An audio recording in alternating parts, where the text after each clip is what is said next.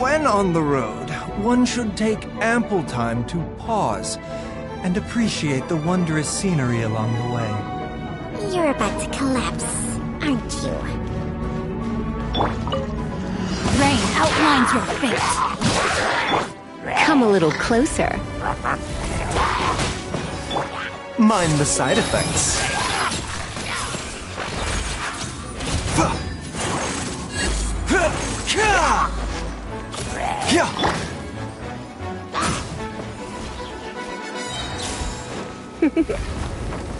Blitz. Witness the power. The doctor will see you.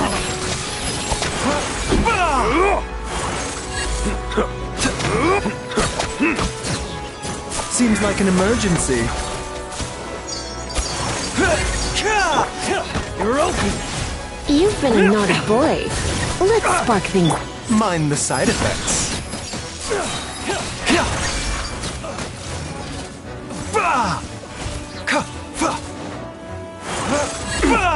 Come a little closer.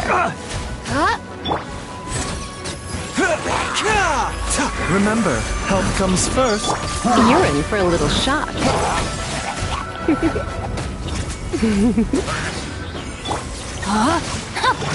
Raincoat. Surrender and I'll be gentle.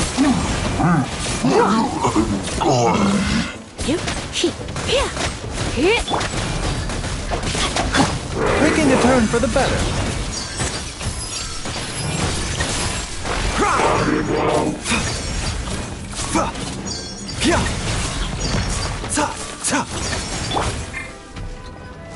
Come a little.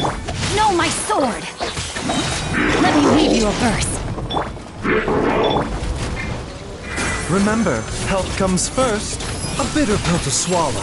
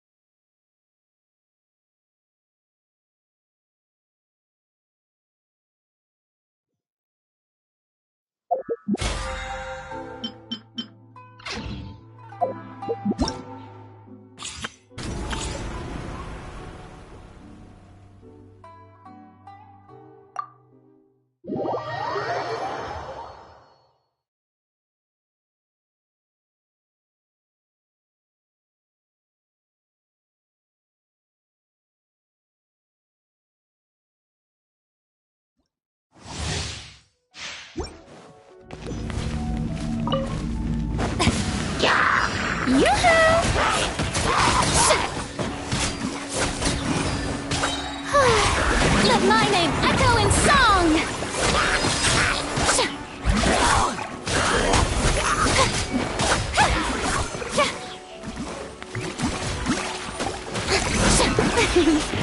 Ow!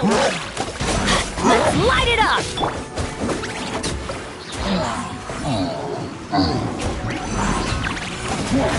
I'm out of here! You're toast! Huh? Out of the way! Strike a pose! Let the world come alive!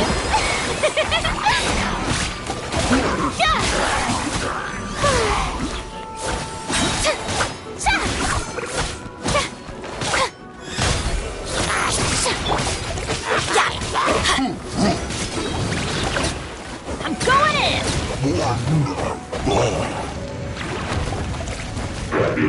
Let my name echo in song! Eat this! Yoo-hoo!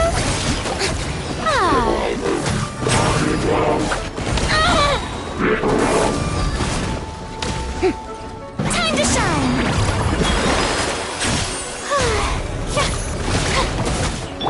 Teamwork is strength! That's gonna hurt in the morning!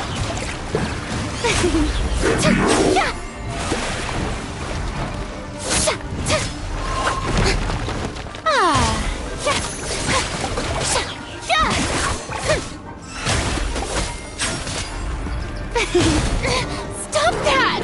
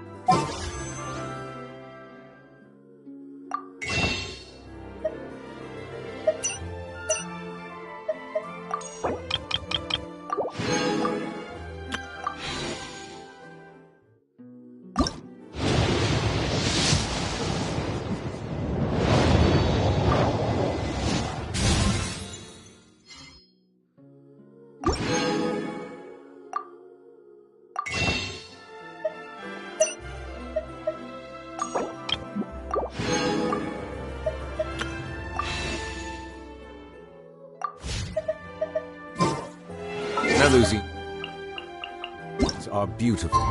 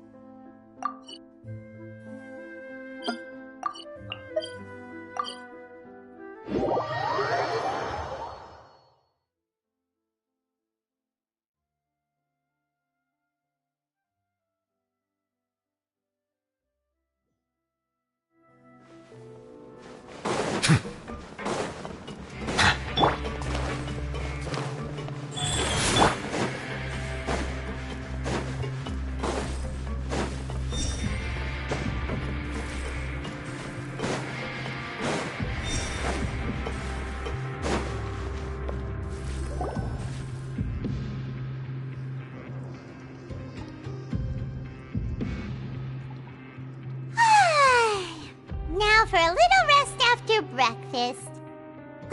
This is the life. Wait a sec. Isn't something important supposed to happen today? Oh, today's our big day! We're supposed to leave the Fortress of Mirapede! Come on, we've got to go complete the release procedures now!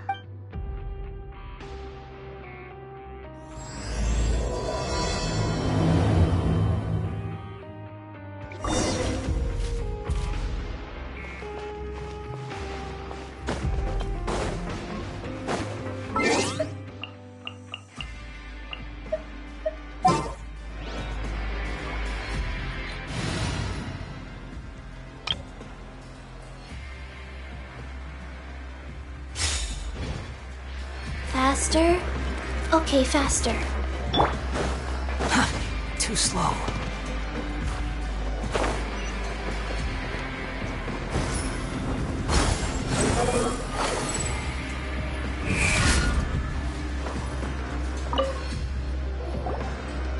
Please, sign here.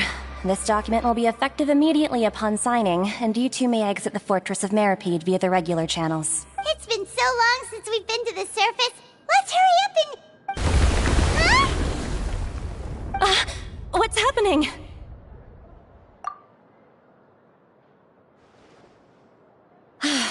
I'm fine, thanks. But I wonder what that tremor was just now.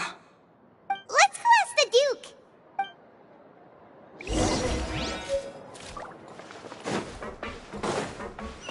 Quit following me. Search for it.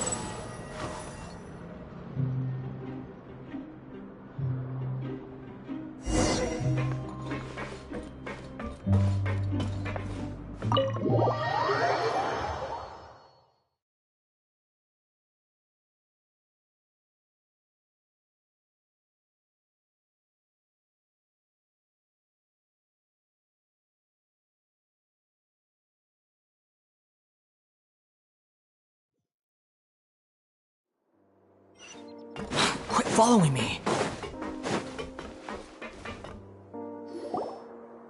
Your Grace? Ah, good to see you two. Is there something you wish to see me about? Yeah, what was with that earthquake just now? Ah, that. The tremor didn't originate from the seafloor. In fact, it seems it came from the surface. Over the years of serving as the warden here, I have developed a sense for distinguishing between what occurs on the surface and what occurs underwater. Besides, the seal that Monsieur Neuvillette set in place won't fail so easily. So the fortress is okay? If you recall our last incident, if there really were a problem, there would be crowds of inmates in a panic right now. Huh, you've got a point.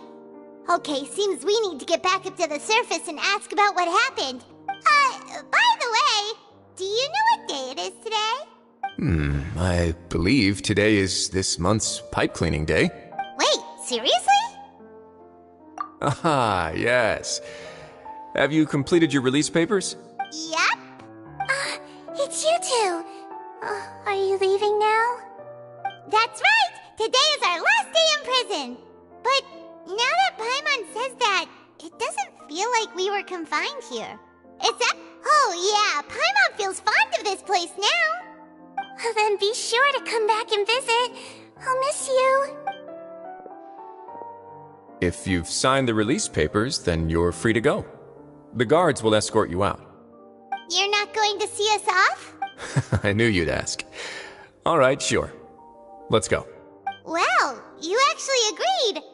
No worries, you... Ah, so you do have a polite side, I see. After being down here for so long, I imagine you must feel like you're lacking companionship. Shall I come along too? Yeah, don't worry, we'll come back to see you. Paimon really likes the cafeteria here. The chefs sure do know how to make good grub. I hope you won't be here as convicts the next time I see you. We'll do our best to stay out of trouble. Well, it seems our work in the Fortress of Meripede is finished. That's the end of another chapter in our journey. We should probably go report to him now. You're going to see Monsieur Neuvillette? Please pass on our kind regards. I'm sure just your regards will do, no? I believe it would be the polite thing to do. You're right. I've heard the Palais has been terribly busy these days. Tell him that I hope he hasn't been overwhelmed by the recent string of troubles.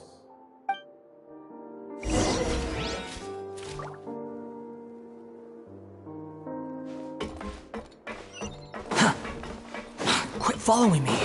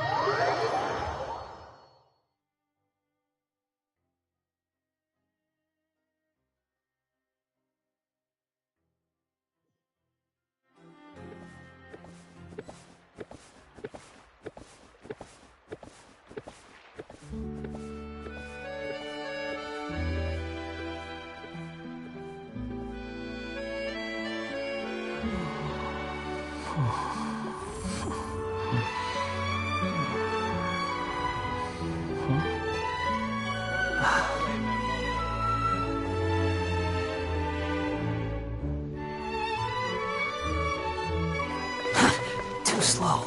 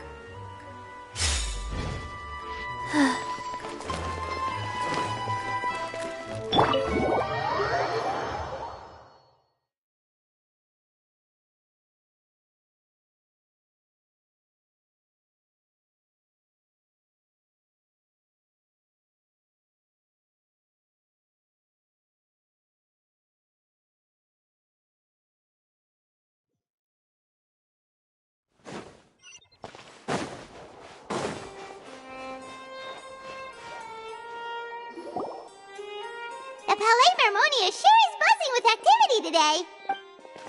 Halt! Huh? Oh, it's you two. Apologies. Monsieur Neurvalette did say you'd be welcome at any time. Excuse me, would you mind helping me take a look at this report? I'll be right there. Sorry, I've got my hands full here. You can see yourselves in. Everyone's so busy. Seems a lot has been happening.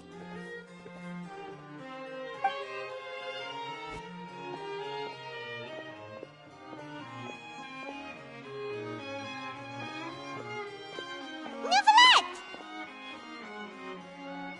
Hello. You've come at the right time, but you'll have to wait for just a moment, as there are some urgent matters I must tend to first. In the meantime, please, have a seat.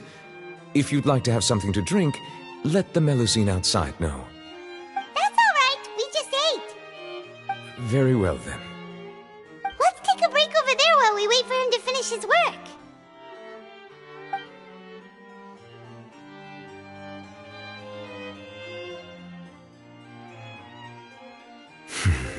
All right. That should wrap things up for now. Are you done with your work? Yes, sorry to keep you waiting. Today should be the day you were released from the Fortress of Meripede, and it appears that you have managed to complete all the release paperwork. That's right, and we came here to see you right away.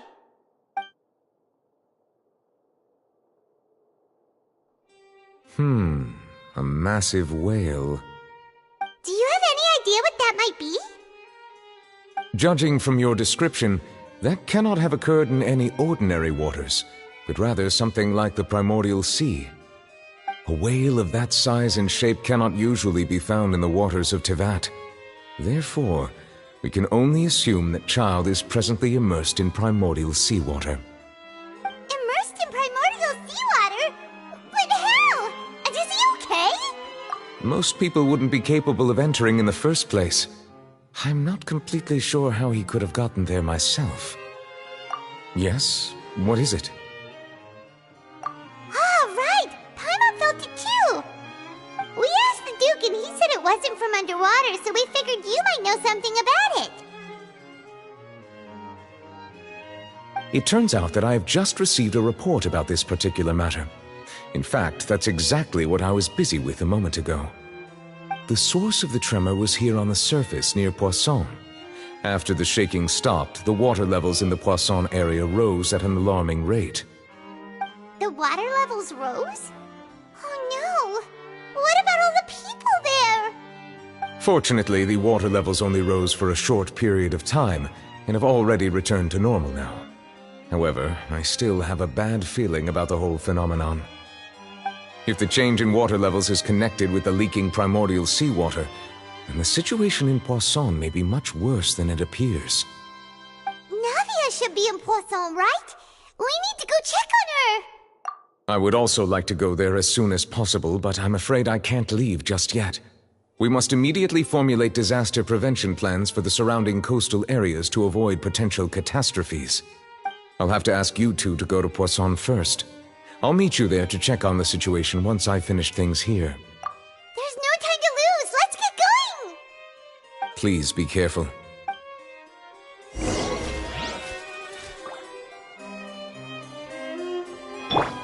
Hey!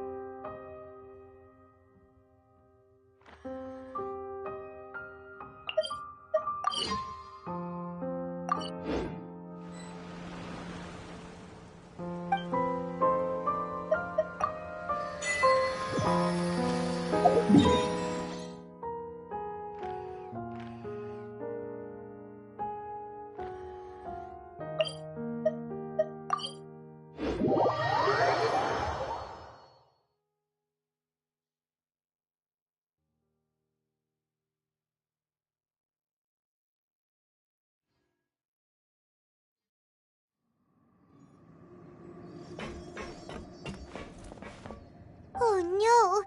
What happened here?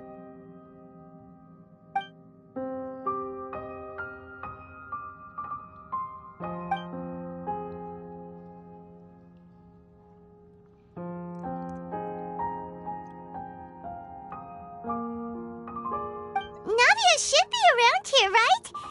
We need to make sure she's still... Paimon means we need to check on her.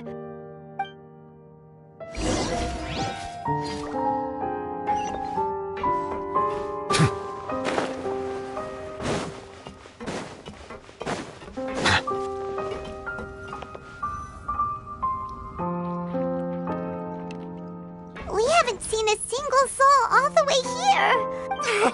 What will I ever do now? Look, there's someone on the roof. Just stay put! We're coming up! Watch your balance! All right.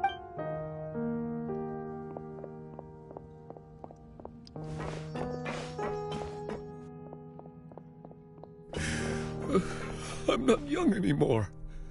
How will I survive on my own? My Desiree! Oh, he looks pretty sad. My leg! My leg! How could this have happened? It hurts!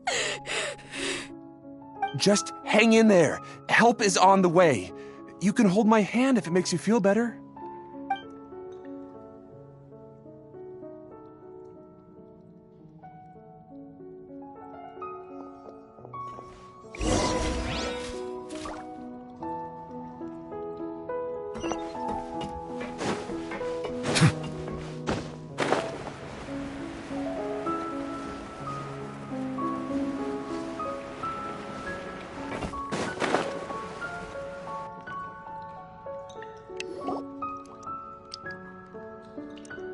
Oh, it's Navia. She's over there.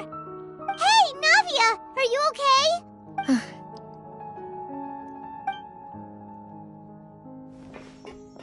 You're here. We heard there was a situation in Yes. As you can see, the water level suddenly rose. It caused quite the disturbance, in fact.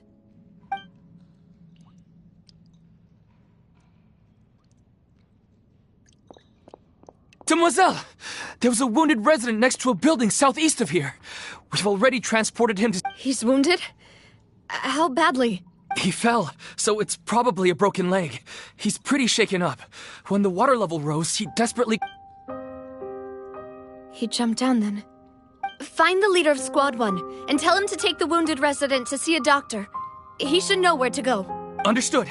I'll take over his search and rescue mission in the meantime. All right. You'll be in charge. I'm sorry. Where were we? The situation in Poisson? Ah, right. Allow me to explain. A little earlier, we suddenly heard a loud noise. At first, everyone thought that something might have exploded in the waterways. But before we knew it, water started pouring out from everywhere. The rushing water seemed a little odd, almost like the unique color of primordial seawater. Some people didn't realize the danger and thought it was just ordinary water, leaking from somewhere.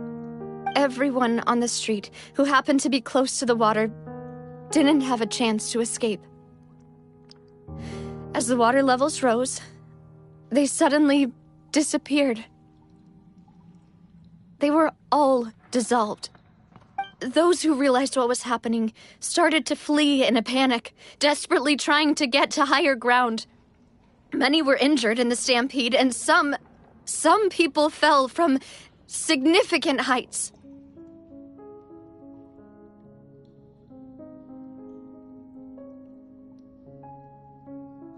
The Spina di Rosula initiated rescue operations as quickly as possible, but there have been a lot of casualties. Fortunately, the water began to recede after some time, and the chaos came to an end. The water that flooded the area contained primordial seawater, so the lower levels of Poisson are still hazardous. To ensure everyone's safety, I've asked the people there to leave as soon as possible. No one knows if this could happen again. All we can do for now is try our best to help evacuate the residents. We still haven't completed the head count, but we'll have some numbers soon. How awful. And all of this just came out of nowhere. It was quite frightening indeed. I only wish that everything that just happened was a bad dream. Is there any way we can help, Navia?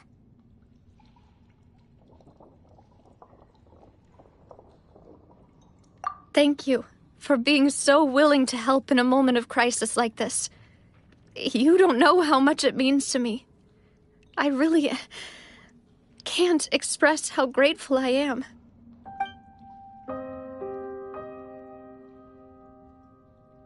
Don't say that, Navia. That's what friends are for.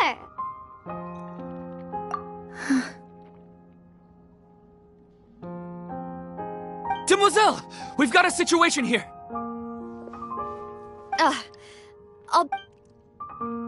Sorry, I need to go for now. And out she goes.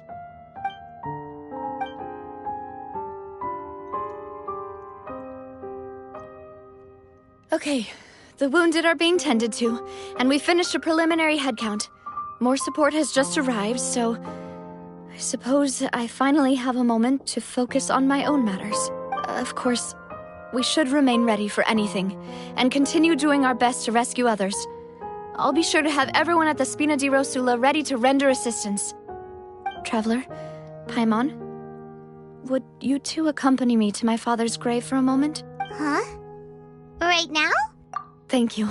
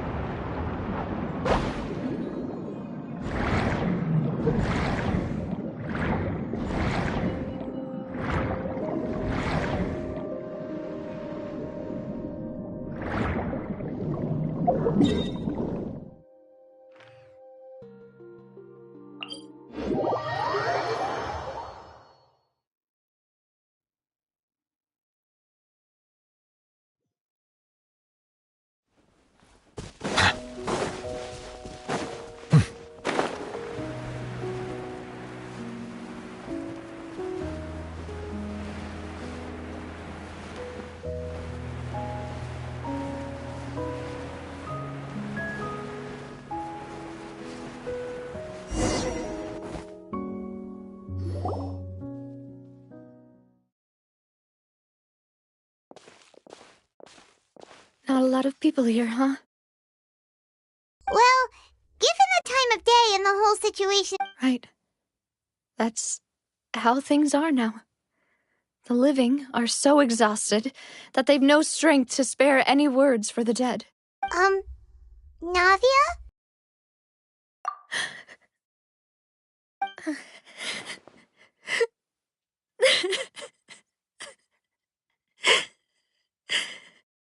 Navia, what's wrong? Sorry. I just... Malus and Silver, they won't ever come back here again. What should I do, Papa? Huh? What happened to them? Everyone agreed on the rescue plan, but still, I was the one who initiated it. They were helping evacuate the residents, but they couldn't leave in time. And they were caught in the seawater.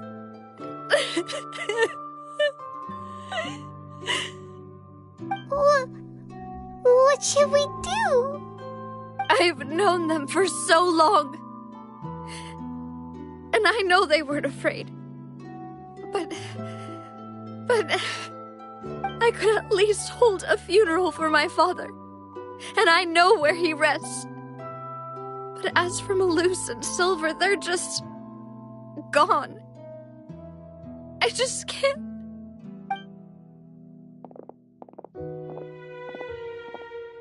Everything looks so clean after it rains. Even the gravestones. I didn't expect that you'd enjoy a glass of red wine in front of Master Callus's grave. I can understand. Besides, the scenery here isn't half bad. See, it's not just me. I always want to bring something when I visit Papa. Perhaps we might even have a picnic. He wouldn't be angry, would he? How could Master ever be upset with you, demoiselle? Yet the cemetery is the home of those who have passed, is it not? Everyone ends up here sooner or later, no matter who you are. Buying yourself a plot in advance, are you? No need yet. But when I do, I hope you'll let me be buried beside Master Callus, demoiselle. Hey, stop joking around. I'm quite serious. That way, it'll save us both the trip to see each other whenever you visit your father's grave. That makes sense. In that case, could I be buried on his other side? After all, besides you, demoiselle, the two of us could certainly be considered Master's closest companions, no? Personally, I believe we fill those shoes just fine. Why are you bringing this up all of a sudden? Seriously. All right. I'll remember your requests. But I'd really prefer not to talk about this stuff. And what do you mean by saving me a trip? I'd make the journey even if I had to visit you two somewhere else. I'd promised to let them rest in peace here. But here I am breaking that promise. I'm sorry for letting you see me in a mess like this. I don't usually cry, really. Paimon doesn't know how to help you feel better. But, well, she understands how you feel. I'd always thought I could make my wishes come true. But now that I think about it, that never solely relied on me. Many things can only be accomplished with someone else's help. Malus and Silver have helped me so much. But by contrast, I could do nothing for them. I'm so sorry. You can spend as much time as you need here, Navia. We'll stay with you. Thank you. Right now, you don't know how much that means. By the way, you can have a look at this. It's a list of victims from the incident that took place here. Obena, Khan, Burnett, Giverny, Francine, Karina, Daisy Ray, Joinville, Julianne, Esson, as well as Malus and Silver. So, everyone else is safe. But still... It's okay. I know what you're thinking. And you're right. We lost Malus and Silver. But we were able to save more than we anticipated. The overall outcome indicates that the cost was worth it.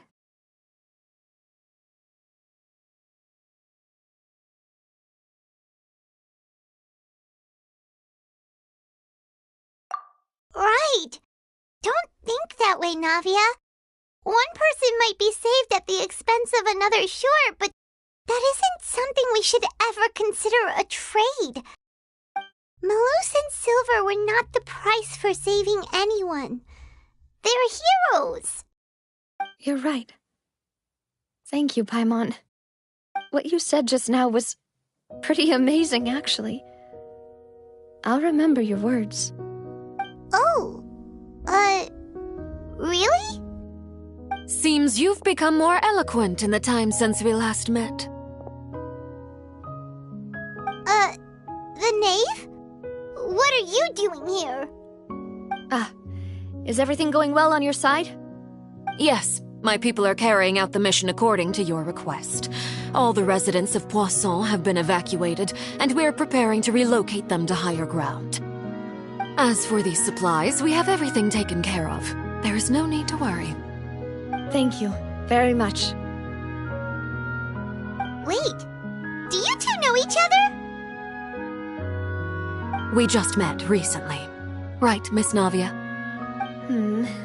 Usually, I would call this a coincidental encounter. But that doesn't quite fit this time. Besides, it never even crossed my mind that a Fatui Harbinger would come looking for me. Thanks to the knave, Spina di Rosula received generous support from the Fatui, which allowed us to complete the rescue and evacuation work so quickly. Mutual aid is essential to fostering positive developments. We were already in the area, in any case, so it was nothing. That said, I must say that you're a lot sharper than you let on. I'm sure you understand what I mean. I apologize for all the ways in which I tested you previously. We've never worked with a Fatui before, and it's extremely important for us to know who we're working with. My subordinates have reported that Fatui soldiers have been observing water levels and taking head counts in various locations. I hear that they've also prepared a large amount of emergency supplies. I'm quite surprised. This is nothing to brag about, nor do I intend to. It is simply the way of powerful organizations to act forcefully, whether they are doing good or ill. You've witnessed that firsthand, in any case. As I've told this traveler before, I know of the prophecy, and I intend to prevent the impending disaster. Lending your organization a hand was a natural first step in accomplishing that. As such, do not be troubled by this token of our sincerity. Perhaps one day, you'll also be able to help me in the same way. Without your help, there would have been many more casualties. I won't forget your kindness. Furthermore, I sincerely regret what happened to Malus and Silver. I only wish that my people could have arrived a little earlier to prevent this from happening. Don't say that. You and your subordinates did everything you could. As Paimon said, Malus and Silver didn't choose to sacrifice themselves for any specific person, and they weren't the price paid for others' salvation. They chose to become heroes themselves. I've never liked hearing people put it that way. It's like trying to relieve pain by saying some noble-sounding words. But right now, there's nothing more suitable. They really did become heroes. You're right. I'm sorry for your loss, Miss Navia.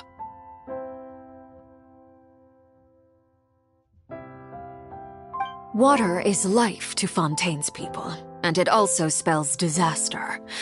It's no wonder that people always say that prophecies represent fate. Fortunately, I've never been one for such opinions. So, you're one who will try to change fate, then? Of course. That is why I'm going to Hotel Bouffe de Thé. I still have some things to take care of, and the children need my attention. By the way, traveler, Paimon, one more thing. Alright, then we'll just... Huh? This isn't right. Paimon thought you would ask us to walk with you for a moment so you could tell us something in private. That is a clever and useful conversation technique, which I do like to use when necessary. But there's no need today. It would not hurt to have Miss Navia listening in. Traveler, I'm sure you remember that I said we could work together when we had the chance. You and I both know that there may be issues with the Primordial Sea. Previously, it was the Fortress of Maripede's sluice gate, and this time it was the water levels in Poisson. These are both signals. Indeed. Allow me to share the latest intel I've received from the House of the Hearth's intelligence network with you. During some recent investigations, a child claimed to have discovered some ruins near Poisson. The ruins date back to ancient times and seem to be worth investigating in many ways. Judging by the dating of the ruins, they may be related to the prophecy and the coming crisis. The situation is becoming more urgent, so any pertinent information will prove extremely precious. My people initially came to prepare for ruin exploration. Unexpectedly, this disaster struck, and at present, we're all busy prioritizing the rescue effort. So that's why the Fatui were already in Poisson.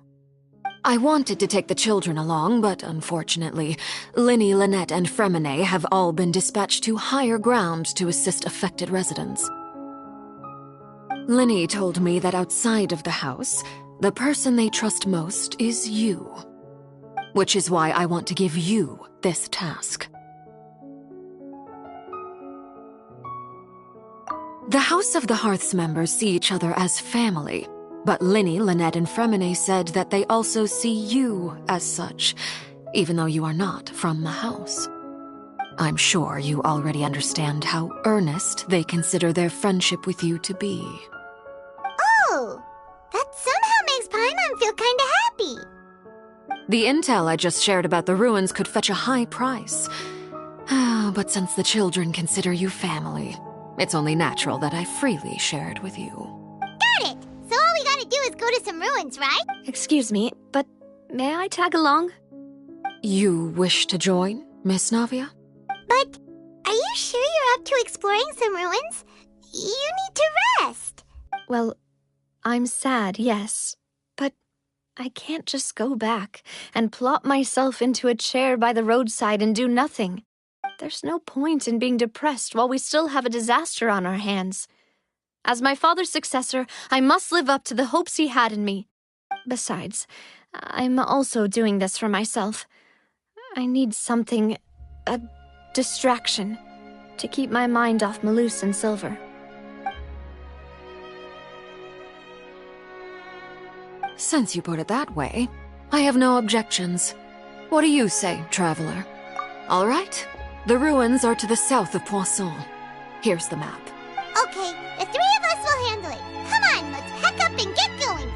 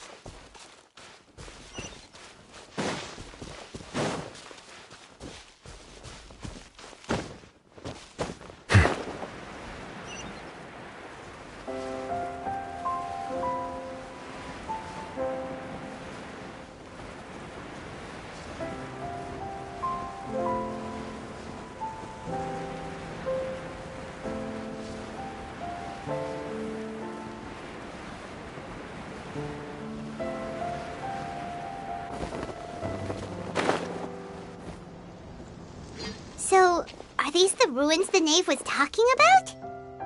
Whoa, talk about old. They seem to be pretty ancient, all right. Let's go in and have a look. Just be careful.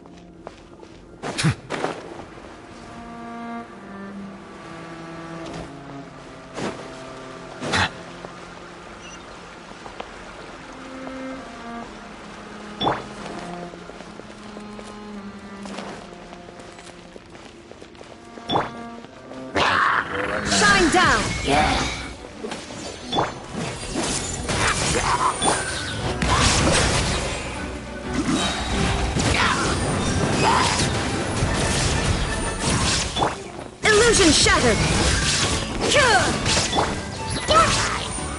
Everyone hold hands! Over here!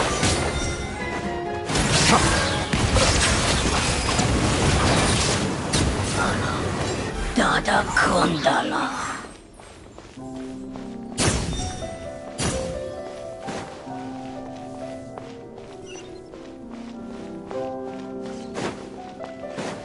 What? Over here isn't safe!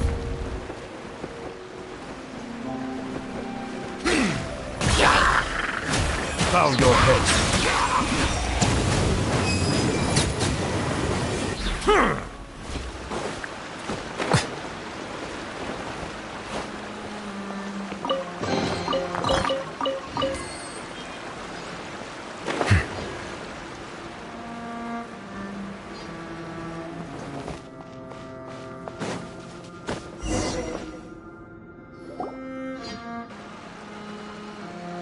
This place has also been contaminated by primordial seawater. Yeah. And a lot of it, too. A Fontanian would most likely dissolve the moment they fell in. Right! You can't go down if there's primordial seawater. It's too dangerous, and it won't be any help for you to just stay here. Don't get by my wrong. We're not... No, you're right. I can't do anything in this situation.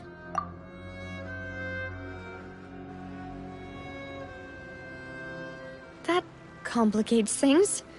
In that case, do you want to... The water levels here are unstable, and I'll go together with you. Perhaps we'll find the exit just up ahead. All right. Come with us for now, then, but please be careful.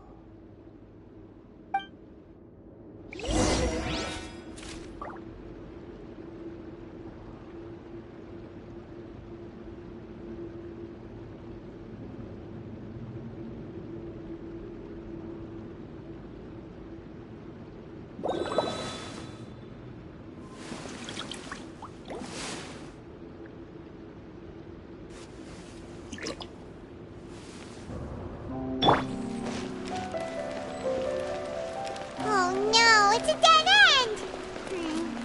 Let's try climbing over from the side.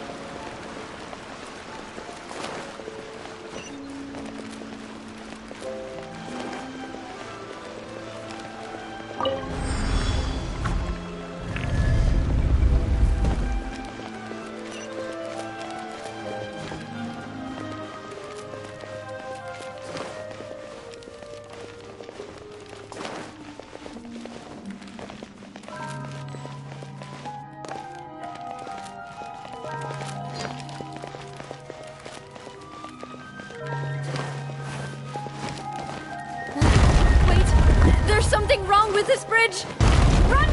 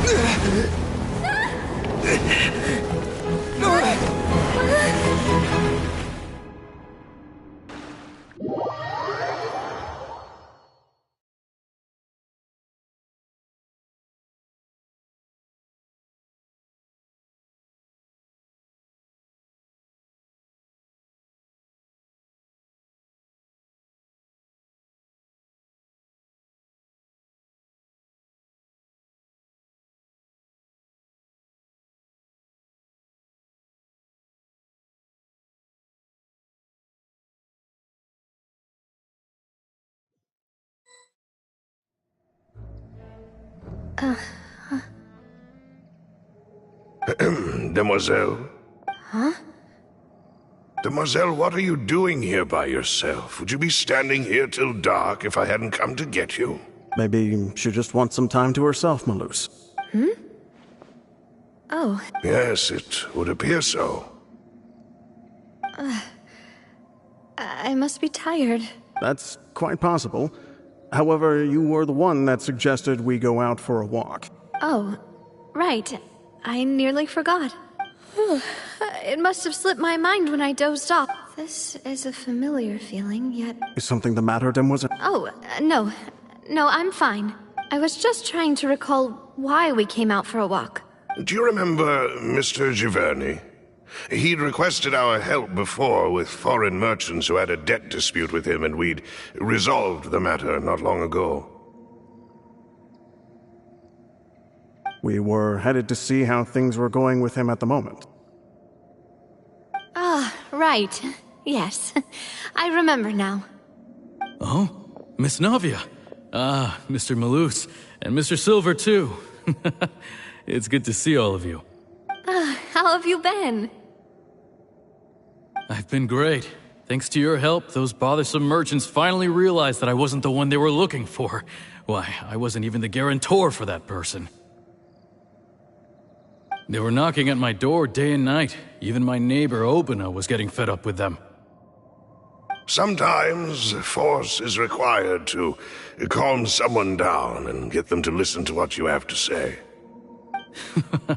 That's right. Oh, by the way, Burnett, what was it that you wanted to give to Miss Navia again? Oh, yes. One moment, I have it right here. Miss Navia, these are some flower seeds that I prepared. Please take them. They're a very good variety, and they'll become very big and beautiful once they bloom. I don't know what we would have done without your help, so this is a little token of our appreciation. I hope you won't refuse. Ah, did you cultivate them yourself? Thank you so much. I'll certainly take them. Malus, we do still have some empty flower pots at home, right? Why, we can have as many pots as you'd like, Demoiselle. Perfect. In that case, we'll swap out some of the decorative plants for some of Mrs. Burnett's flowers. Very well. Wait. Something seems to be off here. Excuse me, madam. If I... That's right. Is something wrong? No, it's nothing. This is the first time we've ever met. I've heard this name before. Sometime recently, I'm sure of it. And why are there so few people around here? We must mind the time, Demoiselle. We still have important things to attend to today. Huh? Well, now, did you forget? Miss Navia, here you are. I've been looking for you. Please, come to the Opera House. Your trial is about to begin. My trial? Yes, she's right, Demoiselle. It's just about time now, so... Oh?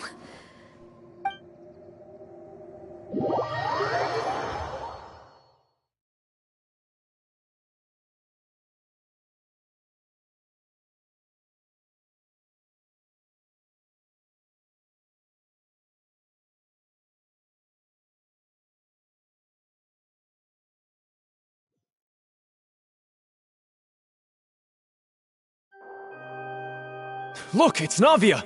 She's here! And her two attendants are with her! Goodness, everyone's finally here. There sure are a lot of people here to see the trial. And they all seem to be oddly... Karina, Desiree, Joyville, Jolien, Essen. Where? And as for the judge... Huh?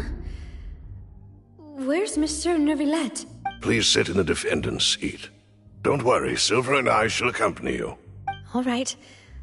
Typically, it wouldn't be allowed. Hey, what kind of place do they think this is? Come on, do they have any idea what they're doing? Seriously. Enough with the whispering! My dear Miss Navia, have you not yet realized what you've done? As all here know, you are Master Callus's successor, the head of the Spina di Rosula.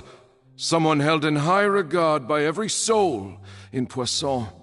After you took over the Spina, you treated all of us just like the late Master Callus had. If anyone in need reached out to you for help, you responded. Not only you, but your butler, your subordinates, nearly everyone in the Spina di Rasula fought for the well-being of those in Poisson. Wait a moment. Yes, correct. Absolutely right. And that is why you stand accused. You have helped so many people get through so many difficulties. We are one big family, all of us who are from Poisson, inextricably linked. And with you being so important, we couldn't possibly do without you. Therefore, this fair and honorable court shall declare you guilty. Huh? Everything you have said is correct. I have indeed... Ah, well, if that's what you think, then I have no further comments. How wonderful! I know all these people. Why are they laughing? I seem to remember now. Wait just a moment. This isn't right! Malus? What was that, Mr. Malus? Our conclusion is very clear and unanimous. Let the court judge her now. Stay here, Navia! You're one of... Demoiselle, don't admit guilt. This trial means to keep you here forever. I wish to exercise my right to defend Our Lady. Mistress Ronville, you only know of Navia's goodness, but nothing of her utterly independent mind. She was born a free and independent spirit. She has never been tied down by anything. Indeed, even the death of Master Callus couldn't stop her. Her actions cannot serve as proof that she identifies herself as part of any group. She merely acted as an individual, extending her hand to help others. Please do not mistake her actions as being otherwise. Really? As an individual, you say? Don't forget, we are all Fontanians here. This is the nation of justice, the nation of Hydro. Even if Miss Navia only voluntarily rendered her assistance, that doesn't change the fact that her beautiful soul must return to everyone. Water accepts all, blends with all. It will surely accept her kindness. Everything is measured here in the nation of Hydro, and in the end, everyone shall meld together. Thus, when a unanimous opinion emerges, that opinion represents justice. Now I speak for everyone. Our opinion is consistent. Navia should stay. We and Navia are one. And you would call this justice? Preposterous. You are merely jealous that Demoiselle still has a chance to exist as an individual. Have you forgotten how much you all once longed to become individuals, to become independent? Do you mean to defy our justice? If your justice is flawed, then why should we acknowledge it? As you said, we can also have our own justice. Silver and I shall defend Demoiselle. And that is how we will enforce justice. Ugh, my head... it hurts. Demoiselle. Silver, it hurts. My head is spinning. All I can see is stars swirling in front of me. I remember now. Everything that seemed odd from the very beginning.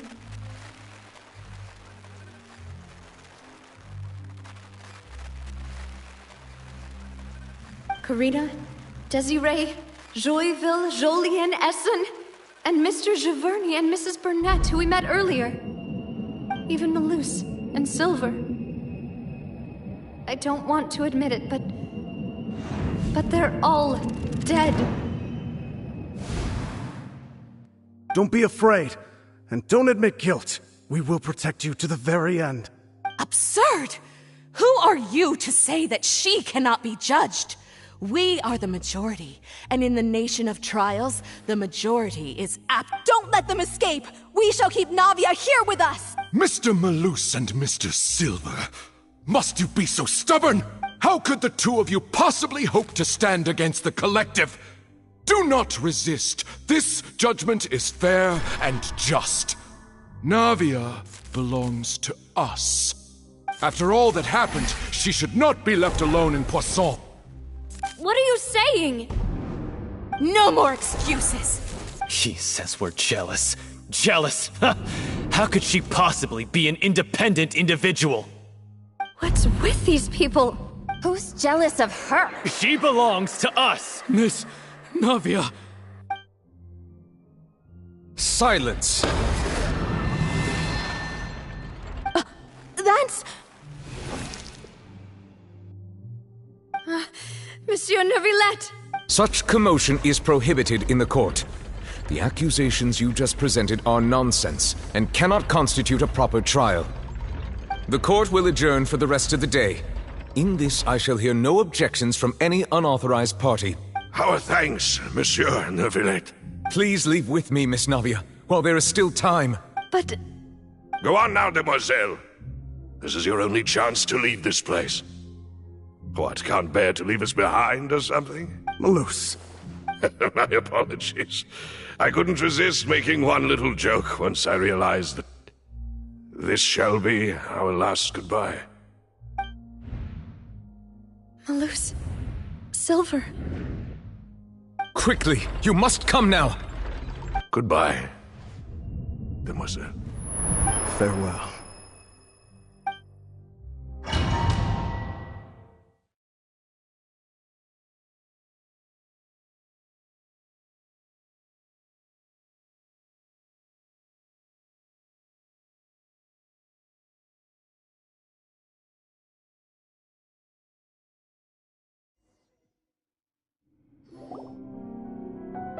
No, wait!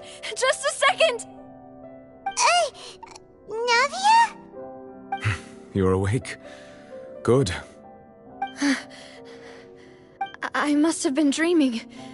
Malus and Silver were still alive, and they were... It looks like you're all right. Did all the sad feelings cause you to have a nightmare? The ruins you were exploring suffered a cave-in. When I arrived, I found you falling toward the water. You were just about to be dissolved within, but I... I think I saw two Oceanids protecting you. It was only for a moment, perhaps even a fraction of a second, but they gave me the chance to retrieve you. Were it not for their intervention, I would not have been able to rescue you before your consciousness dissipated. Wait, did you say Oceanids? You mean like what happened with... Perhaps those two Oceanids were the people you saw in your dream. I always told them that they didn't have to protect me. To think that they'd keep doing so even after death. Please come with me.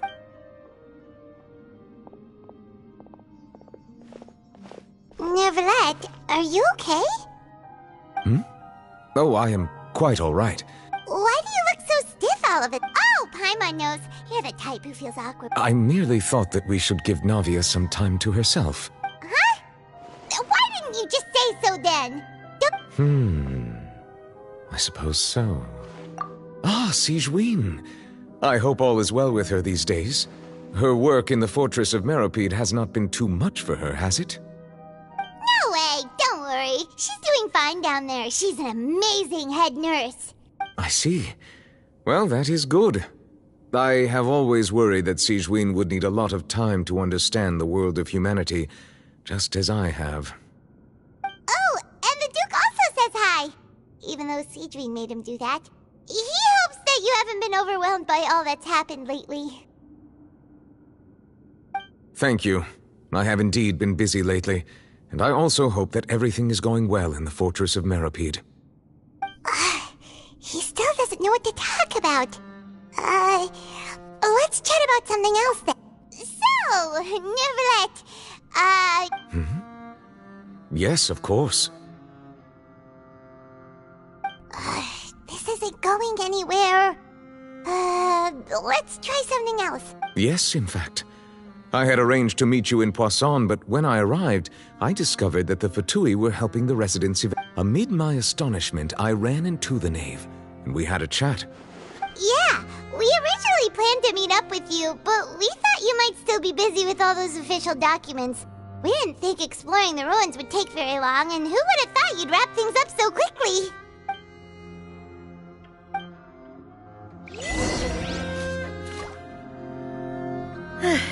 I'm sorry to have kept you all waiting like that.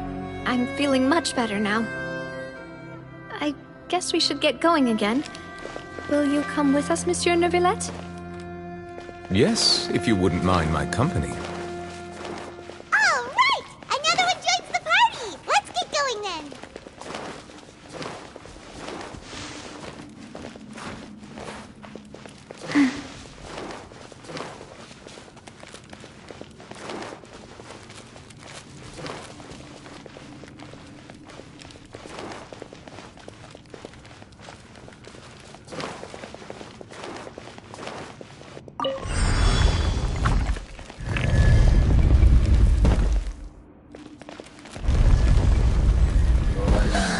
Life goes on.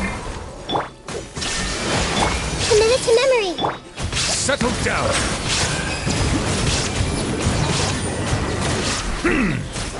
Let the mighty be humbled. Dada Kundala.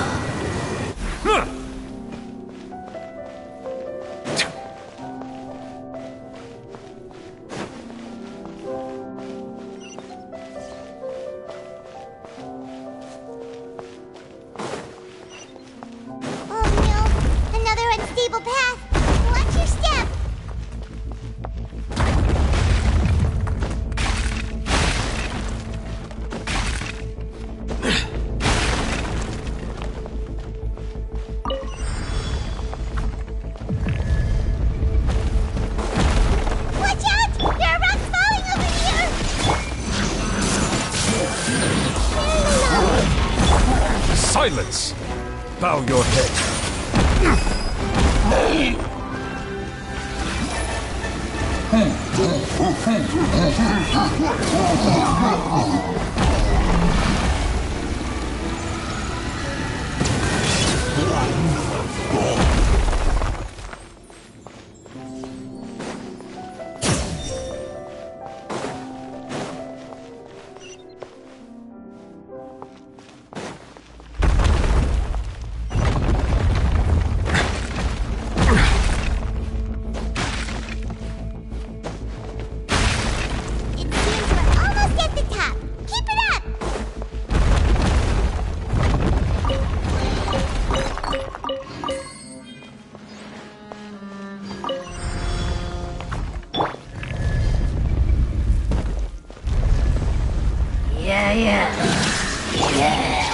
Everyone hold hands!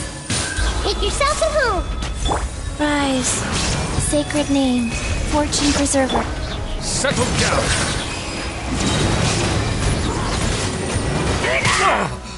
The tide's beckoning. An oversight on my part.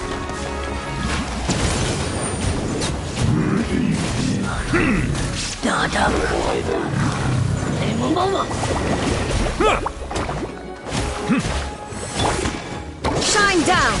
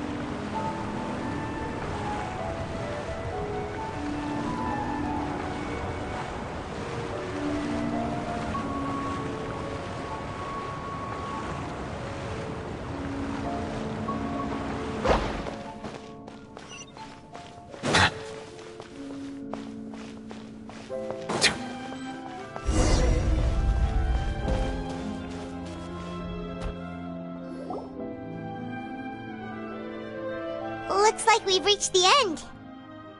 This is the place? There should not be any other hidden spaces in the vicinity. The path sure had some twists and turns, but it turns out that this place isn't actually that big.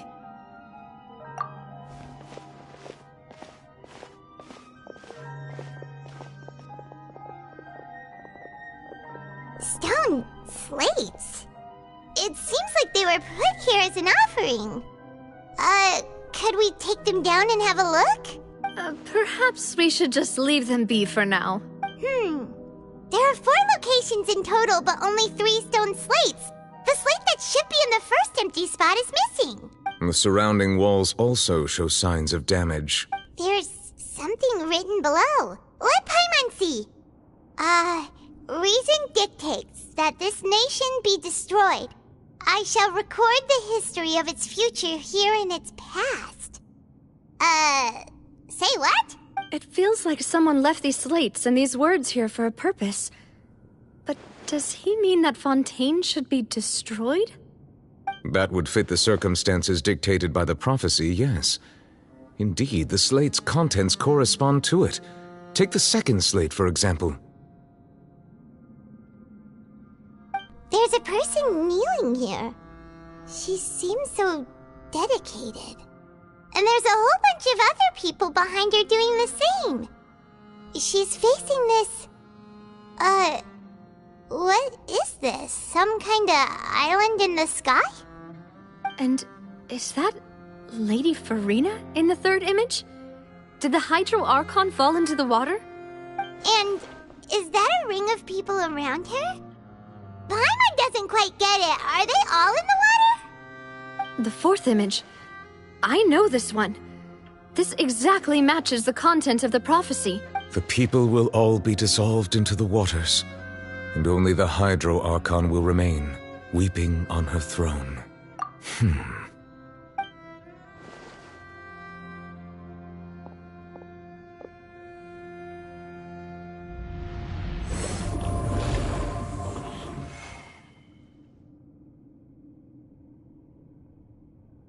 More information should be hidden in these slates, but I fear I cannot easily uncover it, most likely due to us missing the first slate. I am very sorry. Don't blame yourself, Monsieur Neuvillette.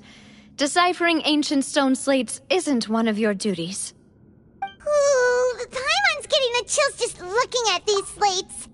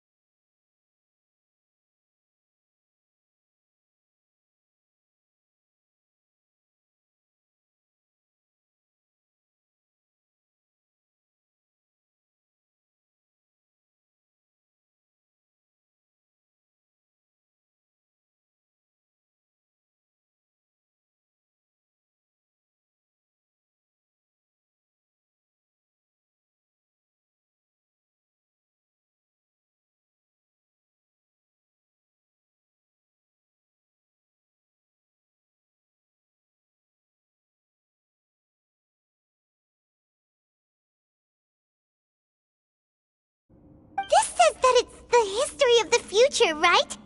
That means the prophecy's sure to come true. I really hope it doesn't mean that. Still, Paimon feels like these images are kind of weird when you look at them together.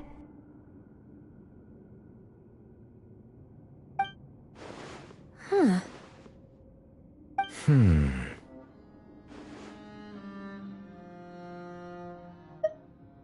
That's right! If the images are in chronological order, shouldn't the fourth, the waters drowning Fontaine, come before the third, where the Hydro Archon herself falls into the water? And yet the order is reversed here.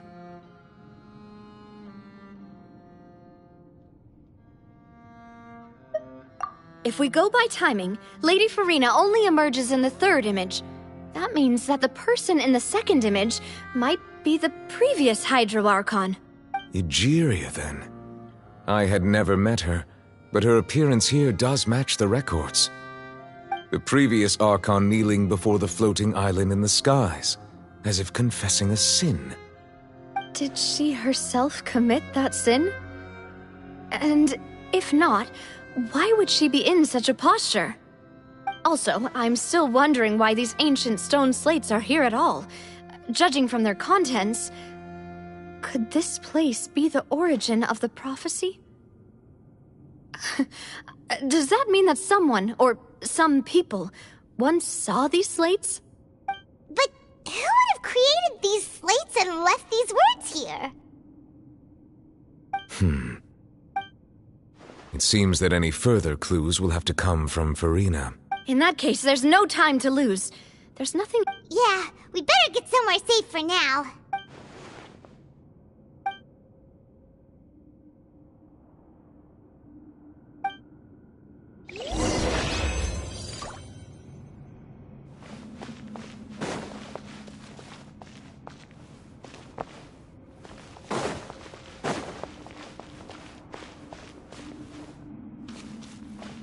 There is no escape!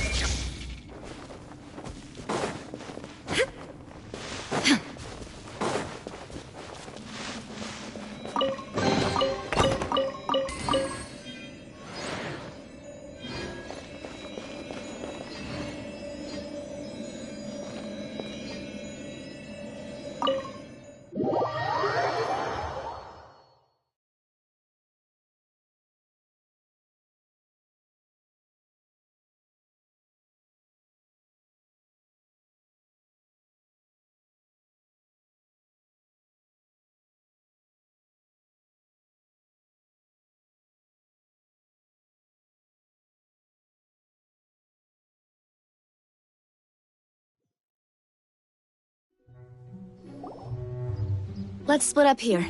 I'm going to check on what's happening with the Spina. You know how it is. There's some things you just need to be there for yourself. You still have energy for that, Navia? Paimon's already beat! Just head back to the Fleuve Cendre and have a rest then. Thanks for keeping me company all this time. I'll depart as well. Thanks for your hard work today. Rest well, everyone. Traveler, I will go talk to Farina tomorrow morning to ask about the stone slates. I'm sure that you're concerned about this matter as well. If you have time, drop by my office. I will share the results of our discussion with you. Are you really gonna talk to her about this directly? Will that be a problem?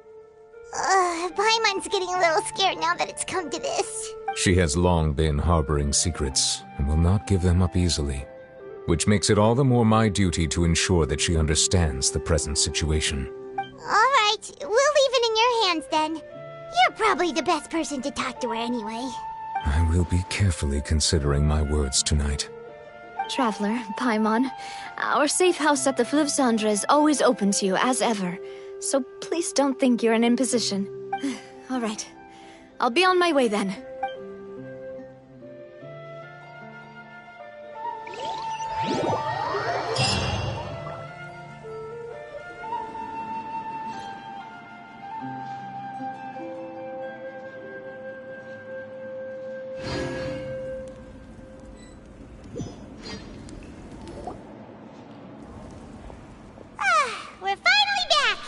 Welcome back. We've got a special menu prepared for you two tonight. Yay! And there's good food too! Navi, no, the boss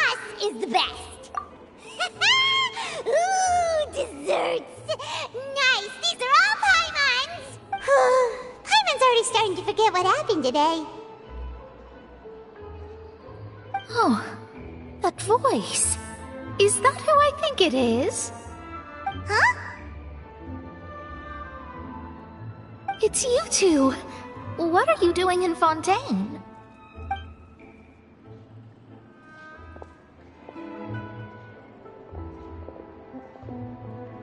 Mona?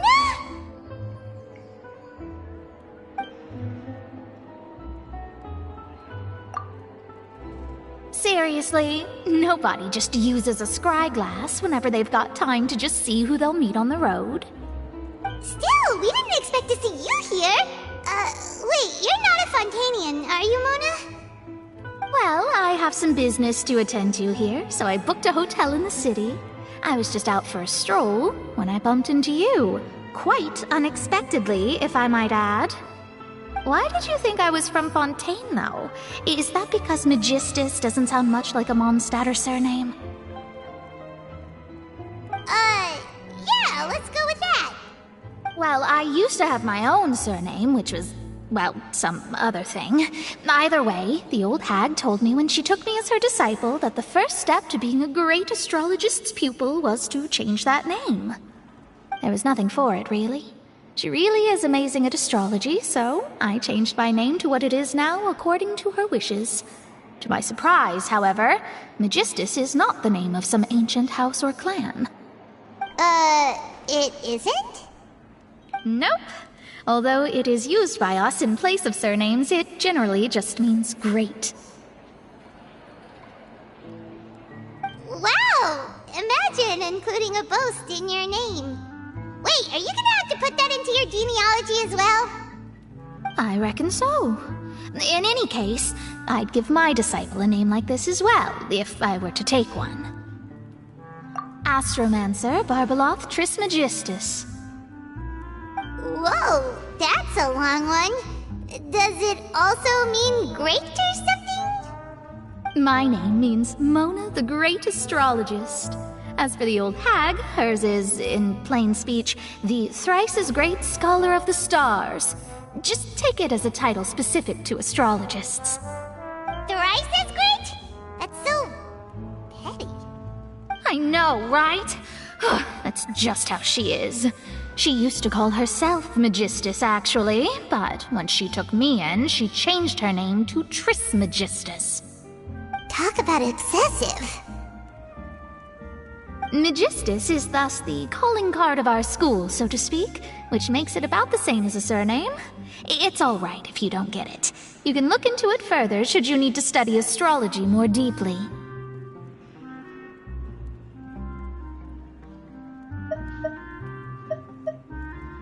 That sounds terrible! But anyway, you're not Fontanian, are you? Well, I was born in Mondstadt, yes. My parents migrated to Dorman Port, and I traveled with the old hag for a while, after which I... Oh, that's a good thing then. At least we know... Speaking of that, I'm sure you're aware that a bunch of things have happened here in Fontaine, right? I know you're not a local, but I'd avoid getting too close to any water that looks strange all the same. There's something ominous about it. Well, the water, I mean. That was the main reason, yes. Just a while back, the Steambird invited me to take part in a panel and speak about the circulation of the prophecy as an astrologist. The invitation was sent quite early on. I don't think anyone expected Fontaine to be in this much trouble. What do you make of that prophecy, Mona? Just tell us what you think as an astrologist. Your word would go a long way to make things more certain and less... scary. What I can tell you is that I'm an astrologist, and that this prophecy concerns the fate of Fontaine, even that of all Tevat. Ascertaining this is akin to reading the fortune of the whole world. I'm afraid that this is not something that just anyone can do. If I could do it, you would no longer call me an astrologist, but a visionary. But on the flip side, the prophecy is so huge and powerful that it must surely come from a powerful visionary. Its contents involve the fate of the world. Disregarding it would be a mistake. A visionary? Sounds really powerful and all, but Does such a person really exist? Of course. The old hag could do it, and I bet there are others amongst those Hexenzirkel colleagues of hers who could do something similar. Huh? Are you sure? All right, I'll help you. It isn't often that I see you with such a serious look on your face. I'll tell you once I hear back from her. Thanks, Mona. You're amazing as always. Oh, well, this is something only I can do after all. So yes, your praises are quite welcome. That's the greatest of astrologists for you! Of all the people we know, you know the star's the best! Indeed, indeed. That's the spirit. Oh, sorry. I came to see what all the commotion was about. If there's anything you need, do not hesitate to inform the Spina di Rosula. Oh, whoops. Guess we were getting a little too carried away there. Well, I'll go tend to my own business now. If I receive any news, I'll be sure to come find you two again. And there she goes, quick as rushing water. And here we are with the Spina guy giving us suspicious looks. If Paimon hadn't spoken for you, it'd be you getting all the weird looks. The things Paimon does for you. That's more like it.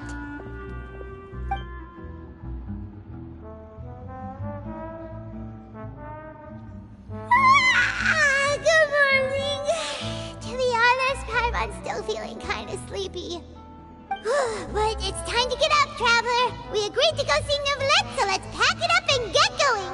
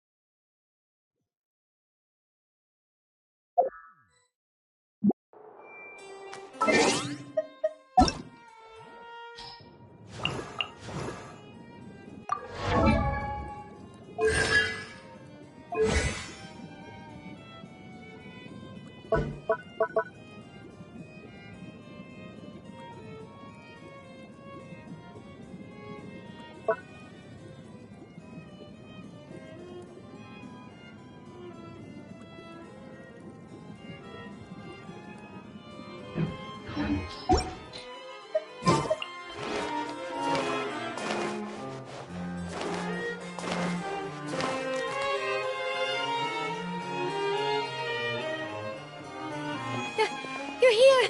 Finally! Is something wrong? Monsieur Neuvillette and Lady Farina, they seem to have gotten into a dispute. Please go see for yourself.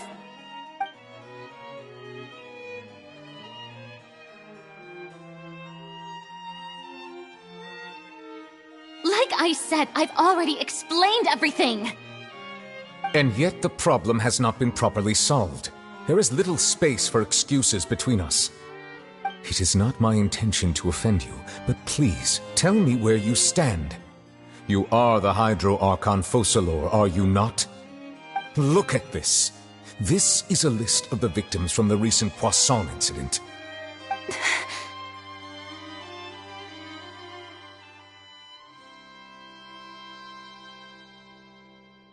You mean... they're all... We did not arrive in time to avert this disaster, and I will not have it happen again. I will say this once more. You must tell me everything you know. Yesterday, I found 3 stone slates in some ancient ruins near Poisson. Do you know anything about those? Seriously? You're questioning me like this is a court case now.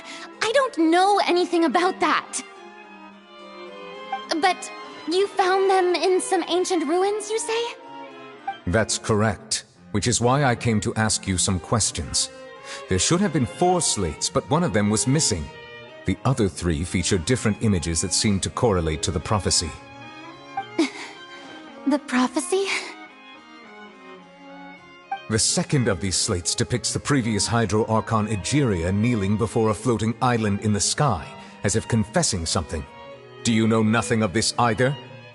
I don't. I've never seen such slates. I'll ask you again. Do you really have no information regarding the previous Archon? My deciphering of the slates indicates that the Hydro Archon Egeria once had to confess to, or apologize for, a certain sin. If anyone would know about it, it should be you. All gods don't have the same secrets, you know. She was herself and I'm me. Is it really so strange that I know nothing? I understand your concerns, but I'm sorry. I just don't have anything to tell you. Forgive me for saying this now, Lady Farina, but I have long known of your various secret investigations into certain matters. There are several indications that you have been investigating the prophecy on the sly. This is not strange in itself, considering that you are the Hydro Archon. But it is strange that you should also claim to not know any of Egeria's secrets, as well as do nothing following your inquiries. You have never been as superficial as you have presented yourself to be, nor are you a fool. And yet, your behavior is very inconsistent.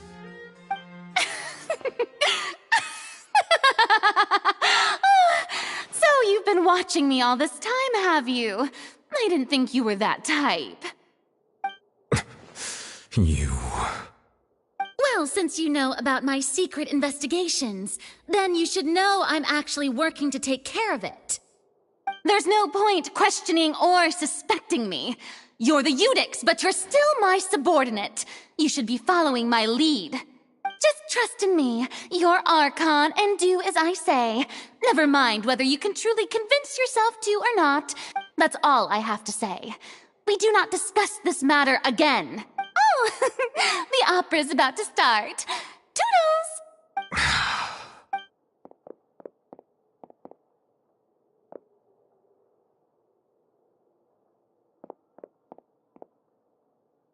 Did Farina not notice us standing by the door? Wonder what's up with her. She was smiling. I assume you've been outside for a while now? Oh, you noticed. She was in a great panic, though I cannot discern the reason. Our discussion reached impasses time and again. Still, I do not understand. Dialogue is the basis for understanding, so... Everyone in her inner circle has noticed that she is hiding some secret. The issue is her attitude. I fear that she will not reveal anything unless absolutely forced to. We may have to create a situation in which she will have no choice but to speak. Oh? Like what? Normally, people will only reveal the truth when standing trial. Perhaps we must have the Hydro Archon experience just such a scenario. But Farina's seen so many trials, and she's really good at dodging questions. How do we make sure that she won't just slip away at the first chance she gets? We will need to consider this thoroughly, join forces with various parties, and then do what we can. If at all possible, I would prefer to recuse myself from this affair, but we must prevent the prophecy from coming to pass. This may be cruel to her, but all Fontaine is in crisis. The information a god possesses is too precious, and so we must take a chance on this. But who will lend us their aid to do such a thing?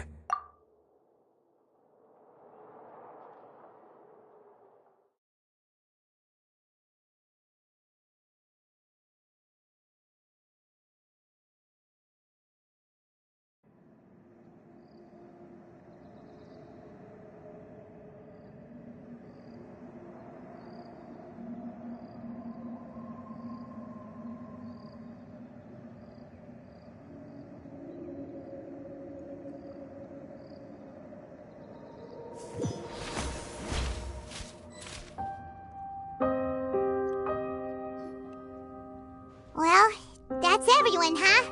Speaking of which, it was pretty smart of you to think of hiding here. Poisson was just involved in a disaster, so it's presently devoid of people. That naturally makes it the best choice. And here you are drinking tea like it's the most natural thing in the world, huh? That's what family should do. Sit and enjoy a leisurely time together. It's nice to enjoy tea here, you know? Care for a cup? Lend me your ears, everyone. Or perhaps one of you might like to start us off. How about you, friend? Me? No, I don't think I can. Then, how about you, good sir? I fear that I will cause the mood on this boat to become as somber as it is in court.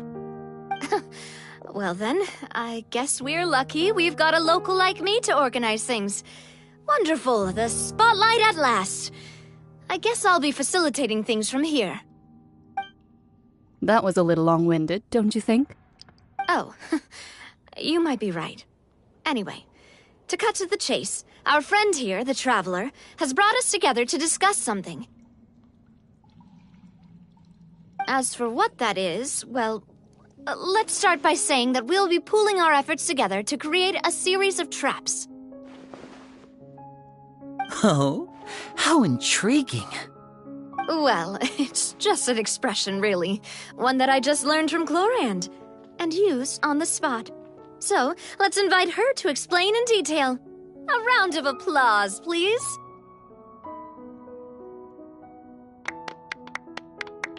Huh? Didn't you say that you would be facilitating this?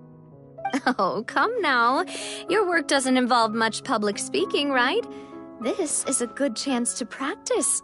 You might even pick up some fancy oratory tricks to impress your boss with in the future. I see. And what does my boss say? He is glad that you consider him your boss. Do go on.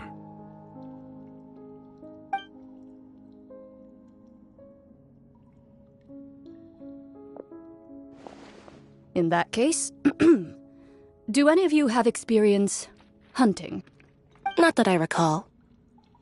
Fremine and I once used a wooden stick in a basket to catch wild rabbits when we were younger. As for Lynette, oh, right. You were sick that day, weren't you? I've also gone diving to catch some fish before. Does that count? I'm afraid not. You may or may not have heard, but Fontaine once played host to a group known as the Marechaussee Hunters. Though that was their name, they did not hunt animals, but rather various monsters left behind by the ancient dynasty of King Remus. Today, Fontaine's monster population has already thinned greatly, so the hunters have blended back into society, taking up arms in other lines of work. They even left a unique methodology of hunting in their wake. A trap comprises of the following components: bait, a trigger, and a containment device. Sometimes a lethal implement will also be necessary to deal with the prey. So, if we were to build a trap together, right now, what would you choose to build it with? For me, I would prefer something basket-shaped. Pigeons and rabbits will see the bait and naturally enter the snare. Our line of work requires a deft hand, and we're some of the best in the industry, so you can count on our techniques. You used some of those techniques while moving the people of Poisson, didn't you? My subordinates mentioned that you even performed some magic for the bawling children. Yes, and I even managed to gather some intelligence in the meantime. I'm quite the multitasker if I do say so myself. I'm afraid I can't claim that as my strong suit. I prefer more stable methods, like placing bait in the water and waiting for the fish to come within reach. That's the kind of method I would count on. Calm and steady. Exactly the kind of person who would catch loads of fish. And I can be their assistant. With discretion, I'm sure. I'd probably use some sort of mechanical animal. Papa once bought me some small clockwork squirrels, mice, and such. When placed in the forest, they can attract others of their kind. I remember that you liked those too, didn't you? I did. And that would be a good way to go about it. If they're realistic enough, animals of the same kind will follow them all the way to the trap. What about you, Monsieur Neuvillette? I fear I do not have any related experience. That makes sense. You usually solve problems directly, without the use of any such tricks. But I do have one more question for you, Monsieur. If we were to create a trap now, how would you design it? I would like for it to be effective, but bring no harm to the prey. A more gentle trap would be ideal. Kind, as always. However, our intention doesn't necessarily change the containment device and the type of implement we need. If we wanted to kill the prey in one strike, we would need a powerful implement. However, that also goes for prey that must be captured and safely contained. Wait, why's that? Only a hunter who's a true expert at subduing their prey can snare it without harming it. The line that divides life and death is often exceedingly thin. So are we going hunting together? We hadn't thought of seeing ourselves as hunters. It kinda works, but maybe it's still not the best metaphor. If our means of capturing and dealing with our prey is to put them on trial, then the hunting metaphor is actually quite accurate. But we shall require much more courage than any hunter to judge a god, a being whose seat is an exalted throne.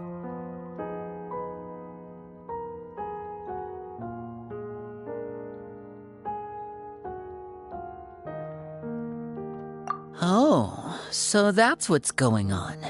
Sounds very interesting.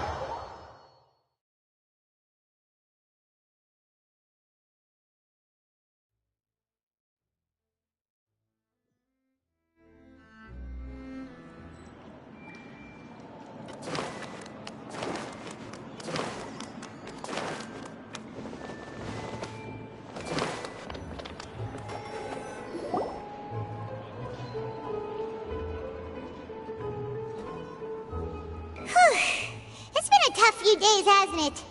So much has been happening.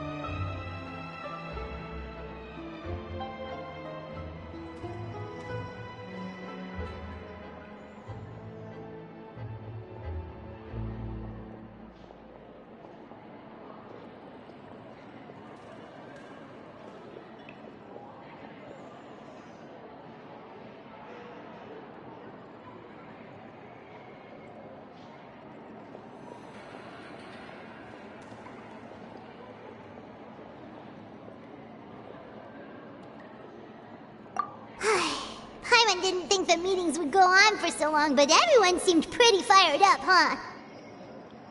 Paimon thought they'd be at least a little frightened. Well, Fremine was, now that Paimon thinks about it, but everyone else just looked a little surprised.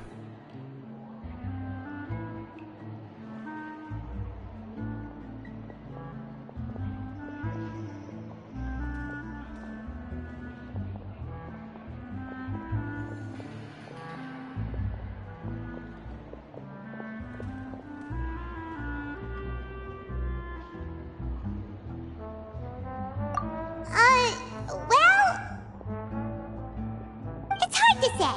Paimon doesn't have any experience with this sort of thing. But with you around, Paimon sure will do great.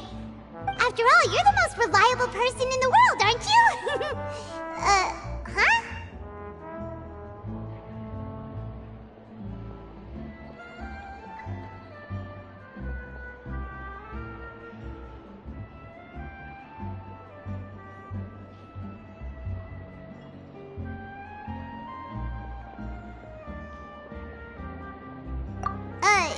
Did you just pour some tea? Paimon didn't notice you doing that at all! Then what's that? Paimon's never seen that cup before! Don't be frightened. I'm just joining you two for tea. I merely refrained from saying anything till now. Who's that voice? But there's no one here! Ah, have you forgotten me already? Wait. You are familiar. You're the voice we heard from the sky in Sumeru. The voice from the sky, I fear that description is wrong. You're feeling lost now, just as you were feeling previously. I sensed that confusion and thus came to you. Guiding people is an irresistible hobby of mine, after all. Consider me a passerby. Just accepting a commission from my friend's disciple on a whim. The prophecy. Yes, what has been prophesied will be fulfilled. You may view such things as the history of the future. What? I believe you have witnessed a failed attempt with your own eyes. Can everything in Teyvat so easily be changed? So you've caught on. Just as prophecies are usually only the future as seen from the perspectives of the gods, could things be happening in hidden corners where the gods' gaze does not fall? Are the things that you shall see different from the fate that the gods perceive? What is she talking about? It all sounds really impressive and important and stuff, but it also sounds kind of scary. I believe that you understand, right? Some things are insignificant, but others you must reach out to change. Ultimately, fate shall serve as your only guide, no matter what will happen in Teyvat's future. All you need to do is to play your part. This was good tea, by the way. Thank you for your hospitality. Well, that'll be all for today. The voice. It's gone.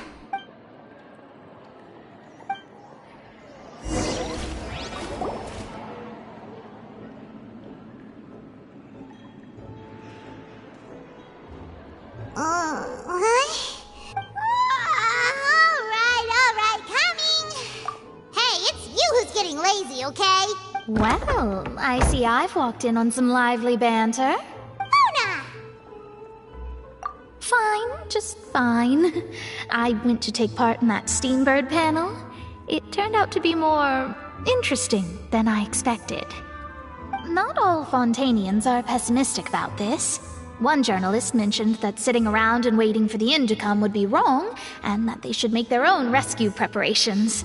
I agreed, so we had a brief chat with her. Did she have pink hair by any chance? Why, yes, it was Charlotte. I assume you've heard of her, no? That daredevil journalist?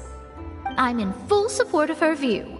Prophecies are very important, but how can people allow their lives to be commandeered by just a few words? glad to hear something sensible for once. Ah, yes. About what we had discussed before. I did try, but I'm afraid I couldn't reach the old hag. I'll try again tonight, but I wouldn't. Huh?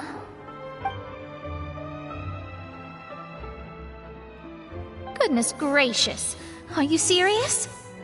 She said that even the god's gaze has blind spots. Pretty bold if you ask Paimon.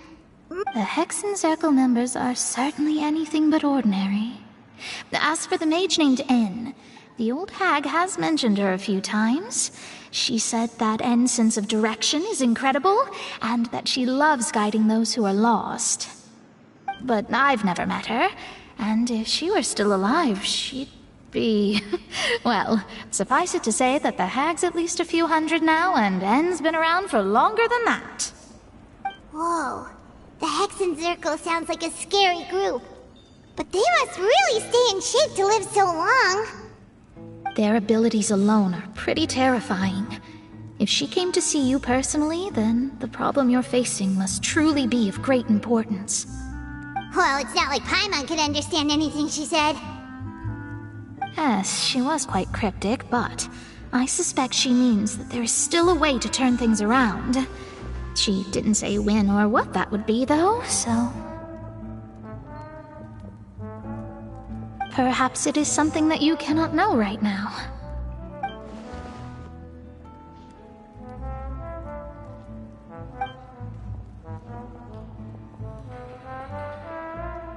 Traveler, Paimon, are you two all right?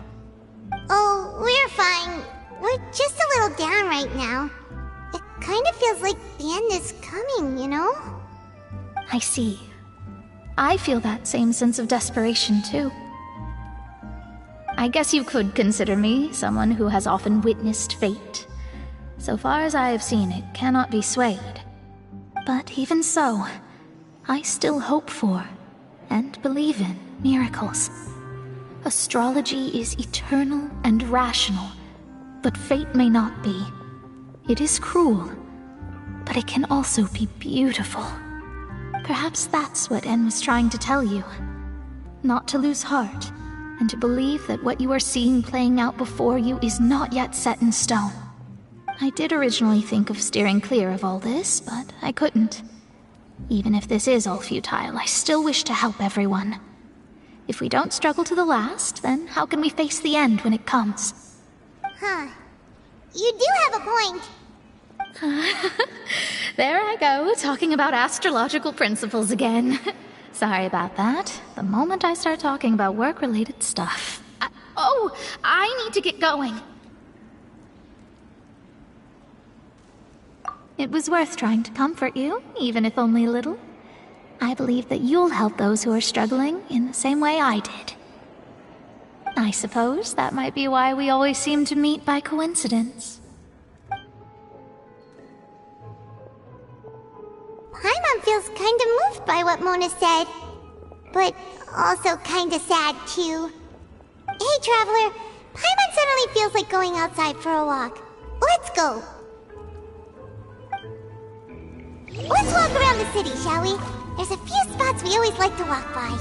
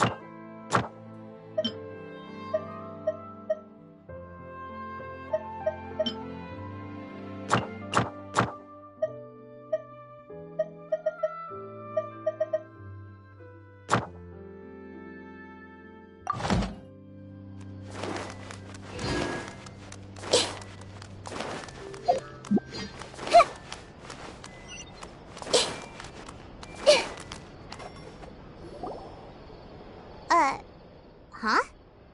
Our names are written in this newspaper. What's going on? Let Paimon see! The underwater stronghold, the Fortress of Meripede, has continued in its noble autonomy, but that does not mean that others cannot interact with it. My recent attempts to enter the fortress bore little fruit. Huh. Guess Charlotte still hasn't given up on that.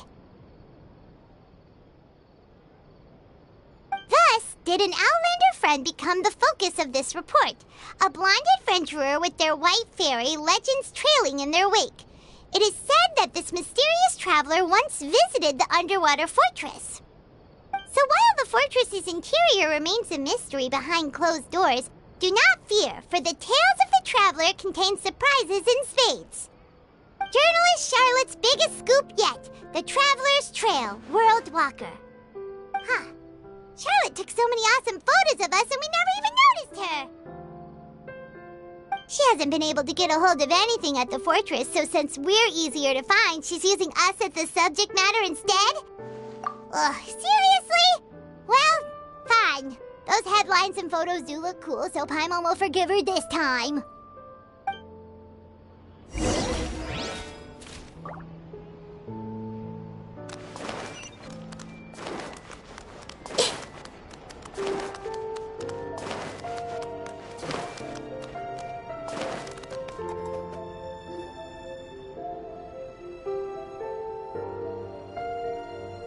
We're here!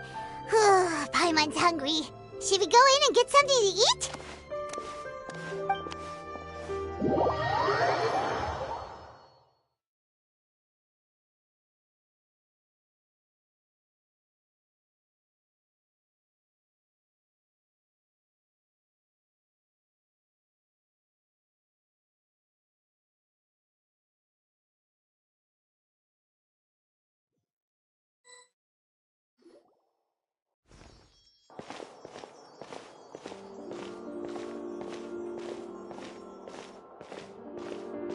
Hey, quick! Look! That's the limited edition only 16 slices a day cake!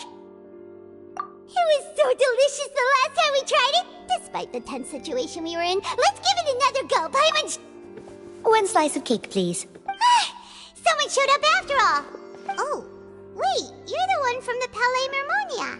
Oh, are you here to buy cake too? It seems Monsieur Nervalet was right. You really can eat. Wait, did he really say something like that? That's right. Even he has his own preferences when it comes to food. As for me, I love the cake and coffee here. Do you come here often?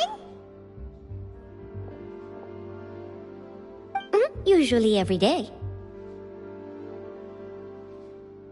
Every day? It's part of my daily schedule, apart from work. I shall have my cake and coffee. Then what if someone told you one day that this place would be closing soon, and you wouldn't get to eat cake here anymore? What would you think? But why would it close? Well, Paimon doesn't know either, but maybe the waters will rise tomorrow. You know, like in the prophecy. Oh, the prophecy. To be honest, I haven't paid much attention to that. No, still, even if there'd be no more cake tomorrow, that wouldn't keep me from having some today. No, it's the same for eating in general. You might not be able to eat tomorrow, but if you can do so today, then you should carry on. That's what people call living, you know. Huh. Don't be sad. Excuse me, could I have 2 more slices of cake to go? These 2 slices are for you. Sijuin said that this kind of expression you're making is what humans call being sad. Oh, you know Sijuin? I sure do. She was born before me, and she sometimes comes to the surface to teach us things about humans. She said that humans are creatures that are saddened easily, yes, and you can only lift their spirits by feeding them delicious food. So please try the cakes here. I've got something else to do, so I'll be going now. You two try to stay in a good mood after eating, all right? Bye!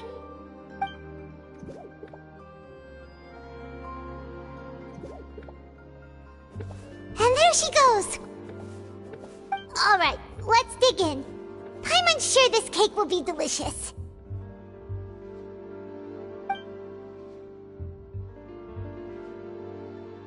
It's more delicious than last time!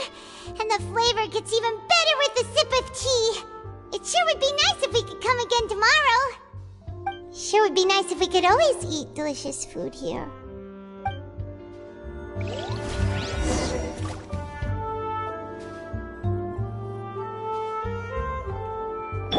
Wheel of Life.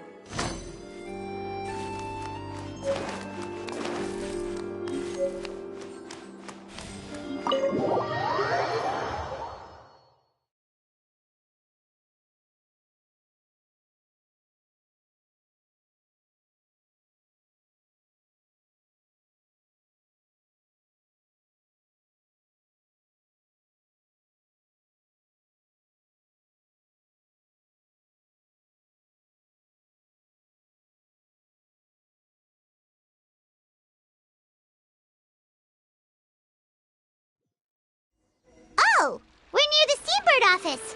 Let's go look for Charlotte and have a chat. Life goes on.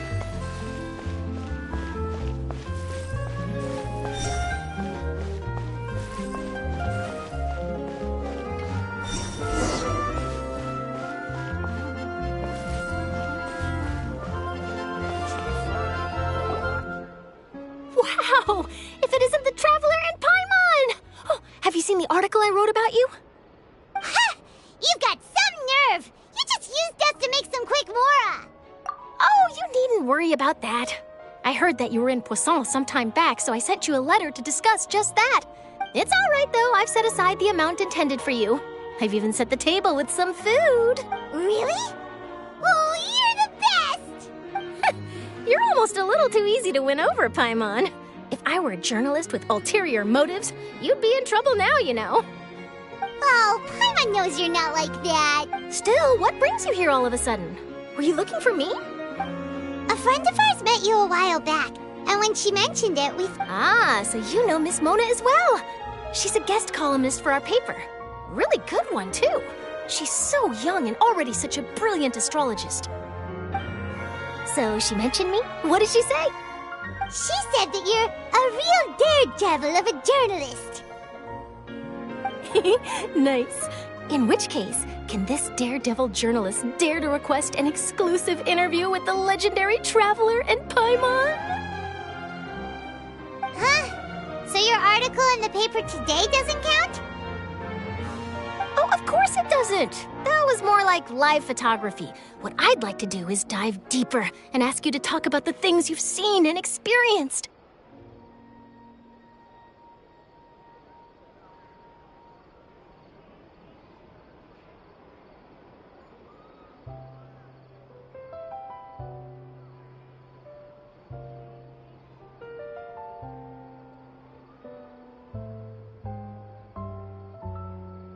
Yeah, are we even qualified enough? Why not? If I say you're worth an interview, then you're worth it. But not right now, of course. Oh, in that case, we'll just... Oh, so that's a yes? Ooh, splendid! I'll tell the editor-in-chief immediately. Whew, so much to get done now. Talk to you later. Wait, Charlotte, Paimon's still got a question for you. And what's that? If, just for example... Huh, That's the prophecy you're talking about, isn't it? I mean, I do hear about it often, but I've never once thought that the day could be tomorrow. If you're seriously asking, then I might try and think of a way to leave Fontaine. Oh, but I'm still a journalist first and foremost. That means I have a duty to be reporting from the scene. From what I've seen, most people don't know what they'd do should the worst come to pass. In truth, it might be better just to behave like normal rather than worry over such an end. So in all likelihood, I'd probably still be prepping at the office for that interview of ours. I know what you're thinking. That sounds a bit sad, but I've always believed that it's best to do what you enjoy. Just think about it. If this nation really were to be suddenly destroyed tomorrow, but I still successfully finish an exclusive interview with a truly unique person, then the story I would wind up writing would truly be timeless. And then do you know what I'd do? Well, I'd write that story, send it for printing, and use messenger pigeons to get copies out to the various nations as soon as possible. I'm not a dreamer, nor am I a workaholic, but I do love my job, and I'd be proud of leaving such an article behind. I guess you could say that I was born to be a journalist. But anyway, that's my answer. And on that note, I'll get back to my preparations. That's so nice. All of a sudden, Paimon actually kinda envies her. Anyway, let's go and take a look at the sea, shall we?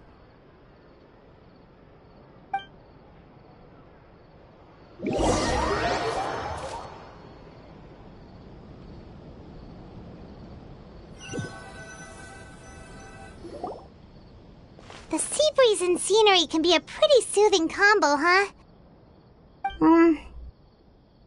Paimon's been thinking.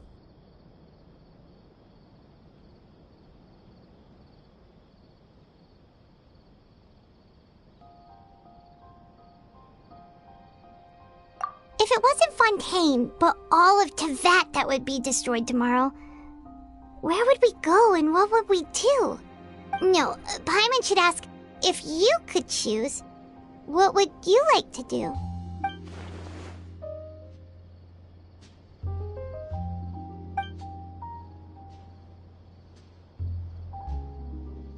We've always been moving to the next destination, so we haven't spent much time thinking about these kinds of things.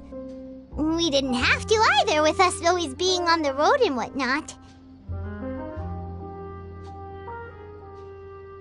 You mean, still traveling?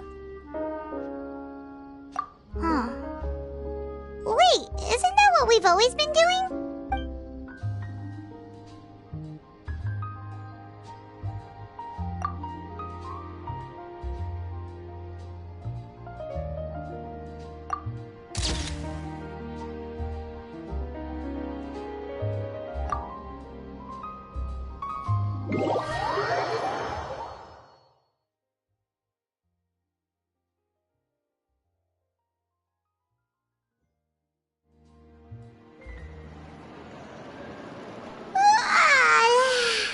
Feels like you'll grow mold if you stay here long enough. But it's still better than the Fortress of Meropide, that's for sure. It's not only damp there, but salty too. Ah, so the two of you are still here. Wonderful. Oh, you're from the Palais Mermonia, aren't you? Yes, I'm Isadora. Monsieur Nervillat sent me to look for you two before. I heard that afterward you went to the Fortress of Meropide. Not at all. I'm well aware that you're friends of his. Actually, yes, inside the Opera House. The Maréchaussée Phantom has declared the incident a small-scale riot. A riot?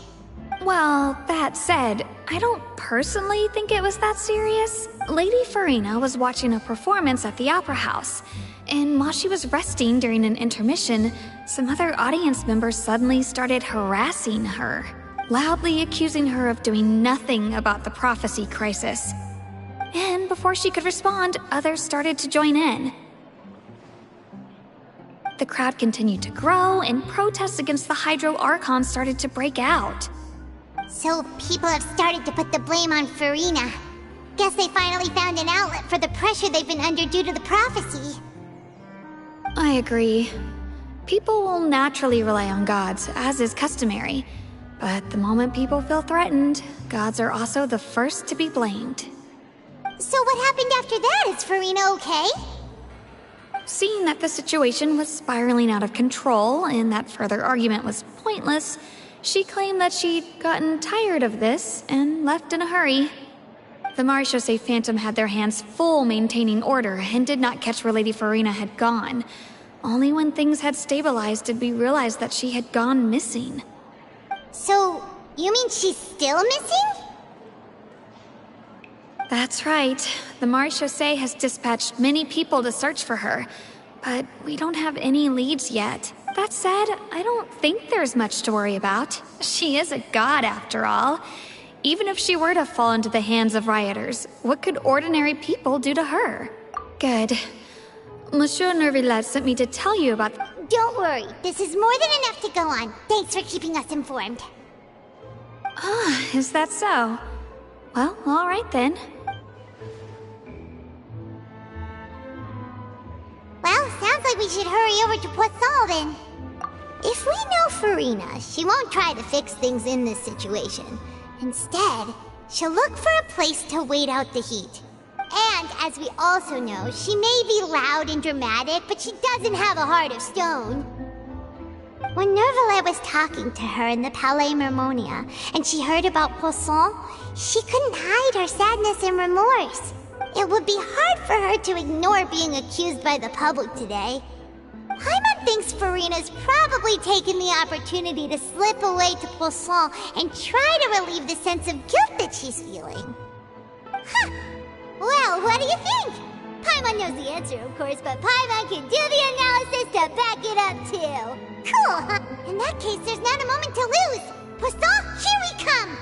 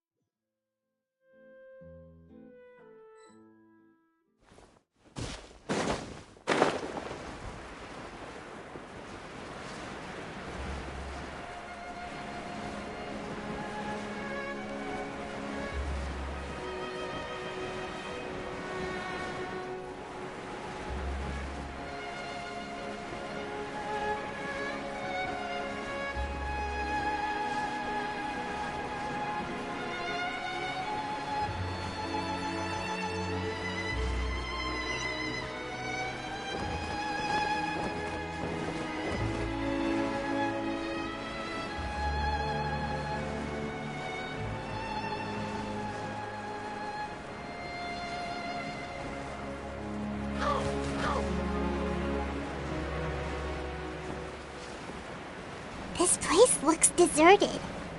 Guess all the survivors must have evacuated already. All that's left here are signs of devastation. Could Farina really be here? Let's try to find her as soon as possible.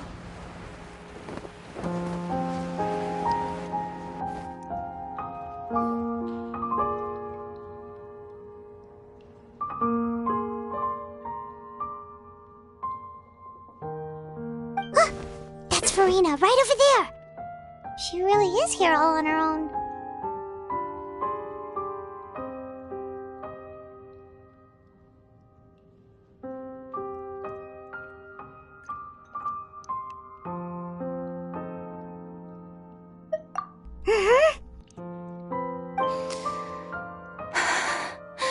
Should I just give up?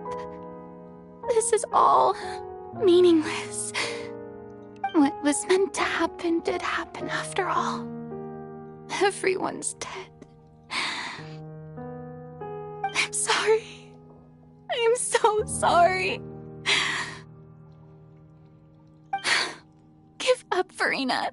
There's no point in holding out.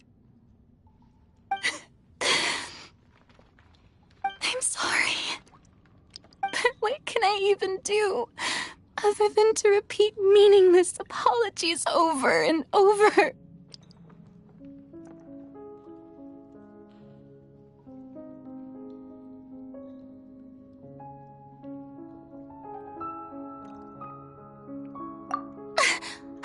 Who's that? Don't worry, Farina, it's just us.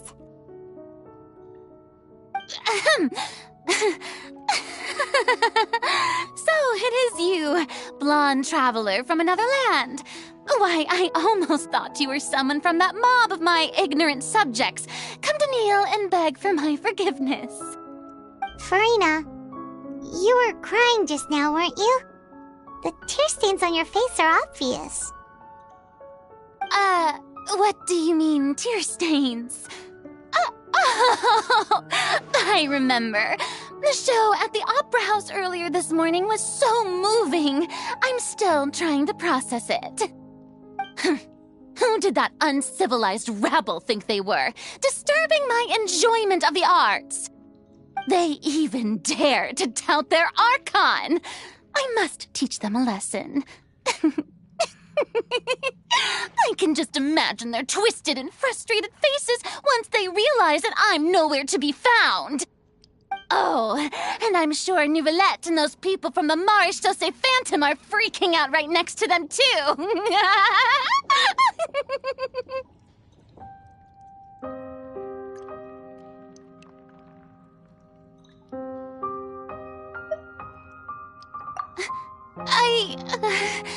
Of course not!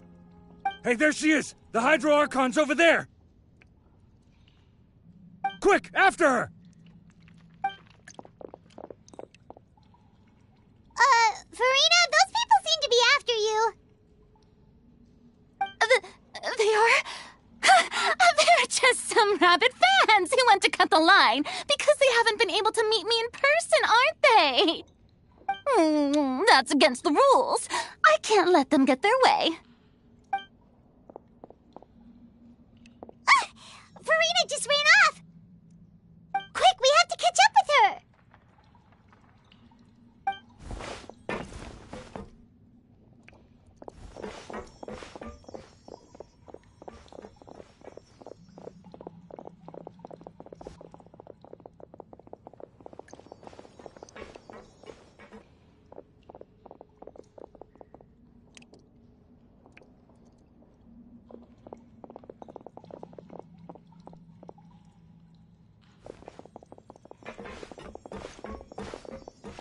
This should be the place, right? Hey, Farina! There's a good hiding spot over here. Quick, come to Paimon before the rest of them catch up to you. What is this place? Hurry, they're almost here! Fine. I suppose haste is warranted. Lead the way.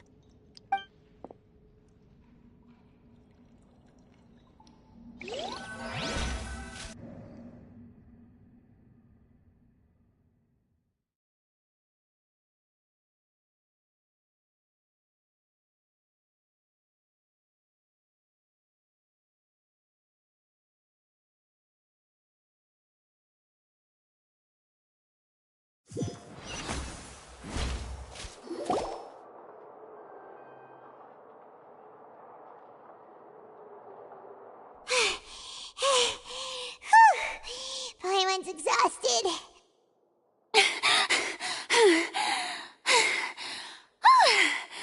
I'm so tired. I totally thought they had caught me. No, I mean, I merely gave in to the sheer enthusiasm they displayed.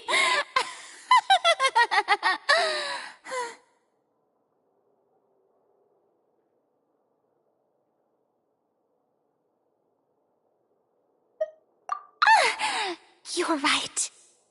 Yep, that's a good girl.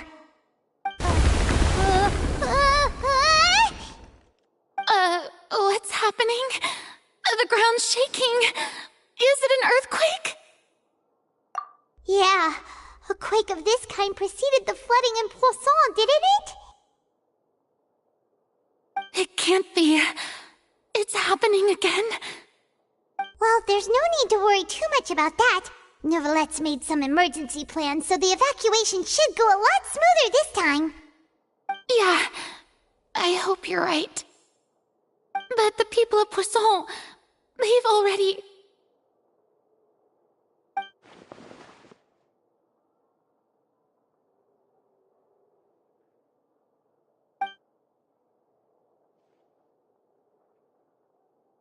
It's true. I've been investigating the prophecy for hundreds of years. I once had informants all over Tevat, searching for clues and feeding information back to me. I've tried all kinds of ways, too, to hold back the sea. Anything to keep the coastline from advancing. But all my efforts proved to be futile in the end. Really, the truth has been clear to me for a very long time. We cannot make an enemy of the divine. No matter what we do, the will of the heavenly principles will have its way, and the prophecy shall be fulfilled.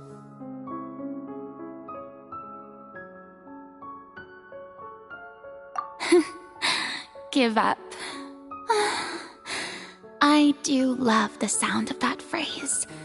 It would mean finally coming to terms with fate, but also for me to finally be free. Indeed, I've thought about giving up so many times, especially after we almost lost Poisson. Fate is really unreasonable, isn't it?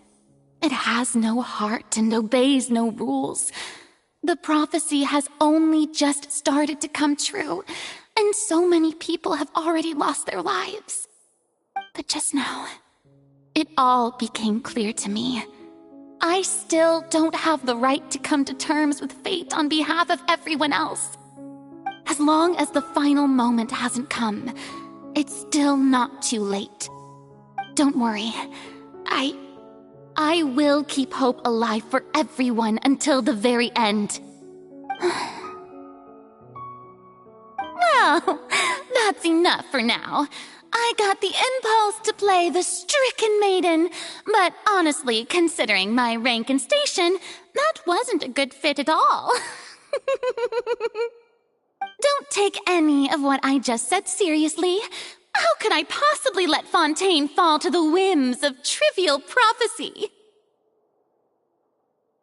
Come on! Paimon could have sworn you were actually being honest just now.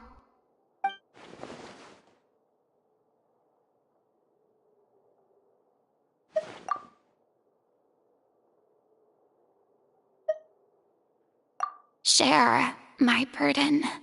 That's impossible. It was fated right from the start that this would be my duty alone.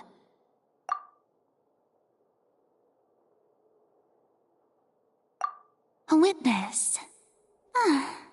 Yes, I've heard that you came to Tevat from beyond the stars, yes. In other words, you never belonged here. And if Tevat is, in its entirety, a show on a stage, then you're just a spectator, aren't you? If that's the case...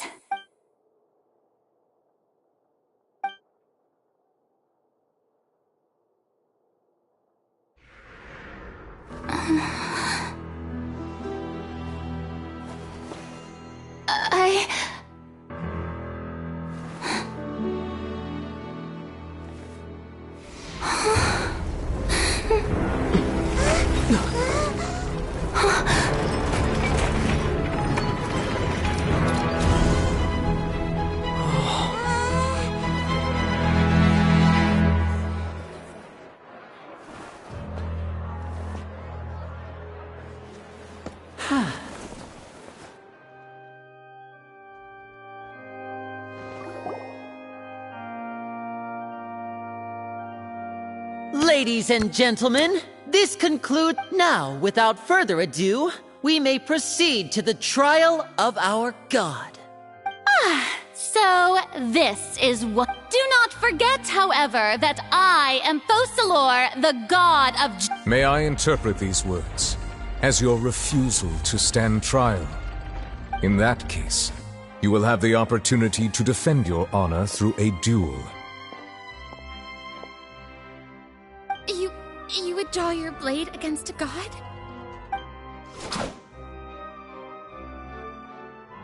I see. It seems like you have made up your mind.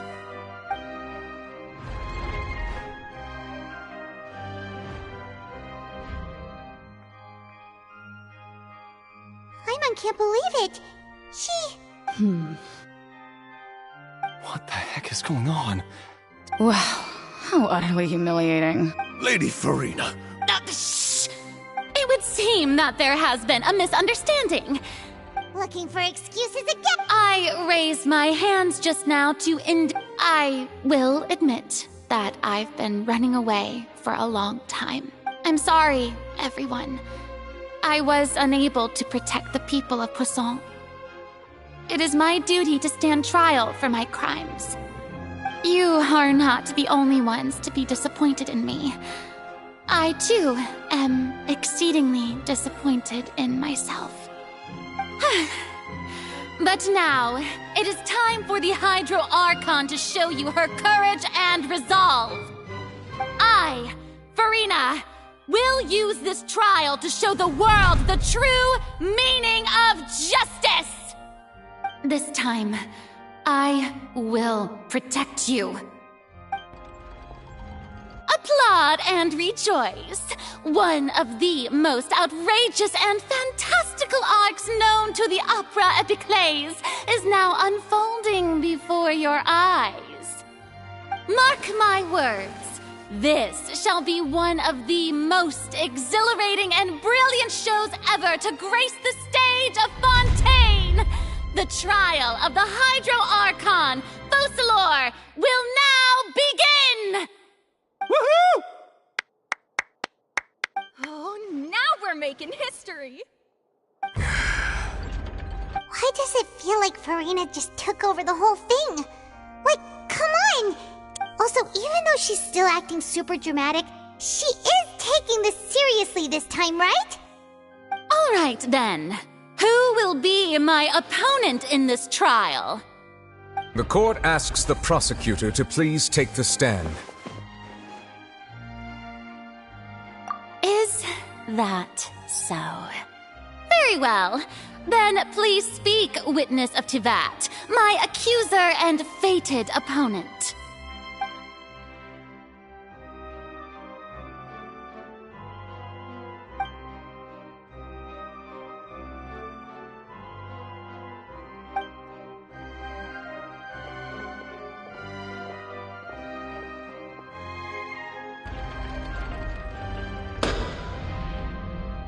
Also, please allow me to ask, as a final question before the trial begins. Just how much work did you do to force me onto this stage? Well, we did do a lot of prep after the meeting that day.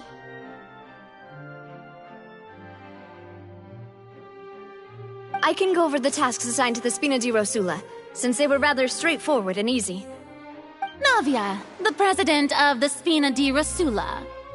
Most of the people who participated in the disturbance this morning were my subordinates. They changed into plain clothes and came to the Opera House as regular audience members, waiting for the perfect opportunity to incite insurrection against you. The people's resentment against their Archon has been building as more and more of the prophecy is fulfilled. A spark was all we needed to turn smoldering anger into a flame. Moreover, according to our understanding and analysis of you, when something like that occurred, you would likely flee the scene and head to Poisson by yourself. So, we arranged for a second group to lie in wait there.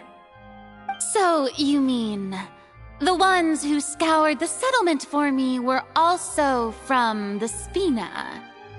And their goal was to force you to step into the giant magic box so you may personally participate in the greatest magic performance in all of Fontainian history.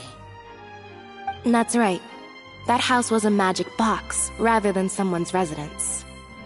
As the super ultimate version of the setup that I used when I first performed at the Opera Epiclese, The volume of the box was increased by a whole order of magnitude, and the distance it traversed was the entire gap between Poisson and Aranias. Its cargo, of course, was an Archon instead of a human. My thanks, Farina. Without your help, we could never have pulled off such an extraordinary performance. You're welcome? Of course, this performance was only made possible with Father's support. The House of the Hearth spent a massive amount of labor in Mora to pull this off. We had to select a location, construct the giant magic box, dig a tunnel, and open up a path through the water. It was a lot of work for all of us. So, in other words, the earthquake that we felt within the giant magic box was just a normal tremor from the transportation of the whole house? That's right. It wasn't a sign of another disaster to come. Then, I can guess Nervilette and Cloran's parts. You gathered a crowd, prepared a stage, and made sure that the champion duelist would be immediately ready for a fight. Also that as soon as I appeared on the stage, the trial may commence without a hitch. Am I right? Yes, that is correct. Well, Clorand, I must commend you for your courage. Only the most outstanding champion duelist in all of Fontaine would accept a duel with an Archon without flinching. Thank you. As for you, Traveler, I suppose your role was to keep me distracted with conversation once you found me in Poisson. You'd make sure that I didn't notice anything amiss before revealing yourself as my prosecutor once we'd arrived onto the stage.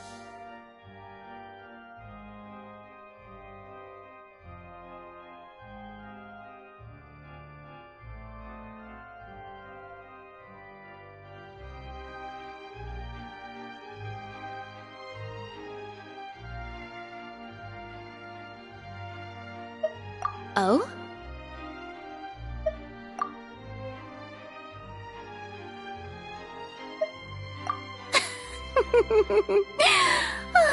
Is that so?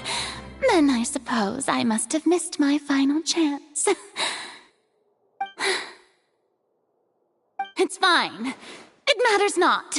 What's done is done. The stage is already set, so there's no reason to disappoint the audience. Let's see this trial through to the very end.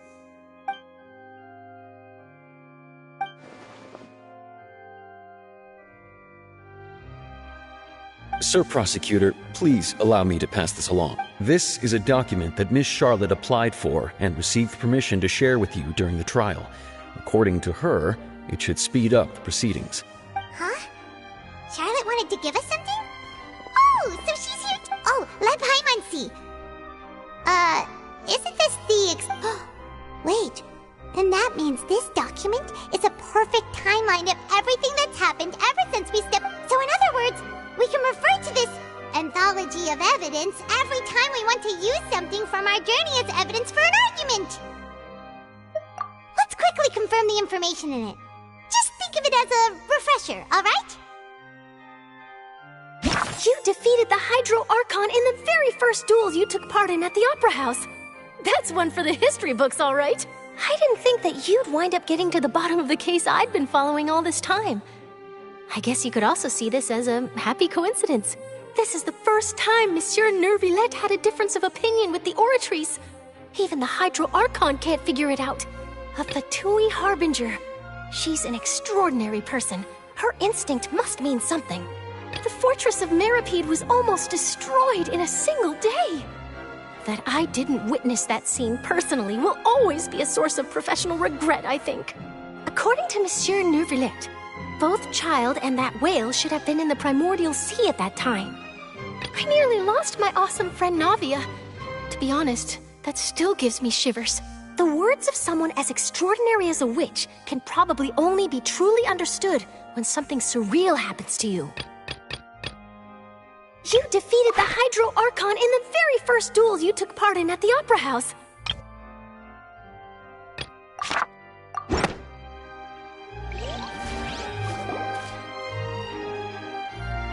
The prosecution and the defense are both in position. The trial shall now begin. Oh, come on, Nervylette. There's no need to repeat all the unimportant legalese. Just fast forward to the part where the prosecution lays out my offenses. As the defendant and the lead actress of this performance, I still haven't even been informed of my supposed guilt in all of this. Of course, it is only natural for humans to... That's true. But my charge here is unrelated to your conduct as an Archon. Instead, I would like to charge you as a fraud who's never been the Archon in the first place. Wait, what was that? Lady Farina's a fraud? Hey, I came here thinking that we were going to try the Hydro Archon for forsaking her duty, but did I hear that right? She's not our Archon at all? Charge accepted. Lady Farina. Lady Farina. I plead not guilty. How can I be guilty? There is no way that I, Focalor, otherwise known as Farina de Fontaine, a member of the Seven and the Regina of all waters, kindreds, peoples, and laws of Fontaine, could be anything other than your true Archon. Yeah, even though Lady Farina can be rather eccentric, isn't it going too far to doubt her very identity? Yeah, I've never questioned her identity either. Sure, Lady Farina can be super irresponsible, but what grounds does that prosecutor have to make such a huge claim? I have cause to believe that common sense will prevail in this case. Many of the members of the audience have known me as the Hydro Archon ever since they were born. There would be no fooling their memory. See? Even the Oratrice has decided to show me its favor. If you wish to drop the case, I can promise you as the God of Justice that you will not have to face trial for making a false accusation. An argument with near impossible odds, huh? We have to not only refute Farina's claims, but also overturn the long-held beliefs of the people. Well, I tried to give you the chance to surrender. If you must persist, then let me ask. If you believe I'm not the Archon, then what manner of being do you think I am? And if I was not the Archon, then how did I manage to live for over 500 years?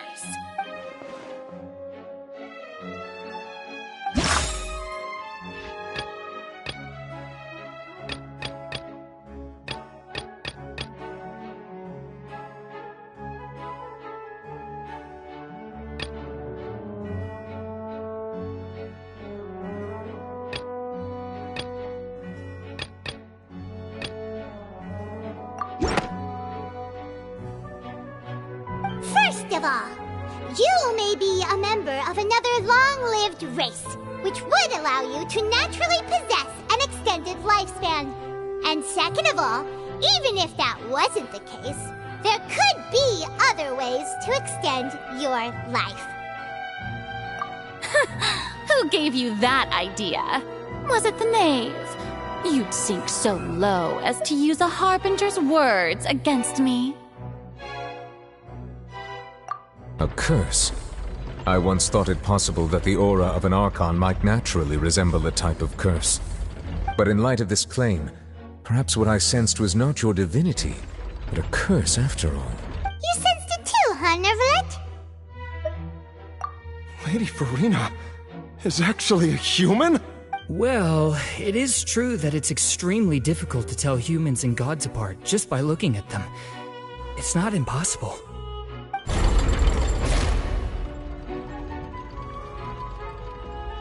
Well, don't start celebrating too early now. Even if I have been carrying a curse like you said, how does that prove that I am merely a human being? Besides, everyone knows that the main difference between a human and a god is the possession of authority. Gods can do what humans cannot. That's why they're worshipped as gods. For centuries, manifestations of my authority have served the nation of Fontaine. One need only to turn their eyes towards the Oratrice Mécanique d'Analyse Cardinal in this very opera house, or consider the indemnitium that is used in every aspect of life.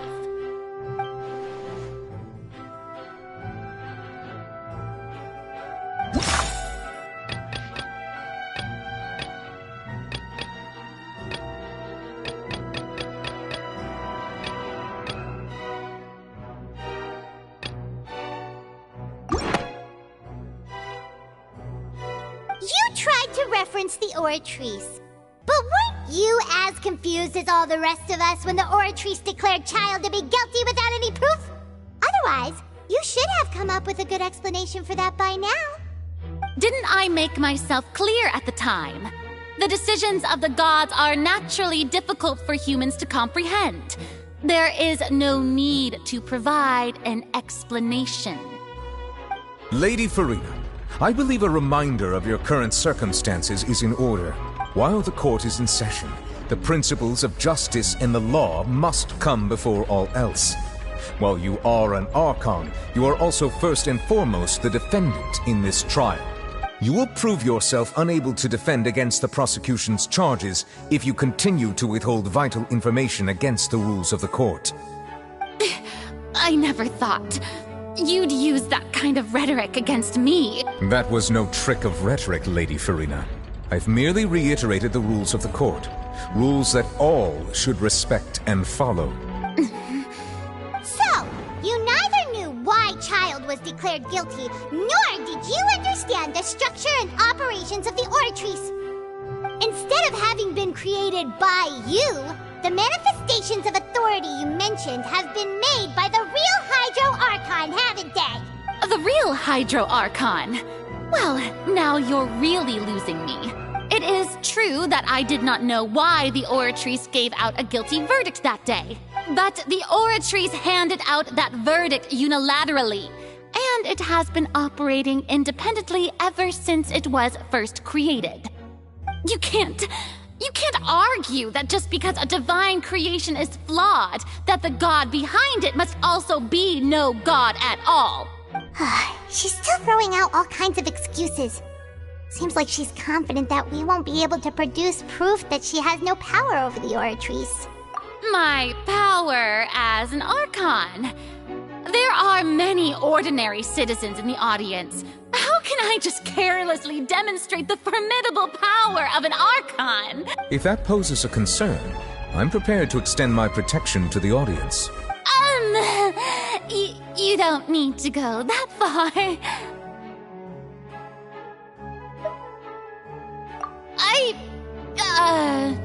Aren't you the Hydro Archon? Or is it that you can't even wield the power of Hydro, much less the authority of a god? Indemnitium! Yes! It's all because of Indemnitium! All Archons derive their power from the faith of the people, and I've converted the people's faith in justice into Indemnitium! Thus did I give up all of my divine power to provide everyone with energy for their daily lives. Have you ever seen a more magnanimous god? Isn't that a huge stretch? Yeah, no matter how generous an Archon can be, how could they give up all their power? Can a god with no power even still be called a god? It seems like nobody's buying Farina's excuse. Hey, come now, everyone. Please, I'm still the same Farina you knew, please. You've got to believe me. If what the prosecutor said is true... Did she deceive all of us? And all of our parents and grandparents too? And all of our ancestors? Ever since they were born? Enough. That's enough. Tell me then, if I'm not the real Hydro Archon, then who is? If you have no evidence of another Hydro Archon's existence, nor can you... Wow, she came up with yet another argument. How can we refute her now? Seems like she really doesn't want to give up.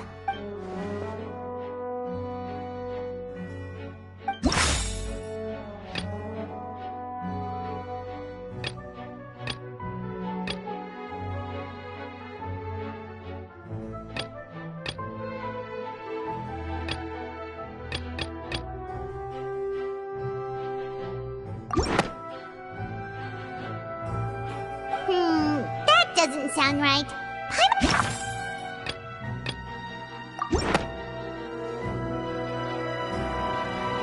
It has been established that all Fontanians can dissolve in water from the primordial sea. And that means... Since you insist on claiming to be a god and not a human, then there's a method that you can use right here and now to eliminate all suspicions of you being the latter.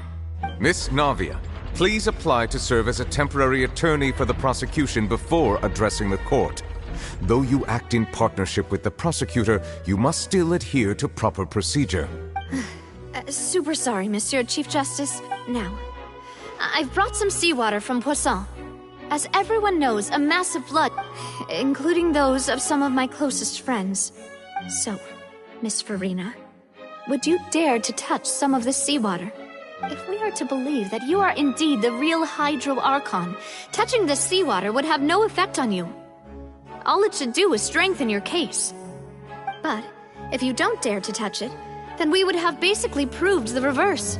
Oh, and I must remind you that after the disaster at Poisson, nobody wants to see any more people dissolve. I do hope you'll act prudently and choose the simpler path of admitting guilt. Navia from the Spina di Rasula. The Spina has governed Poisson for many years. I guess her suggestion is valid. If Lady Farina is indeed just a human, she's probably Fontanian like all the rest of us. Would she really dare to try?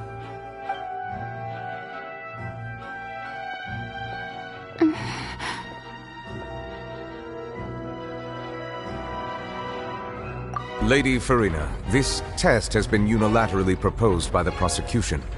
As it falls outside the realm of standard court proceeding... Well, of course he had to tell her that. But refusing to participate is basically the same as a confession of guilt. She's just staring at the water without saying a single word. What's going on? Is she really planning to... that's not what we thought she would... Due to the inherent risk of the test, Lady Farina. What? Hey!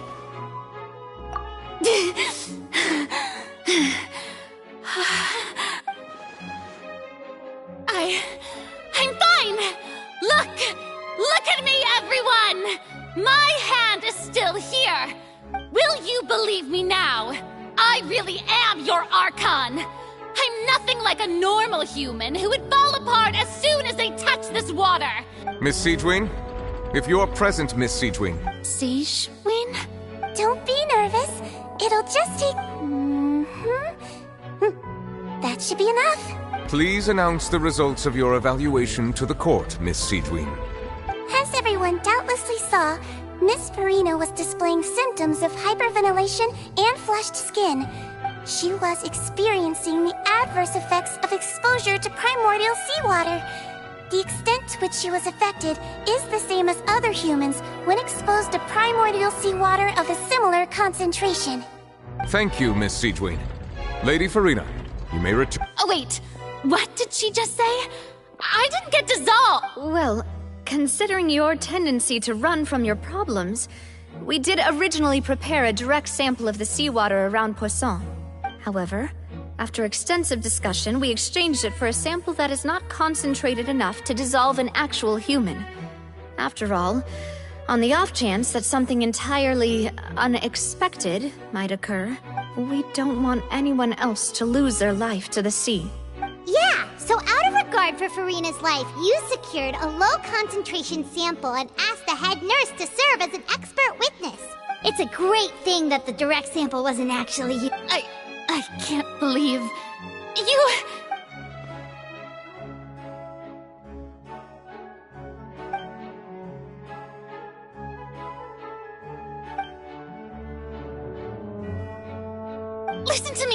Listen to me, everyone! Please don't give me such cold... Think about it! How can you conclusively prove that an Archon can't also be affected by the primordial seawater? Also, if I was really just a human...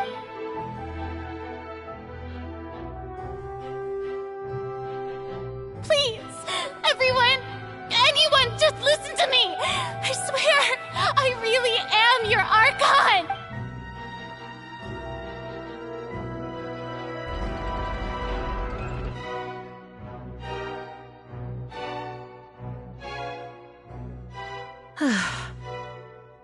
don't think anything she says at this point will sway anyone. The odds are just too stacked against her now. With all the things that have been said, Paimon doesn't think there's any way left for Farina to win. I believe the time for arguments and presentation of evidence has come to an end. If there are no objections, we will move on to the final judgment.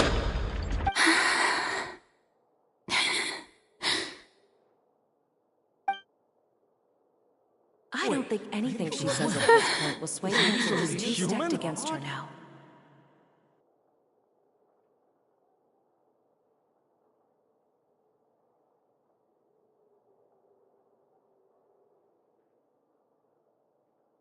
In my capacity as Chief Justice, I shall now render judgment on Farina's misrepresentation of herself as the Archon of Fontaine. As a human who knowingly deceived her fellow citizens, Farina is guilty.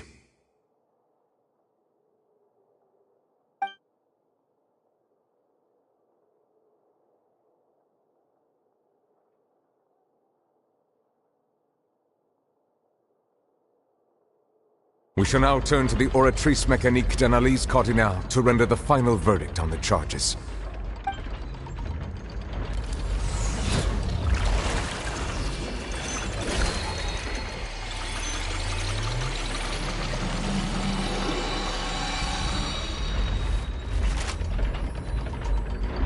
According to the judgment of the Oratrice Mécanique d'Analyse Cardinale, Farina is... Well, what's wrong? What's the Oratrice's verdict? No, the Oratrice also displays a guilty verdict. Isn't that correct then? However, the exact wording of the verdict is thus: the Hydro Archon, guilty, to be punished via the death sentence. The death sentence? That's actually one of the available sentences? I've always thought that it was just a myth. The one and only time the death sentence has been handed out at the court, and it's been given to the very person we've worshipped as the god of justice? What an unexpected twist. Farina's been sentenced to death by the Oratrice? We just wanted to use the trial to show her the seriousness of things so she'd tell us the truth. How did things escalate this quickly? This outcome is indeed quite strange. According to Fontaine's current definitions of justice, as well as its recommendations for criminal sentences, is this sentence really appropriate for the crimes that have been committed? Yeah! Even Vacher wasn't sentenced to death by the Oratrice. You know, the real evil mastermind behind the serial disappearances case. Indeed. Not only is Farina's sentence overly excessive, the very point of our trial today was also to prove that Farina has never been the Hydro Archon in the first place. But now, the Oratrice seems to have deliberately invoked the title of the Hydro Archon. What does this mean?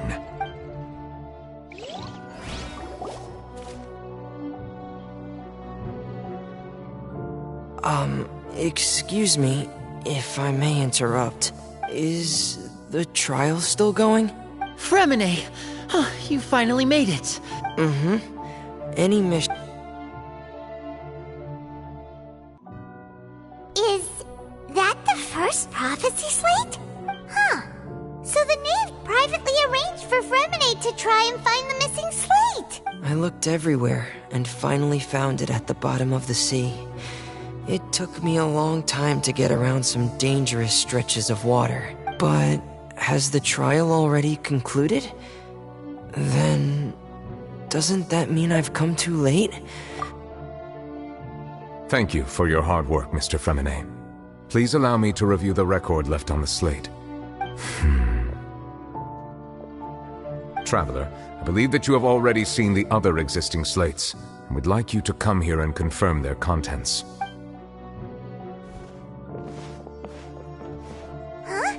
So what do you see? What is it?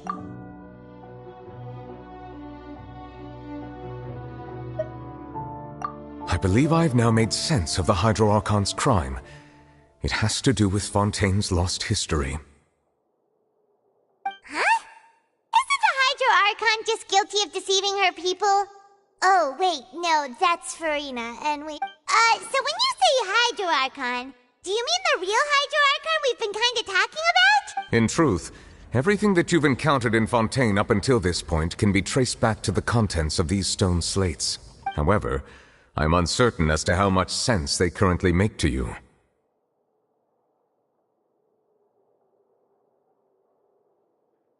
Okay, let's try to recall the contents of the other 3 stone slates.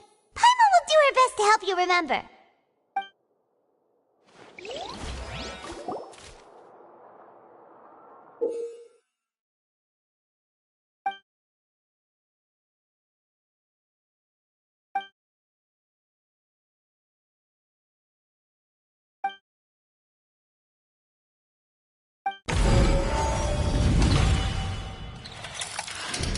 The first stone slate describes what you just said. It seems to show the previous Hydro Archon using her divine power, and then the Oceanids turn into humans. Does that mean that Fontanians are transformed Oceanids? Oh, Paimon wasn't expecting that. But if Oceanids can turn into humans, then perhaps this process can be reversed as well. The second stone slate shows Celestia floating in the sky, and the Hydro Archon and her people worshipping it together. But the heavens still brought judgment down upon them. This must be the point when the Hydro Archon and the Fontanians were branded with their original sin. Does this mean that the original sin and the Hydro Archon sin are the same thing?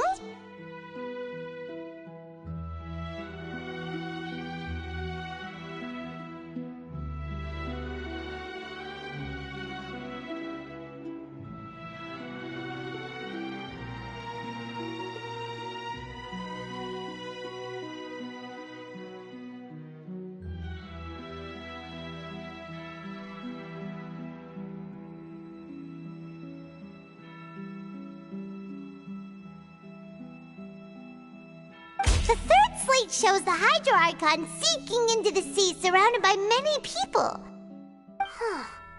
That reminds Paimon, didn't we also watch that happen to someone else?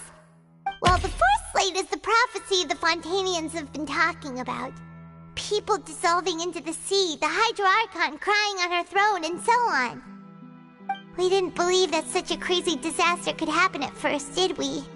But after that incident, it was just a question of when and not if.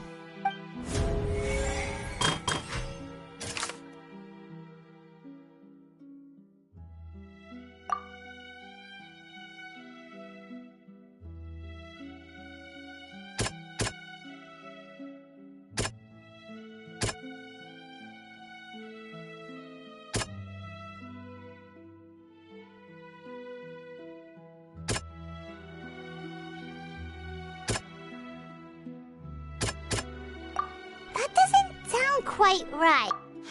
That doesn't sound...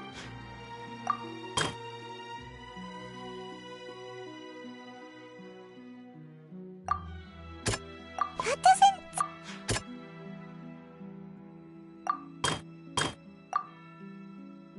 That doesn't...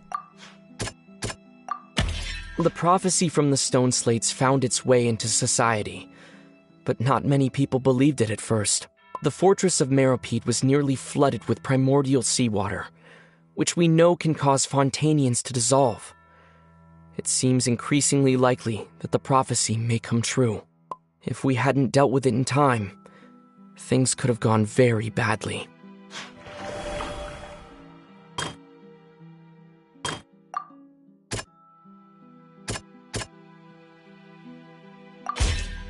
It's not as simple as falling into the sea. The stone slates show the people gathered around the Hydro Archon in the sea. Could that be alluding to the same thing? That doesn't...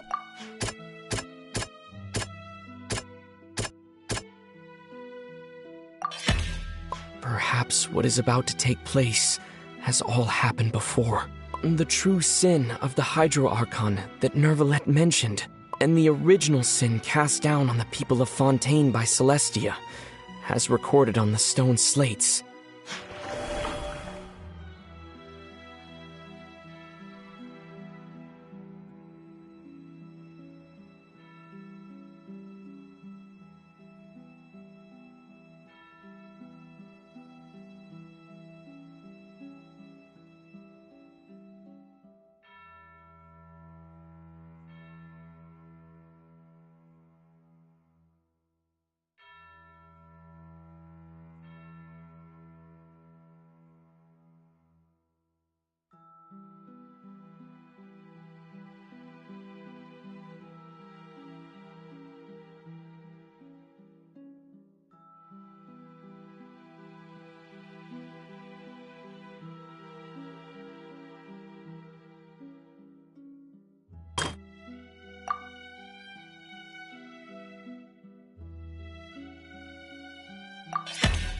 We know from the case of the serial disappearances of young women that Fontanians can be dissolved in primordial seawater. And the first stone slate tells us that long ago, the Hydro Archon used her power to turn Oceanids into humans. This might be the reason that Fontanians can dissolve. They'll dissolve into the primordial sea but won't cease to exist. Their essence will flow in the seawater, converge, and take the form of an Oceanid.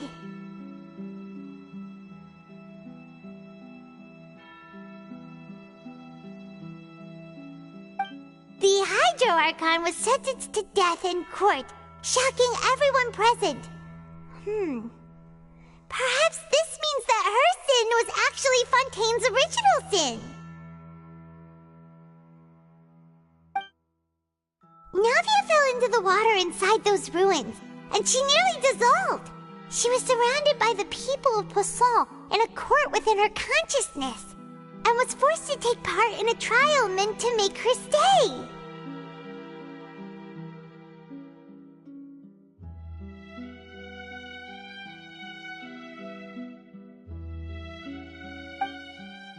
The eruption of the primordial sea at the fortress of Meripede was the surest sign that the prophecy was about to come to pass no matter what.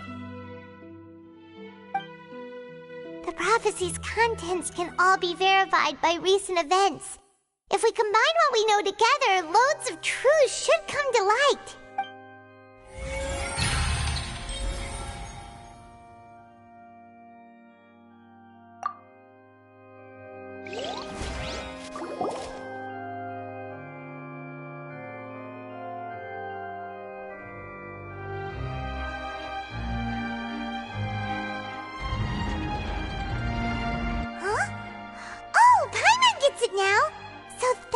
You can make sense of it. But then it feels like we're going to have to share some truly shocking revelations. Let's hear them. Incredible. Linny, did you hear that? We're not real humans. All Fontanians were originally created by the late previous Hydro Archon, with Oceanids as their basis. The evidence for that can be found in how only Fontanians could dissolve in primordial seawater, and how all the girls Vacher dissolved were also turned into Oceanids. Oh, and according to Navia, when she was about to get dissolved, she also saw everyone gathered around for a trial, all of them in the shape of Oceanids. Indeed. Yeah! And it follows from the content of the first slate that she probably angered Celestia by creating humans without prior permission. That could also explain why the Oratrice judged the Hydro Archon to be guilty. It's to account for that ancient sin. The Hydro Archon's true sin was creating us? And yet, after many hundreds of years, the Hydro Archon's creations have turned around to try to judge the Archon within the Opera Epiclese. The twists of history are often the most unexpected of all. Yeah! Isn't the image here just like when Navia fell into the sea? So wouldn't it be trying to show the image of the Hydro Archon also falling into the sea once the prophecy has been fulfilled in the fourth slate?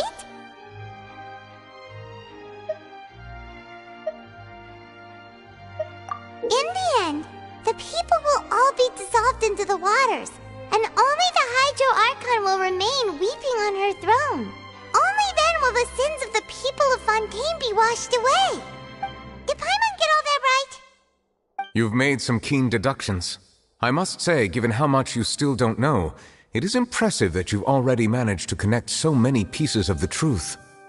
However, while you were able to decode all the information on the slates, they've also been etched with an additional layer of hidden information using a different power source. When we were at the ruins, I tried to decipher the hidden information recorded in the slates. But now that the slate collection is complete, I shall make another attempt to decipher the narrative recorded within. If everything goes well, we should finally be informed of the unadulterated truth.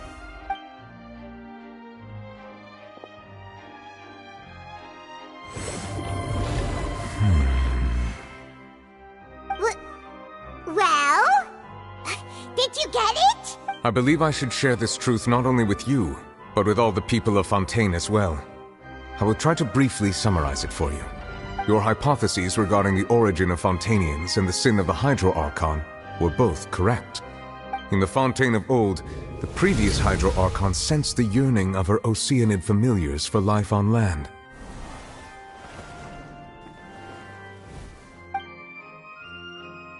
The Oceanids were enamored with the beauty and romanticism of human beings, and wishing to have those experiences for themselves, expressed to the Hydro Archon their desire to become of a similar kind.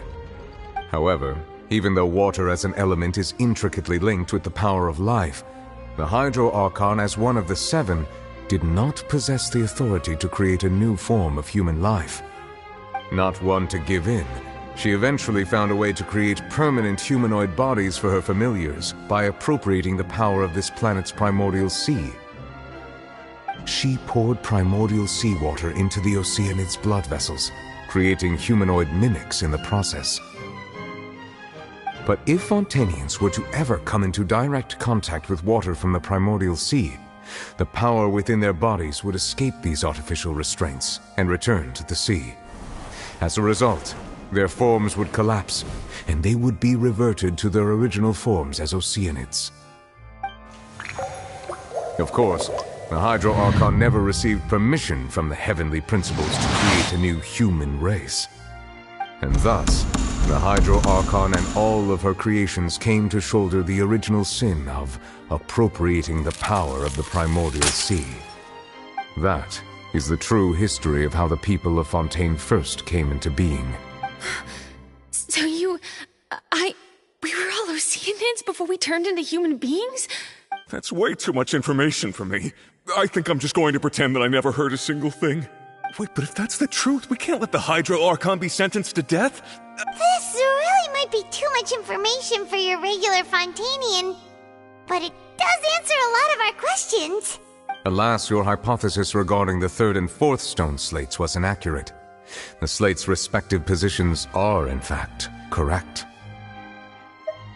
A key point of the visual on the third slate is how all the individuals depicted in the water are humans rather than Oceanids. They have not been dissolved, which implies that the water depicted in this slate is not water from the primordial sea. The nation of Fontaine is the nation of Hydro, as well as the nation of trials and justice. Instead of being the literal element, the water in the scene symbolizes judgment and justice. You may also recall Navia's experience. When she fell into the sea, her consciousness was surrounded by that of many others who intended to hold a trial to determine her fate.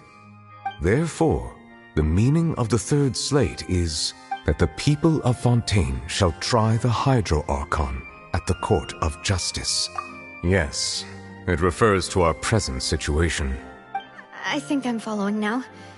So, what you're saying is, even though we decided to put on this trial to avoid fulfilling the prophecy, in truth, everything we've done has happened exactly as the prophecy foretold.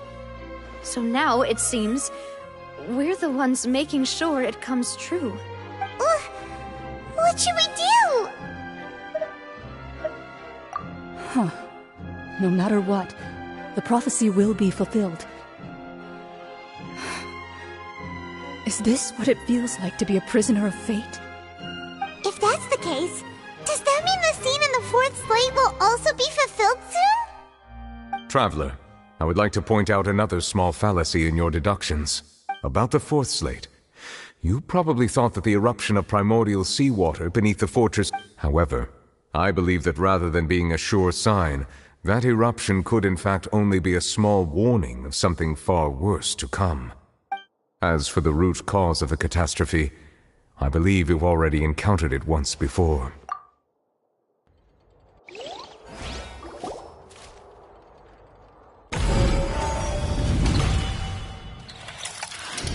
This eruption was just a small warning of the things to come.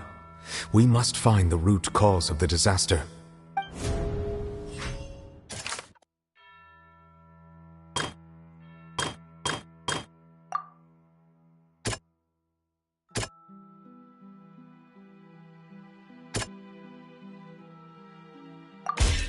It was both dream and reality. If we're talking about a true culprit, that could only be that thing inside the primordial sea, right? The truth, the original sin, the trial, and the root cause of the disaster.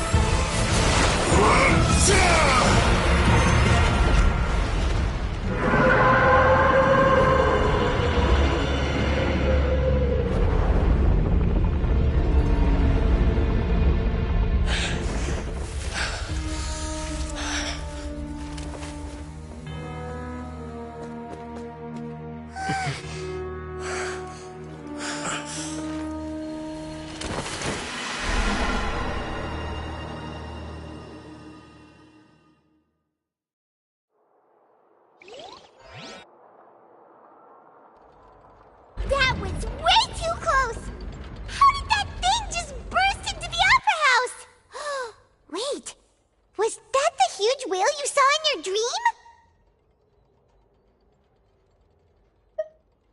So we've met it at last. I understand very well why it has chosen to make an appearance here. That whale does not belong to Tevat. It is a monster that has traversed the stars, weeping all the while. It has been greedily consuming the energy from the planet's primordial sea, using it to grow. And once it has finished consuming all of the energy contained within the sea, its next step will be... You said that when the Hydro Archon first created Fontanians out of Oceanid... Precisely. That whale finds the blood of Fontanians nigh impossible to resist. Therefore, when it left the primordial sea, it decided to make its next stop a packed opera house full of... We just barely managed to push it back, right? In that case... That is correct. Indeed, it is more accurate to say that we should thank that Harbinger for buying us some time. Without him, the whale would have likely come onto land far sooner.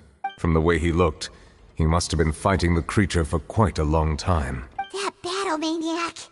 We've always known that he had a special connection with that whale, but we definitely didn't expect it to help us out like this. Anyway, now that we know that this whale is the actual cause of the disaster recorded in the prophecy, all we need to do to stop the prophecy would be to find a way to beat it up, right? It is too late. It had already absorbed too much of the primordial sea's energy before we could notice it. At this point, it has become practically integrated with the sea itself.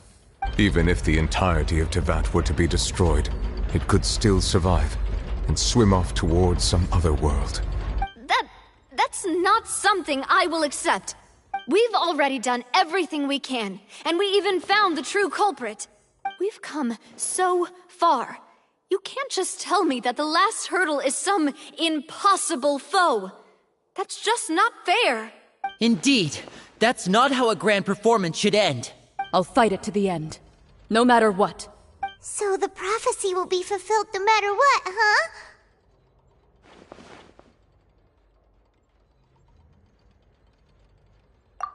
The prophecy. Yes, what has been prophesied will be fulfilled. You may view such things as the history of the future.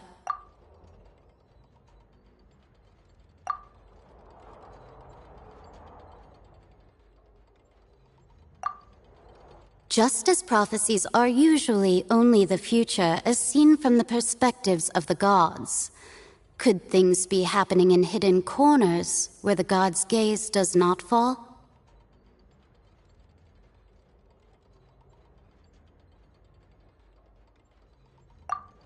Ultimately, fate shall serve as your only guide, no matter what will happen in Tevat's future. All you need to do is to play your part.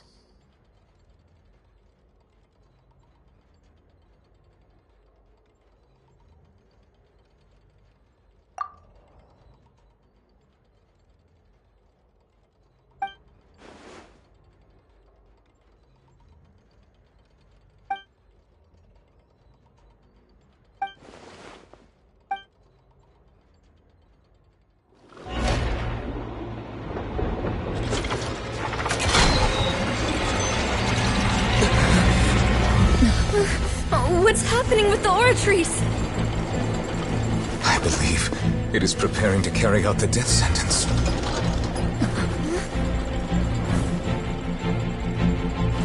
Farina!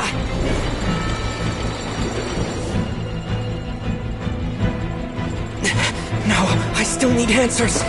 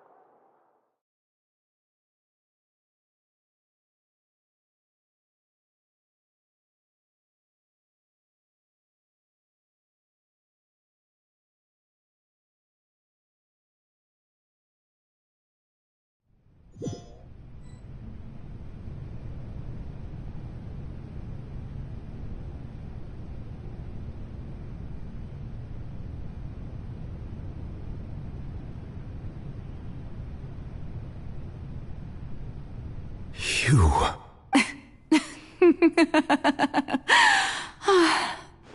Sorry. That shocked expression on your face is just too amusing. I couldn't help myself. You are not Farina. Who are you? The sweet sound of bewilderment. Marvelous. A sure sign that my attempt to deceive everyone was a resounding success. But to answer your question, I am Focalor. You know, the god. Focalor? Why did you deceive us? Oh, that wasn't my goal, of course. Goodness, no. But I had to fool everyone else too, if I was to stand any chance of deceiving the heavenly principles. Deceiving the heavenly principles? It's all because of that pernicious prophecy. Dreadful, wasn't it? Everyone doomed to dissolve. Fontaine condemned to be flooded. One was not amused. In fact, one was positively bemused when that problem was thrust upon me by my dearest predecessor. That's the former Hydro Archon Egeria for the uninitiated.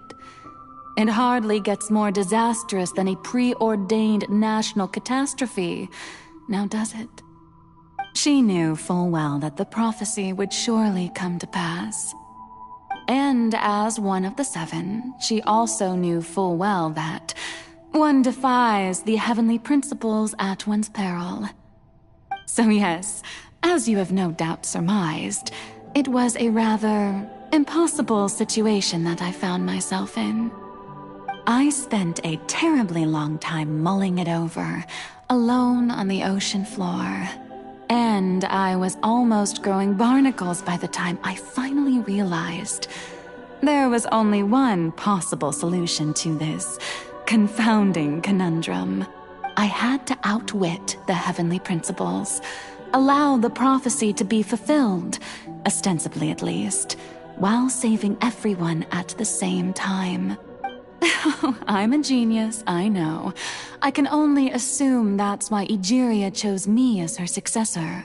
Although, looking back now, it was hardly the inheritance one dreams of. Between the task of saving the nation, the quotidian duties of the Hydro Archon, and not to mention the original sin of creating a new race of humans, I dare say she left me quite a colossal mess to clean up. But one can only play the hand one is dealt. I did not choose this, any more than I chose to be one of her Oceanid familiars. So you were also once one of the Oceanids, transformed into a human by Egeria's hand. Yes, I was. I always dreamed of becoming human. And I still do, even now. In my eyes, to be human is to be part of the greatest opera ever known. After becoming a god, I separated my divinity from my body and spirit, leaving behind only a self that was as naive and bewildered as my past self on her first day as a human being. The me you see before you now is that divinity. And the human counterpart I left behind, I named Farina. She could feel joy, sorrow, and everything in between. She could be as vain and conceited, or as meek and vulnerable as she wished. Her strengths were of a kind only a human could possess, as were her shortcomings. But in my eyes, Farina's humanity was what made her perfect. She was perfectly human in every way. The person I always wanted to be. Anyway, so then I cursed her. All part of the plan, of course. The plan to deceive the heavenly principles. Do you still remember the final scene of the prophecy? The Hydra Archon alone, weeping on her throne. In order that the prophecy might appear fulfilled, I invited Farina to be an actress, to play the part of the Hydro Archon in the prophecy.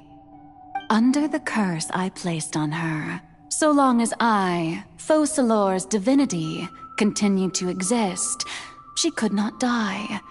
But nor was she free to live her life in the pursuit of happiness.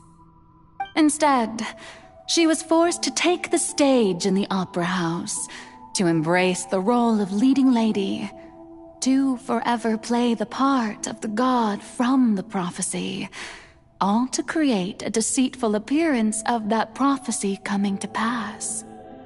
I suppose now you probably understand why your court is called the Opera Epiclese. But Farina is only human, isn't she? Even though she has had a long life, her mind is no stronger than that of any other ordinary human being. I cannot begin to fathom what she has had to endure. It must have been torture for her. It has indeed. And although she is, in a sense, me in human form, I most definitely owe her an apology for it. It's been 500 years. And all along, she's been playing her part in the most unimaginably long, unbearably lonely, and agonizingly painful opera of all time.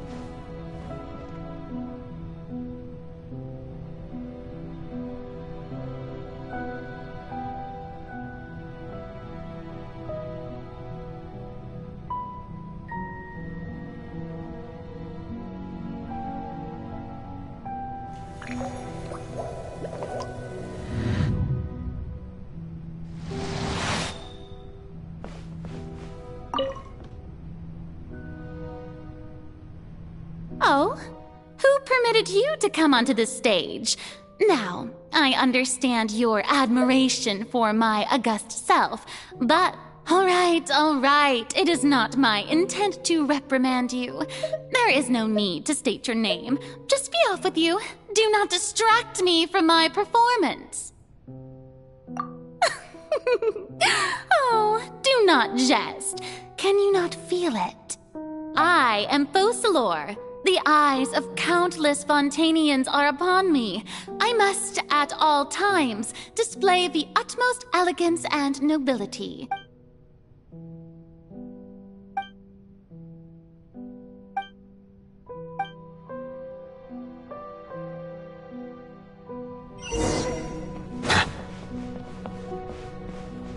Dear audience, the performance is experiencing a technical difficulty, but worry not. The guards shall resolve it soon enough.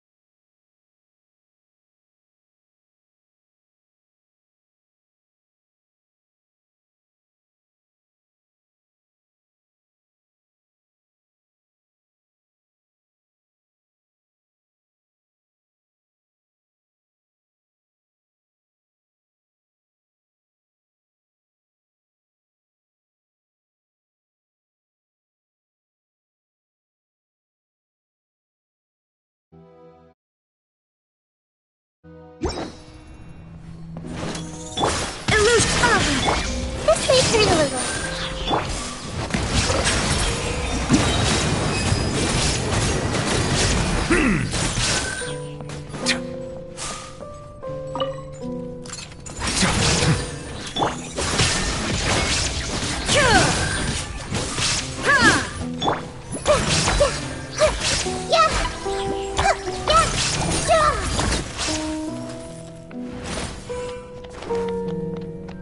Hey, what gives? The audience is still watching me, you know. Guards! Wait, where are the guards? Guards!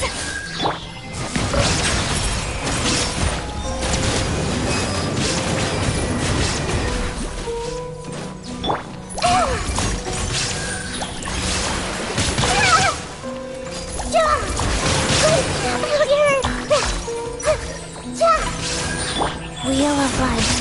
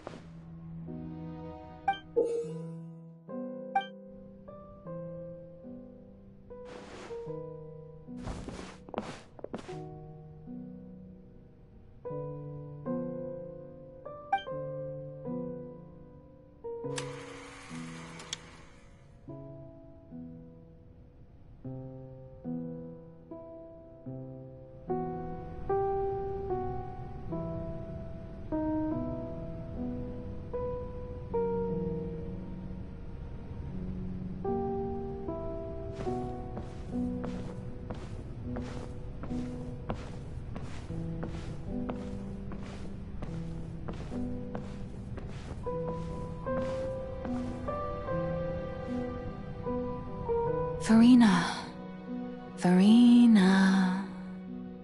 Huh? Who's that? Who's calling me? Where are you? Be not nervous. Be not afraid. I am before you. Wait a moment. You're near me? How can this be? Mirror you, huh? You know what? That's not bad. Let's go with that. Mirror me. What do you wish to say? The prophecy. Have you heard of it? What prophecy? Wait. I know. I think. I don't know why, but it's in my head somehow. The people will all be dissolved into the waters, and only the Hydro Archon will remain, weeping on her throne. Only then will the sins of the people of Fontaine be washed away. Oh, very good. You know it well. What's going on? I can't seem to remember anything clearly. The only thing I know for sure is this prophecy. Will it really come to pass? Yes, it will. And that is why I've come to you. Disaster will come to Fontaine sooner or later. Things will develop just as the prophecy declared. There is no escaping it. But doesn't that mean everyone will die? I'm a Fontainian just like them. Will I dissolve too? Oh, don't worry. Magical meetings exist in this world precisely to give people a chance to turn things around. It is the reason why you met me today. I will tell you how to save everyone, but you may have to suffer somewhat. Oh, so there's still hope after all. Goodness, you frightened me. You spoke so much and with so much certainty. As for the suffering, well, I will admit that the first thing that came to mind was, why do I have to be the one to suffer? But if the prophecy will come true, I'll also die anyway, right? So if I've already met you as my magical meeting in this world, if there were scales, with all the people of Fontaine on one side and my pain on the other, is it not obvious where the scales should tilt? You truly are the perfect human, my ideal. I suppose this would also be the justice that belongs to you. Huh? Don't worry, it's nothing. Listen well. Fontaine has just lost its Hydro Archon. I need you to play a role, that of the new Archon. Play as a god? That's right. You must begin a never-ending masquerade. You must never let anyone suspect your identity. If you can keep it up, then I shall have my way of defying this prophecy.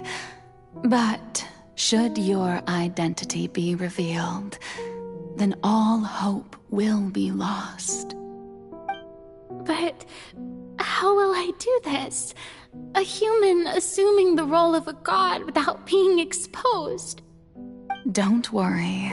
What you must do is not to turn yourself into a real god. You simply need to play the role of a god as humans imagine them to be.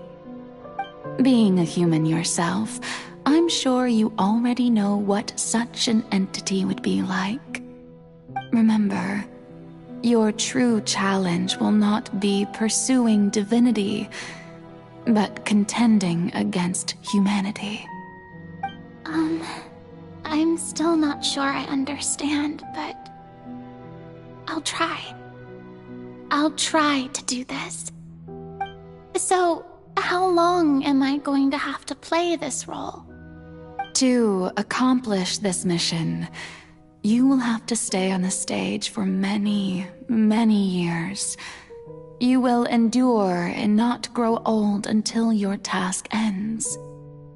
But I promise you, all will eventually end in a magnificent and dramatic trial, and everyone will be saved. A trial, huh? How exciting. I'll be looking forward to it.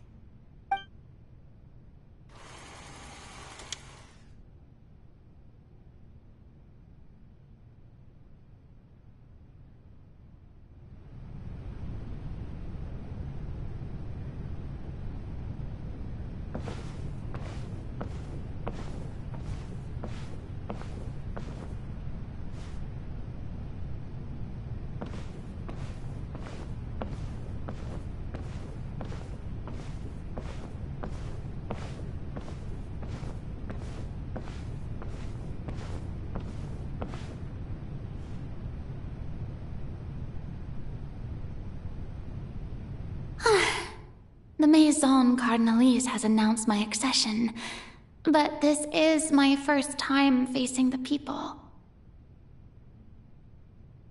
What should I say to most appear like a god? To be honest, I still don't know. Perhaps I should first try to act natural.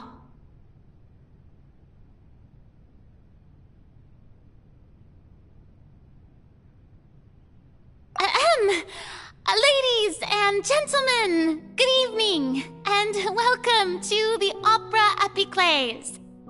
I'm sure you've all heard about how I have taken on the role of Hydro Archon. Indeed, I am Verena de Fontaine, your new Archon.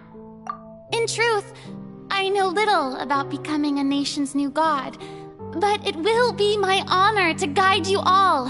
As the god Focalor, the god of justice, I shall do all within my power to lead you into an age of fairness and justice. Once again, thank you all for coming. If you should have any questions or suggestions, please send them to the Maison Cardinalise. The future of Fontaine will require us to work together, after all. This should do it. I thought I might stammer, but thankfully, I was able to convey my thoughts just fine. Okay, and next. That's the new Hydro Archon. Is this some kind of joke by the Maison? I would have thought that a being that surpasses humanity would be a bit more assertive. Hey, did you hear that? She even told us to send her suggestions there at the end. Shouldn't gods be all-powerful? She's being so modest. What's the difference between her and an ordinary person, then? If you ask me, perhaps the succession didn't actually happen. She might just be a Maison-backed puppet. Wait, what's going on? Why is everyone suspecting me of being a fake? Right. Mirmi said that I just need to calm down, Farina. Think. What do the people want? How would they imagine a god to speak and act? Assertive, with a strong sense of presence. One who can dispel all doubt. That is the character I'm fated to play.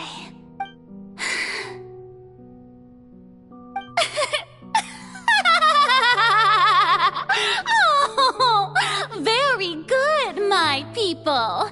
Only ones such as you are deserving of my rule.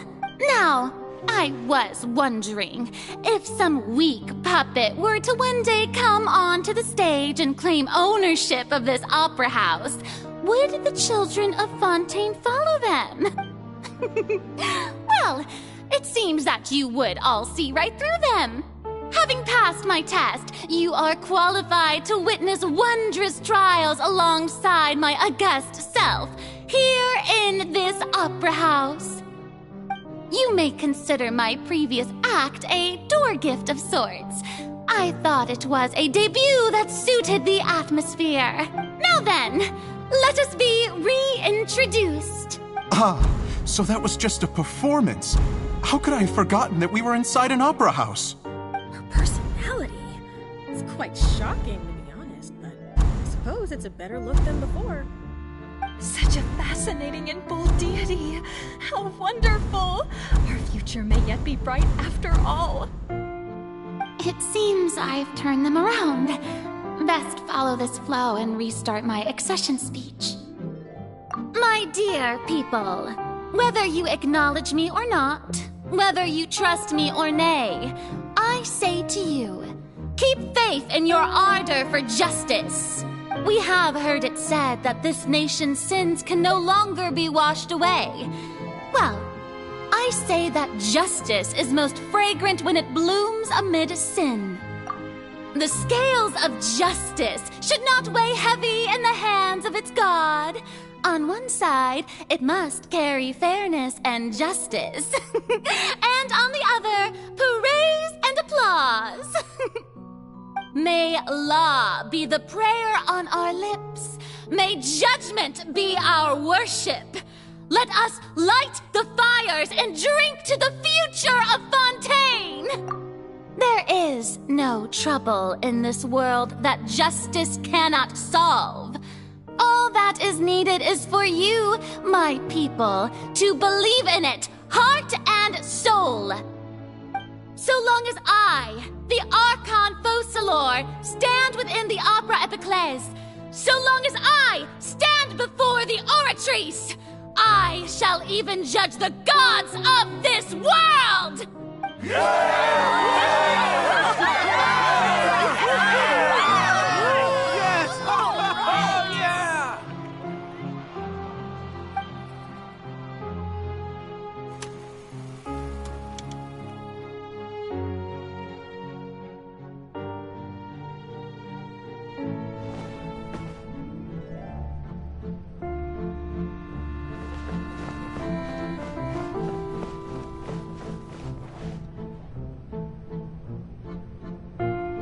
Lady Farina, here are today's case reports, as well as a summary of the follow-up for your perusal. Come Come now, was I not just at the Opera House in... Besides, none of these trials were the one that I'm looking forward to the most. If I may be so impertinent...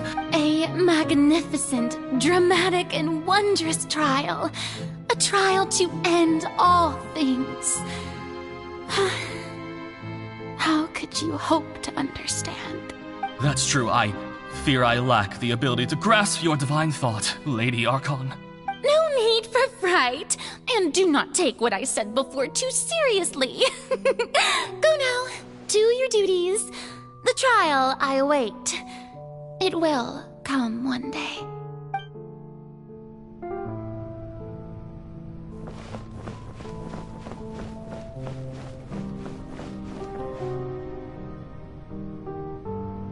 Lady Farina, I don't know what to say. Thank you for agreeing to see me. No need to thank me. Or rather, thank your own sense of perseverance instead. Long have you stood in line to meet me, have you not? Oh, I'm afraid that's just an inevitable consequence of my divine charm. All right, Deoteria, is it? How is your son's illness? You remembered me, and you knew of my family, too. He is doing much better now. In fact, he is far more of an ardent believer than I. He was the one who forced me to seek an audience with you, and to bring your words back to him. Oh, good. Very good.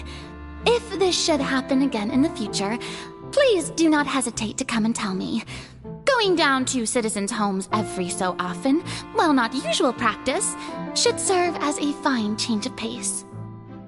Oh, you're such a gentle and wise god. Thank you once again, on behalf of my son.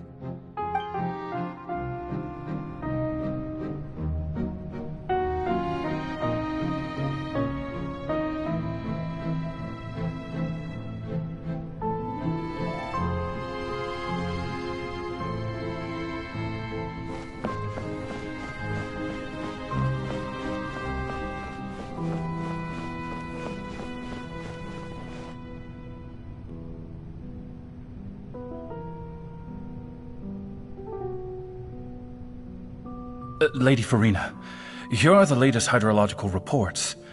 As for the specific parameters you asked to take note of, I'm afraid things still don't look good. I see. It's as I thought, then. As your god, I did already expect all manner of signs indicate that the prophecy will still come to pass.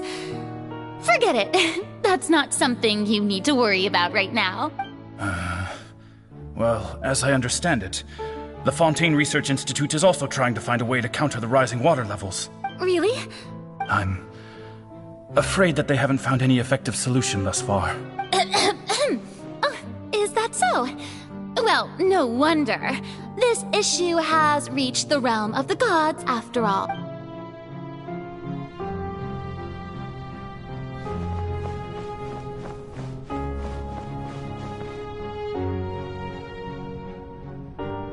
The day is finally over. I haven't had a moment to breathe this whole time. But it's good to see that everything's getting on track. There are no longer any voices of suspicion. Maybe this is fine. I just need to keep going, and everyone will be saved. All right, Farina, don't think too hard about this. You need rest. Tomorrow's a new day.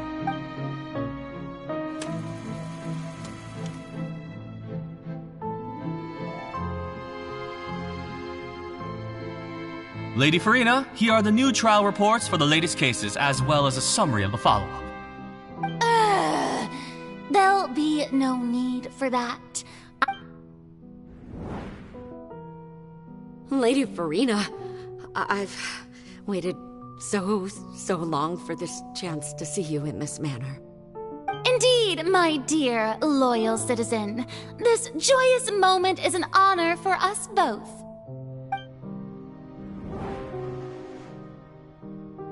Lady Farina, We're detecting significant hydrological anomalies near Poisson. Understood. Keep monitoring. Keep me informed should anything come up at the Institute.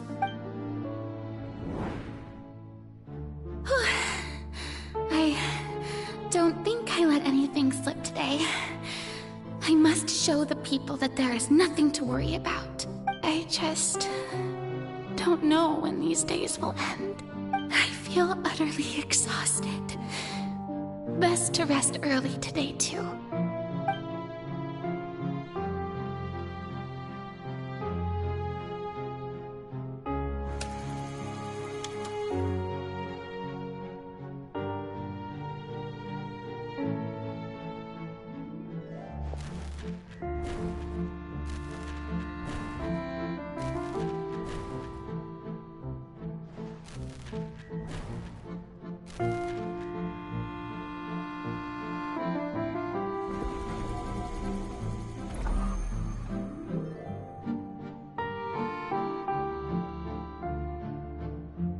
Lady Farina, it's like a dream being able to speak with you up close like this.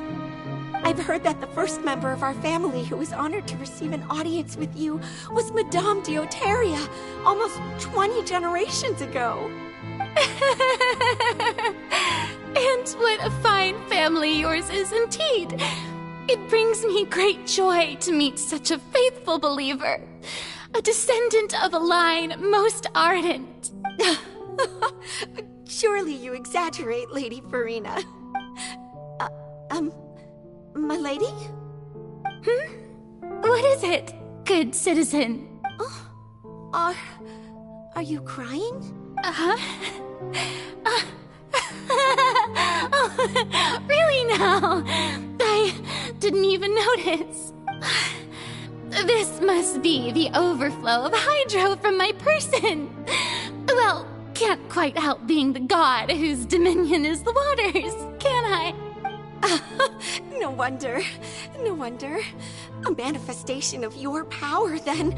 Oh, Archon, I am honored to have witnessed it. Honored indeed.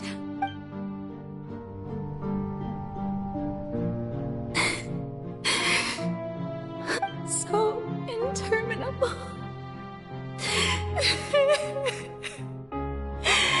So lonely. Just how much longer? Hundreds of years must have passed by now. Perhaps the show must go on for hundreds more. I never imagined that it would hurt so much. Have I reached my limit? No. Perhaps I reached it long ago. Today I didn't even notice my own tears. I want to tell someone, anyone, about this. But would that not destroy all I've done so far? I've conducted so many investigations across the centuries, but there's not even a sliver of hope that we might break the prophecy. All I can do is keep heart. I must maintain this act. It is the only way to save Fontaine. Please, mirror me. You have to succeed.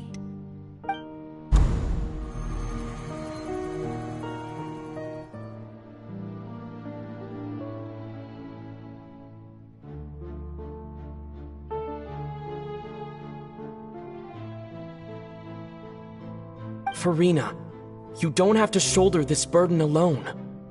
Although I don't know what you might be keeping from everyone, your people are more than willing to share your burden with you.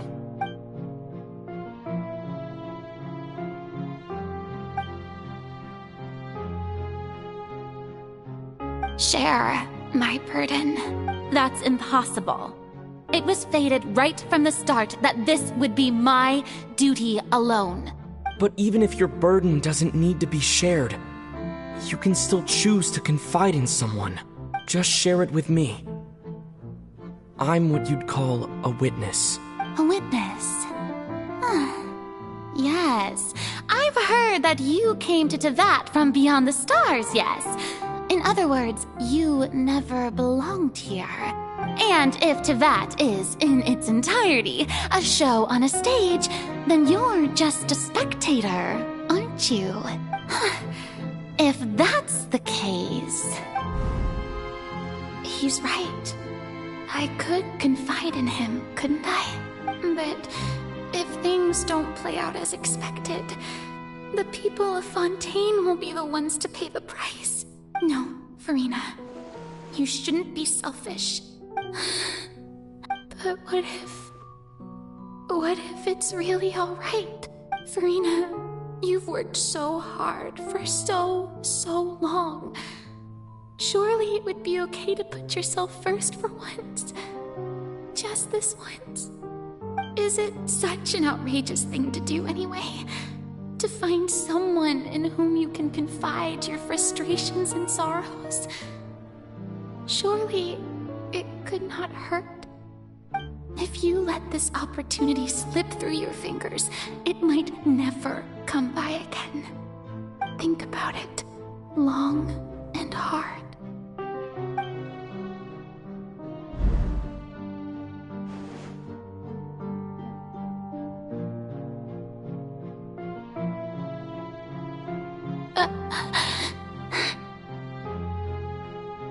No, I have nothing to say.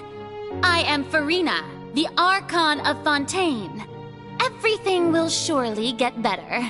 All you need to do, dear spectator, is to witness my performance until the curtains fall.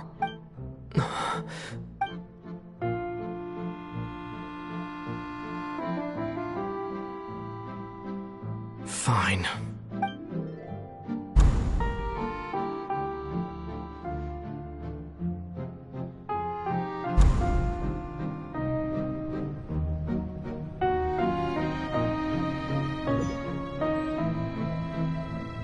So even Farina doesn't know the truth? You've never once let her in on the full plan? Yes, it had to be done. To deceive the heavenly principles, you must first deceive yourself. She did very well. If she had let her resolve falter even once in these 5 centuries, Fontaine would have been doomed to the most tragic fate. It seems that trusting humanity was the right decision after all. I believe that I understand how your deception works, but that is only half the truth, is it not? How would you build on this foundation to save the people of Fontaine? That is the most important thing. Ah, good. Of course, the Iudex of Fontaine has pinpointed the crux of the issue. I'm sure you've long sensed that the Oratrice is no simple machine, yes? I've always suspected that it had its own consciousness. And Lenny did mention that he heard a human voice within the core chamber. It now seems that that person was you, hidden within the machine all along. Am I right? And then I became one with the Oratrice, taking Fontaine's gnosis with me. Yes, it would seem so, wouldn't it? Alas, your understanding of this device still lacks sufficient depth. In truth, it is no enactor of justice. It is, in fact, a device created to kill the god of justice. I beg your pardon? Oh, you have it. And to be more precise, not only will the Oratrice take down the god of justice, it will also take down the divine throne upon which she has been placed. I mean, did you think I would be the sort to enjoy peaceful repose while Farina suffered?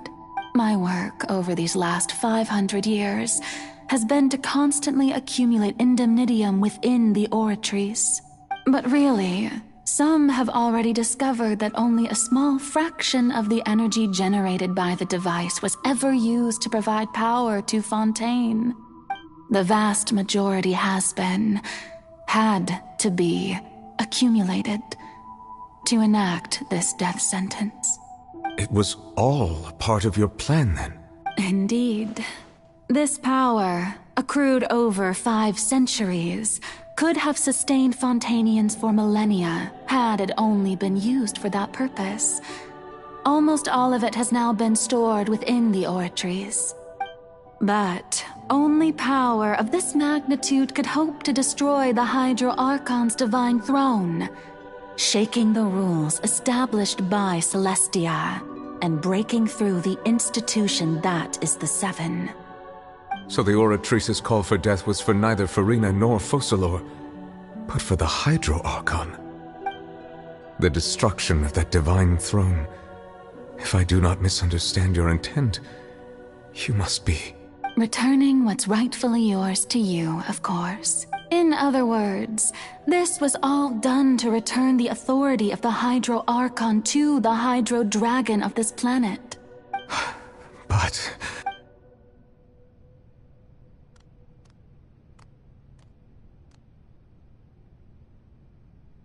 Oh, what? Getting sad again, are we? The authority of the ancient dragons shall soon be yours once more, O Hydro Dragon Sovereign. And this is the face you make. all you've done throughout the years is just so you can sacrifice yourself at the very end. I've never quite seen it that way, you know. Even now, I'm quite pleased at how well my deception worked.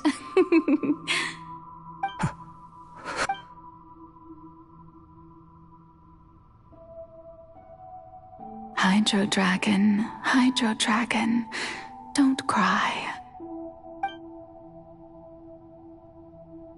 I must say, had it been within my rights, I would have loved to judge the heavenly principles themselves.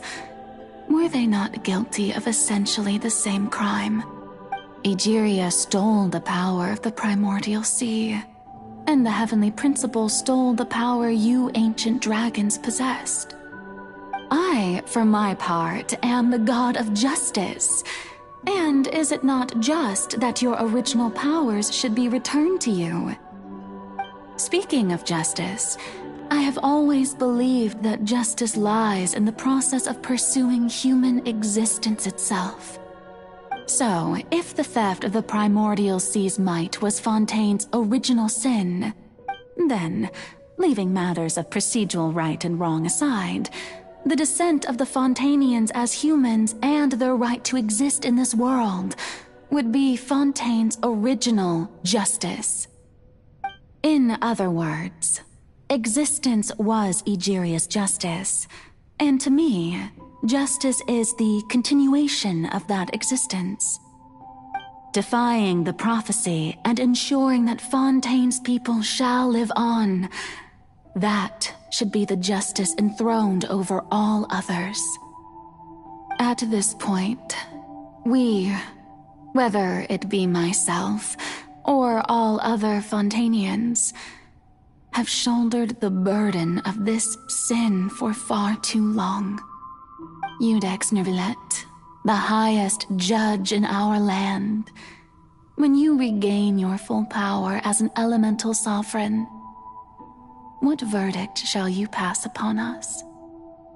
So when I was invited to the court of Fontaine to serve as Iudex, I see now that that was your idea too. At last, I now understand the true purpose behind this position. In the beginning, I was uninterested in human existence. But these 5 centuries of living alongside them have gradually brought about mutual understanding between us. And I have even attempted to feel as they feel. You are a devious one, Focalor. Things being as they are, surely you know that I could never declare them to be guilty.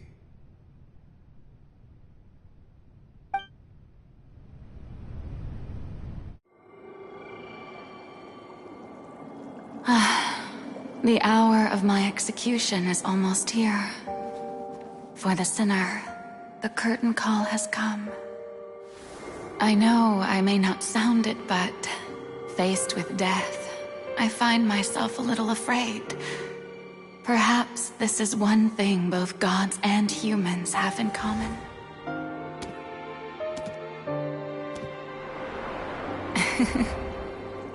Farewell, Nervalette. I hope you've enjoyed the part you played these 500 years.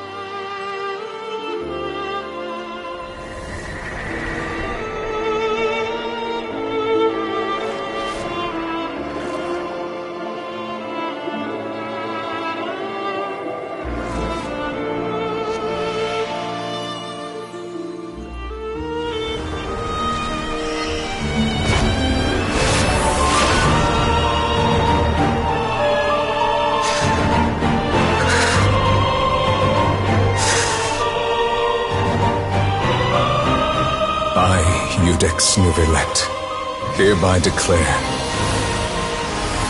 people of Fontaine, your sins are forgiven.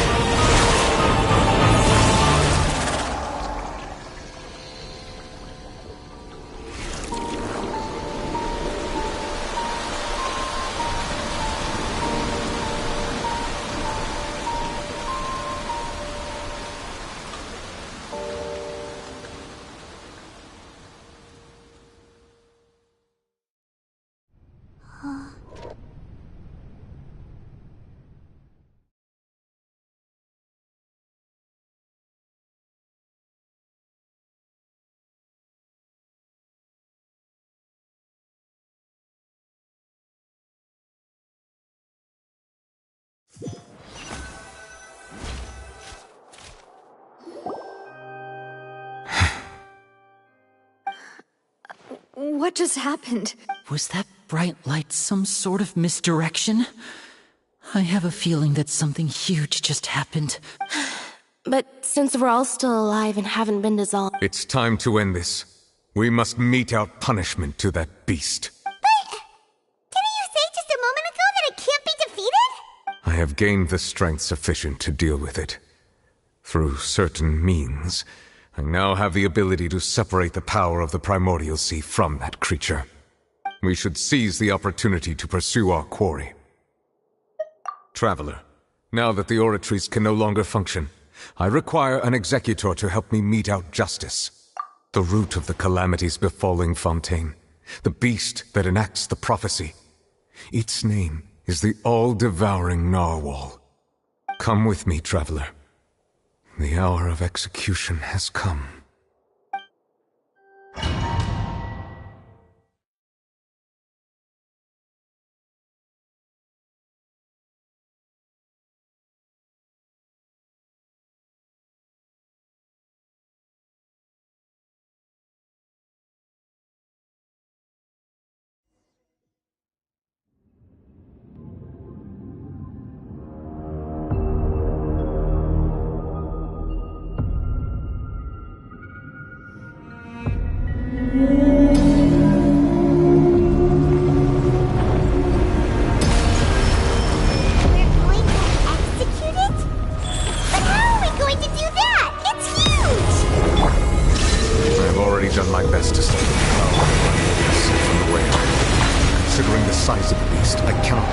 power source.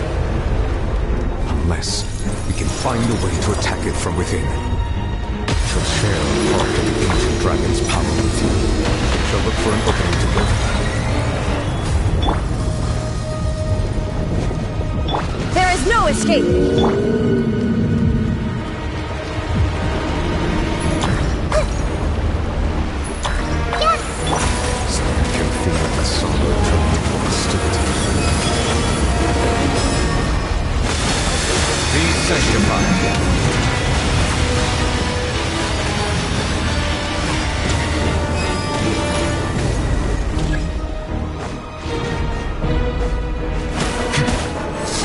Bow your head. The all-devouring narwhal cannot resist its instinct to devour.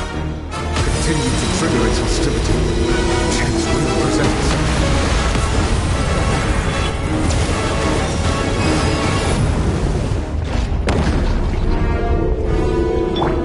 Shine down!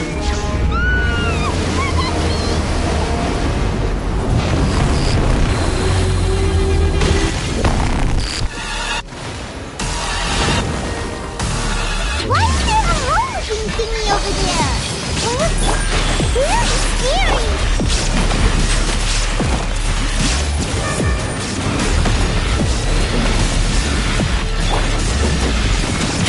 Now you shall perish! Settle down! I have granted you my protection. Do not fear.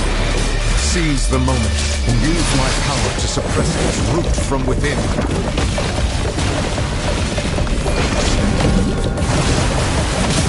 The risk is growing, but it poses no threat to me. Bow your head.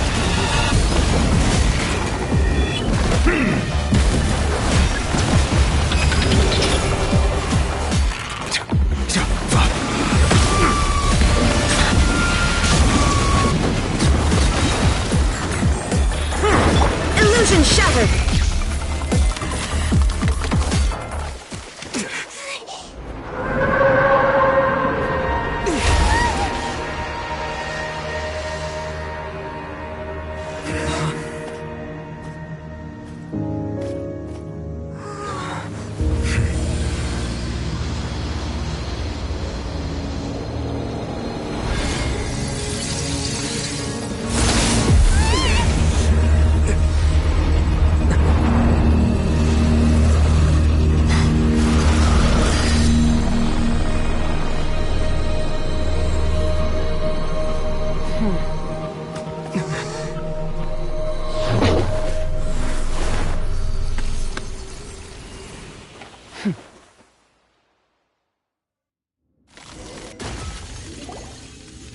Thanks for helping with the cleanup.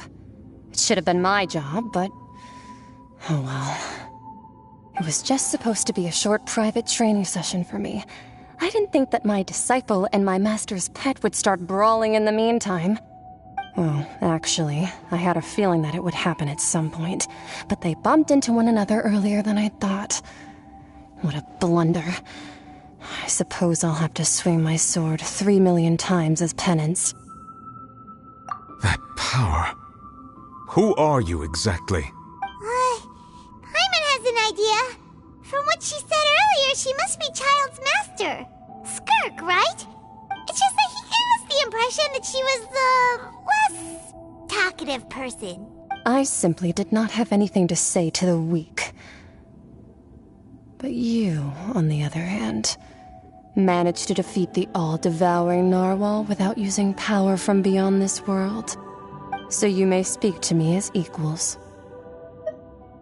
I have to agree. It's a strange use of a planet's primordial waters just to raise an all-devouring narwhal. That kind of power is wasted on it. It's not cooperative. It eats too much. And I have more important things to do with my time than pet sitting. The only thing that creature has going for it is its looks. All in all, it fails as a pet. Miss Skirk? The point being? Well, being that this pet So what sort of person is your master? Well, Child's master's master. Wait, is that right? Oh, right. So you don't know him. Sorry, I assumed you did. His name is Sir Taloji. I am unfamiliar with that name. Huh. So Master isn't sufficiently famous. How should I describe him then? Have you heard of the name The Fowl? The Fowl? Still nothing? Well, how about the Visionary? Vetterfulnir then? Or Gold Rhindaughter? Ooh, that one we've heard! Rhindaughter's part of the Hexen Circle. She's Albedo's mom, right? Oh, so you do know that name.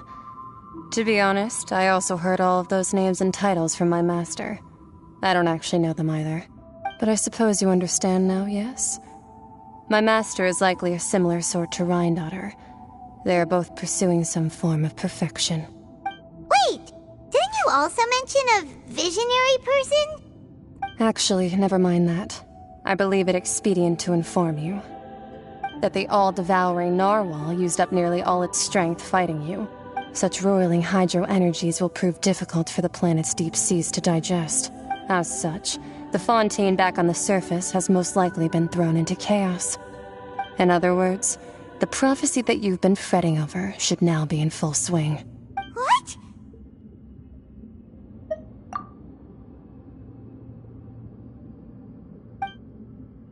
Not to worry. Focalor has already managed to deceive the heavenly principles. In the end, the people will all be dissolved into the waters, and only Farina will remain, weeping on her throne.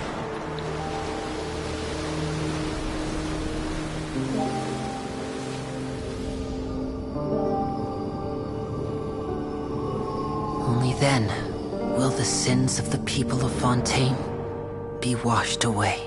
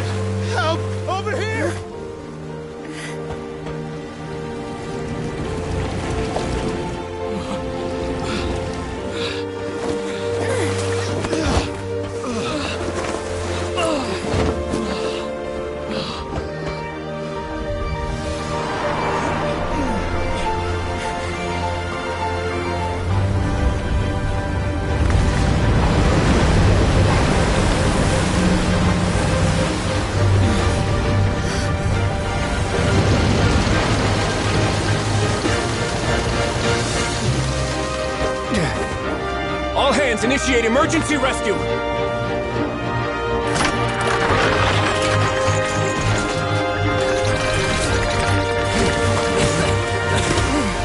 Hurry!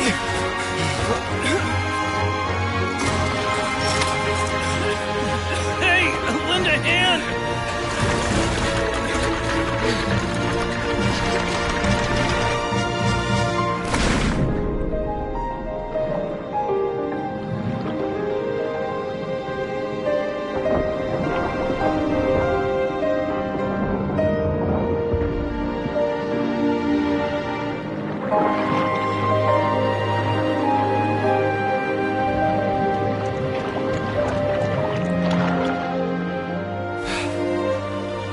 Look! The water's receding!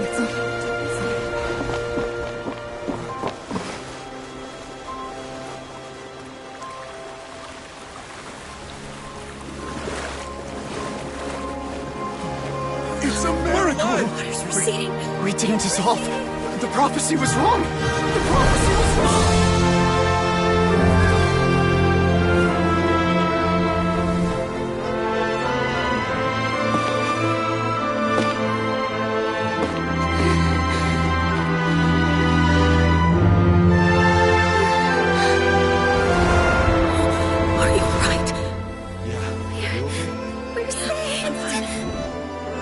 The prophecy was wrong.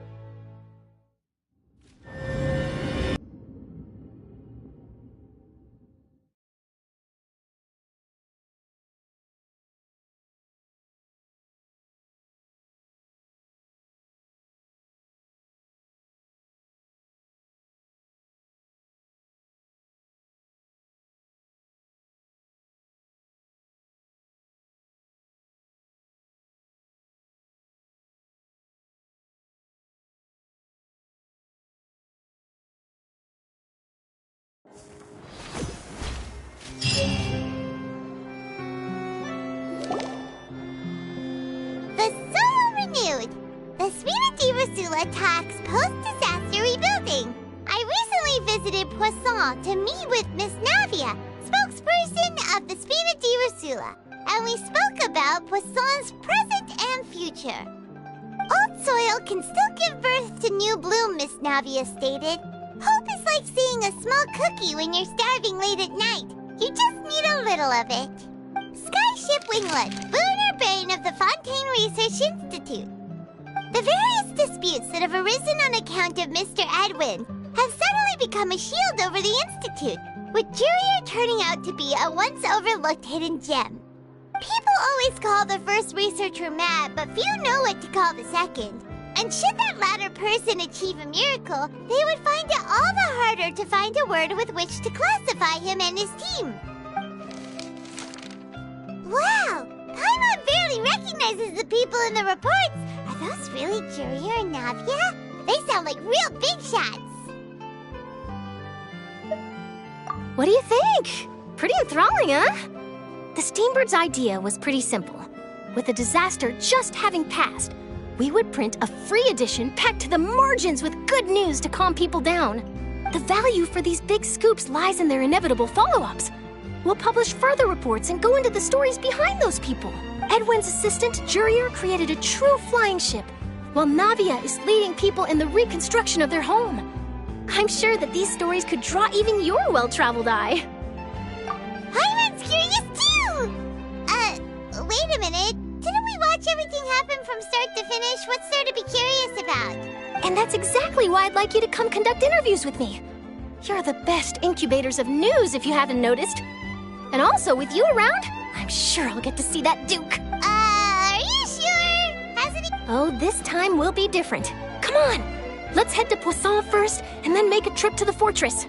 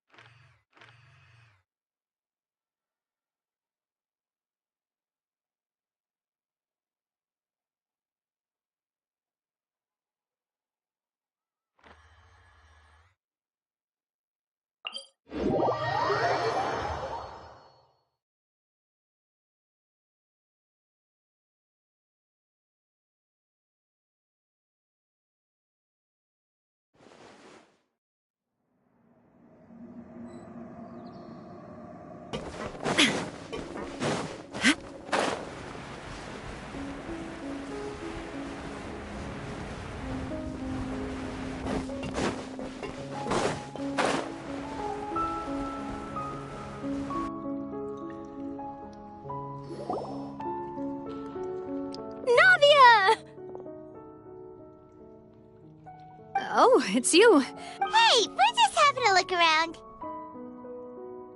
I'm here to update myself on how things are going here. Oh, the Fatui are here too. Let me introduce you. This is Mr. Garunt Snezhevich. He represented the Knave in sending us a large amount of supplies, and is helping with our work. Our residents are hard at work as well. Thanks to everyone, work is progressing nicely. We've lost a lot of people, but we're moving forward. That will have to be enough. Hello, Miss Charlotte. I'm a big fan of yours. I especially like that article you wrote last year about Fontaine's stray cats. But if you don't mind, could you not emphasize our role too much in your report? It's not charity we're doing here. We just happen to share the same interests as the Spina. I get where you're coming from. I'll keep it as simple as possible. Or would you be willing to feature as friendly neighbors? That would be fine. Thanks.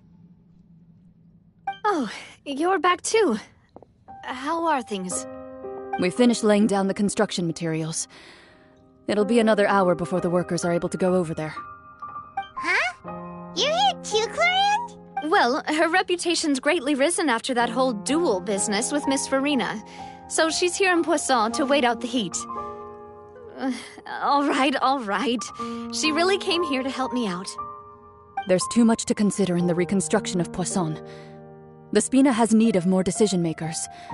And, well, I do already happen to be connected to Mr. Callis. Oh, wait just a moment. Do you mind me asking a few questions? You know, about how you felt before the duel, about what it was like facing down a god. There's lots of exciting material there, I bet. Forget it. I'm sure you can find a better theme than that, Miss Charlotte. I see you're the same as always. Couldn't you do me a favor, for Navia's sake? Well, if we're talking about doing things for my sake, you might as well just take a few more photos of me. Or of the Traveler. It's better than wasting time persuading Chlorand, at any rate. Of course I will. I'm not gonna let him off that easy. All right, then everyone who wants to be in the photo, gather up. And smile.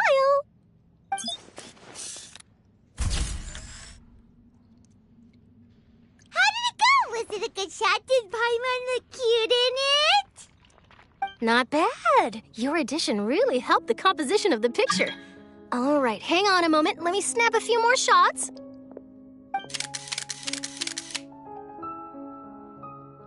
All right, that should do it. I'll be back here later anyway, so let's call it a day.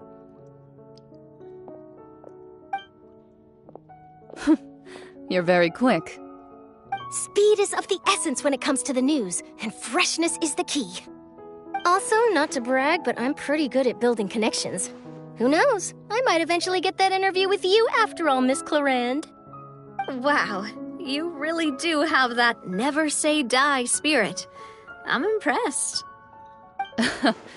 I'll hazard a guess that this is how you got that interview at the Fortress of Meripede.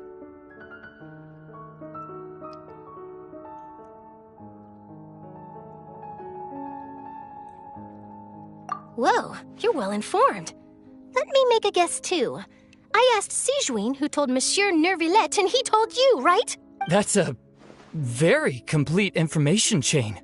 In truth, all Monsieur Nervillette asked me was, when did the fortress become so friendly towards the media? I told him that it was best not to speak too soon. There's no guarantee that Ridesley will make a personal appearance. You're right. I've got to treasure every moment I have with them. In which case, I'll be making a move first. Stay safe now. And tell me if you hear anything interesting. I'll treat you to afternoon tea in exchange.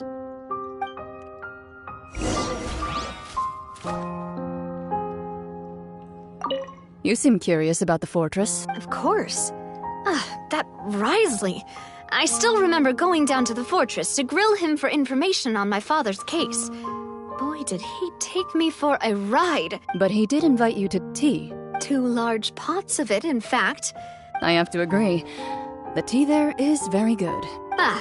Speaking of that, would you like to have some? Well, I'd be Wow, it's like we've got a menu or something. Sure. Good. What flavor of biscuits would you like, Mr. Me?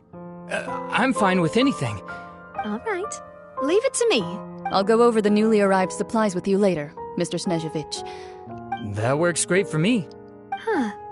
Is it just me, or did you get a new lipstick? I did. It was a gift from Sijuin. Want to give it a try?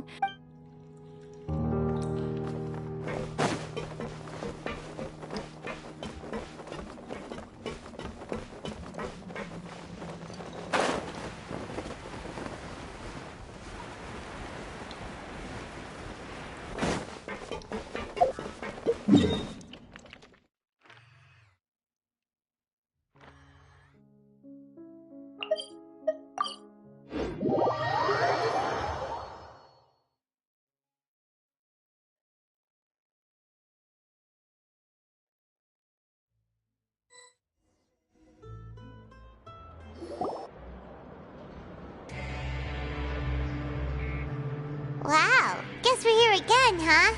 There's a real nostalgic feeling to this place. Looks like you've been missing us. Duke! Did you come all the way to the entrance to greet us? Of course. I'm here to welcome you and our dear Miss Charlotte, whom our good head nurse recommended to me. It's an honor to finally meet the much-rumored Duke.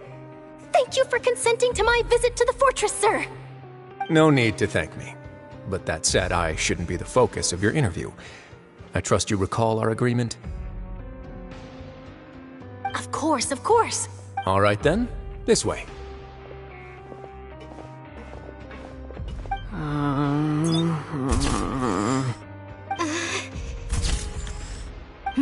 Hey, no need to be so nervous. I've already taken all the photos we need. Miss Charlotte. It would seem that Miss Lorvine doesn't want her face to appear, but... Sir, please don't say things like... But it looks like dear Mr. Jurier denies it. Might this interview be very important to you, then? No, I just... This is my first time being interviewed, and I'm very thankful to the Steambird for... Now, I might not look it, but I actually did meet Mr. Edwin once. And I'll be honest, I enjoyed chatting with you more. You've definitely got more of that genius vibe going on. The boat that brought about a miracle, the ark that saved the people. Why, you recreated a myth back there, like an emissary of legend. Still, if I might ask, where's that flying ship now? Huh! Looks like Charlotte's trying to get herself another exclusive scoop. I have to apologize, but that ship is presently in the bowels of our factory. I'm afraid it won't be easy for you to get a shot of it. Really? Well, then in that case, could I have an interview with you to make up for that loss? You already know my answer, I'm afraid. Best you interview our head nurse instead. Or perhaps you'd like to take another photo of this couple of researchers? Did you really have to use the word couple? Well, then, 2 solo photos will do. Is my hair messed up? Please, someone help me have a look. Things sure are getting pretty lively here. Oh, seems like everyone's here. Would any of you like to try this new drink I came up with? Ah, Siegeween. Hey, Miss Charlotte. Why don't you, take... Sure. Come on, Miss Siegeween. Over this way. Let's find a brighter spot. Huh? Sure. Do I have to smile? So, how have things been at the fortress? Same old, as you can see. Fontaine's undergone some changes, but this place is still more or less the same. Other than that flying ship, it got a tad too much attention, I think. That's why I decided to let the interview go through. We should direct more public opinions toward the behind-the-scenes heroes. Am I right, Mr. Jurier? Miss Lorvine? You're too kind, sir. I believe that you too should have your day in the sun. Not that you would want that, which is a pity. I'll just leave the spotlight to you two. I see. Lots of things happened that day, huh? Anyway, regarding that Harbinger, I'm not sure you remember, but his 3 young followers are still waiting for his return. He sure did win them over, huh? I'll tell them that there's good news and bad news. The good being that their boss seems fine, and the bad being that they must face extended sentences for abetting his escape. Oh, actually, what about you? Are things gonna change for you too? What change can there be? The fortress will keep chugging along, and so will my duties. As to what Miss Farina's departure will mean for the nation, and if our laws and governance will be transformed, we'll leave those to the folks in the overworld. Hey everyone, the photo shoot's done. Good. In that case, let's call it a day. Thanks for your cooperation. Come on, Traveler, let's go. Till next time, everyone. There'll be a next time? Maybe. Who knows? I might write a story about the underwater factory next time. Until then. All right, last stop, the docks.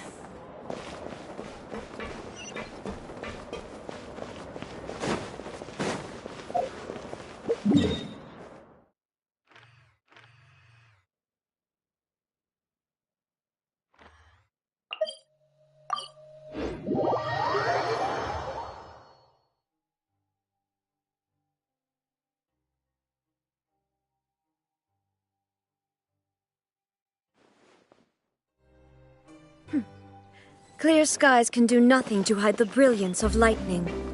Divine bolts can strike even in the absence of rain. Do you see that tree?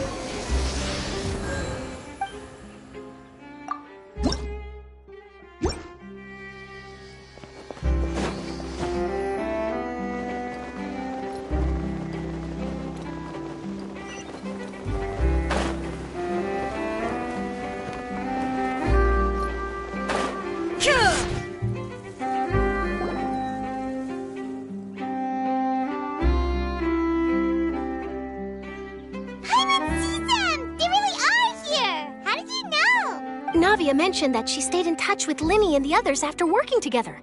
Apparently, they've been at the docks distributing these strange pockets the whole time since. Traveler, Paimon. Ah, and Miss Charlotte, too. Would you like a magic pocket? What sort of gadget is it? It's a wondrous bag that can be used to carry many things.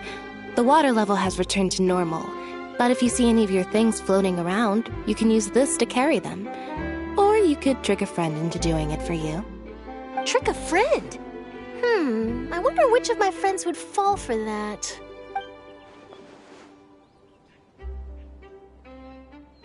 You could just make a friend like Fremine here. Isn't that right, Fremine? Is this what you meant by, I'll help you make some more friends? To be honest, that sounds pretty sweet. Could I have your contact, please? Sure. Please, write down my address. You sure are working hard to help Fremine socialize. He was the one who proposed doing this. He even wants to assist in our magic shows. Yes, I was planning to first introduce Pear as an assistant, and later Fremine himself. In the future, I think we can leave underwater escape magic to him too. That said, would anyone want to see a diver escape underwater? Oh, it'll work out. Every journey begins with the first step. He'll become a part of our show eventually. Lynette, could you come over? Miss Charlotte says she wants to take a picture of us. Got it. My, that Charlotte is rather perceptive.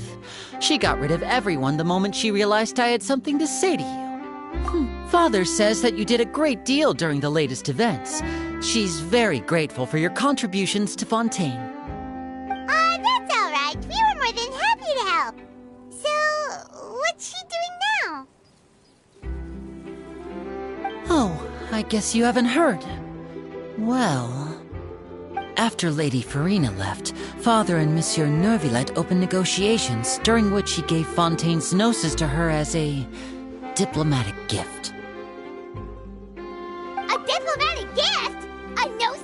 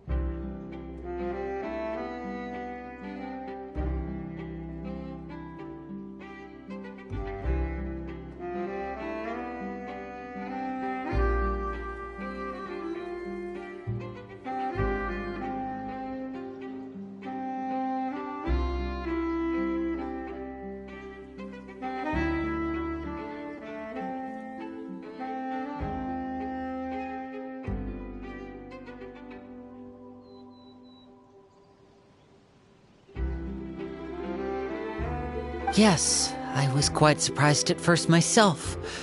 But when I thought it over, there were actually a number of things going for it. It could have been done as an apology for the incident with Lord Child, or as thanks for his help in tying the all-devouring narwhal down.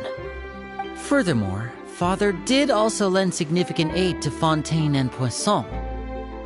Well, that's true, but this is a gnosis we're talking about. Doesn't this seem a bit irresponsible?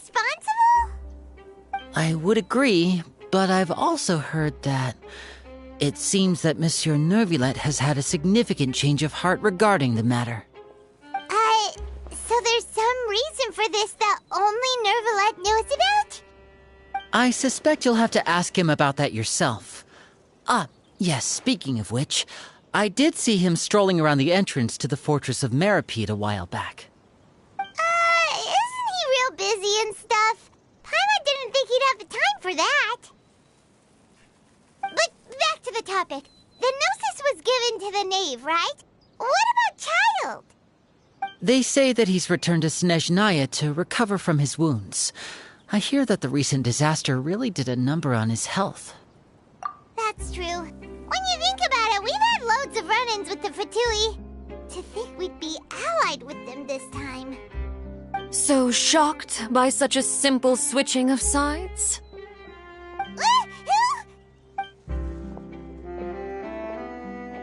Father! Well, what do you know? Come to the docks to see how my children are doing and meet the Traveler by chance. Please do not pay my accomplishments in Fontaine too much mind. I would have done them regardless.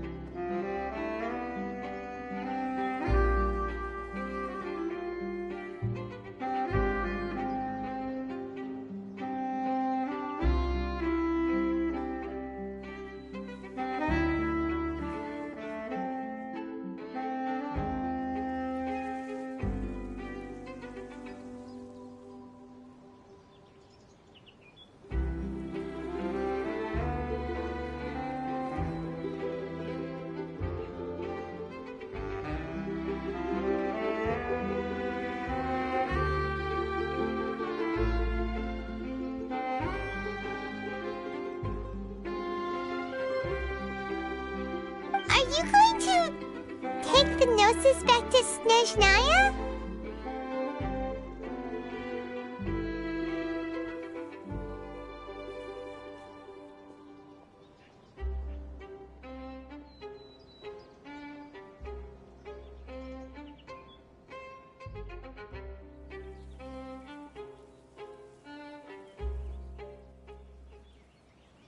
That is our duty as harbingers, yes.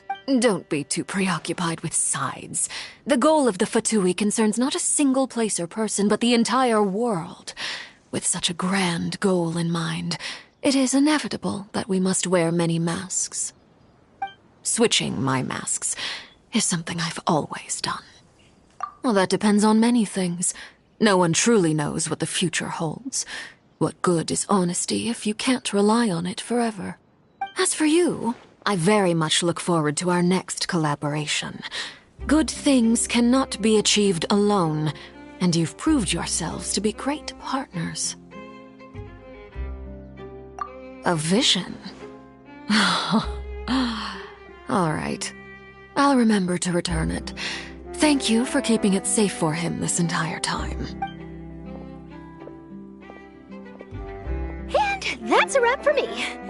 Huh? You're... Greetings, Miss Journalist. Hello. If I'm not mistaken, there are diplomatic channels I'll need to report to take a photo of you. That is correct. So forgive me, but I will not be able to serve as a subject in your article.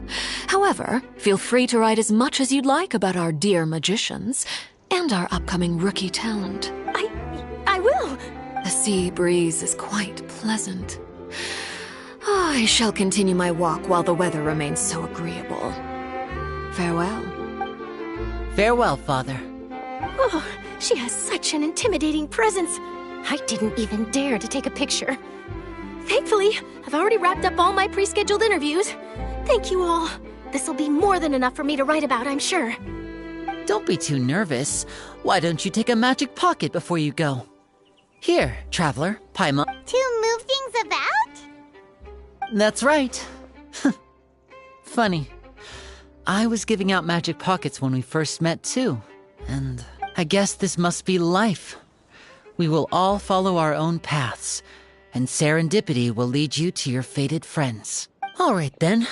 We'll be handing out pockets in some other districts later, so we'll get going now. Have a good day, you two. Well, guess we sent Charlotte off. Shall we go see how Neuvlette's doing?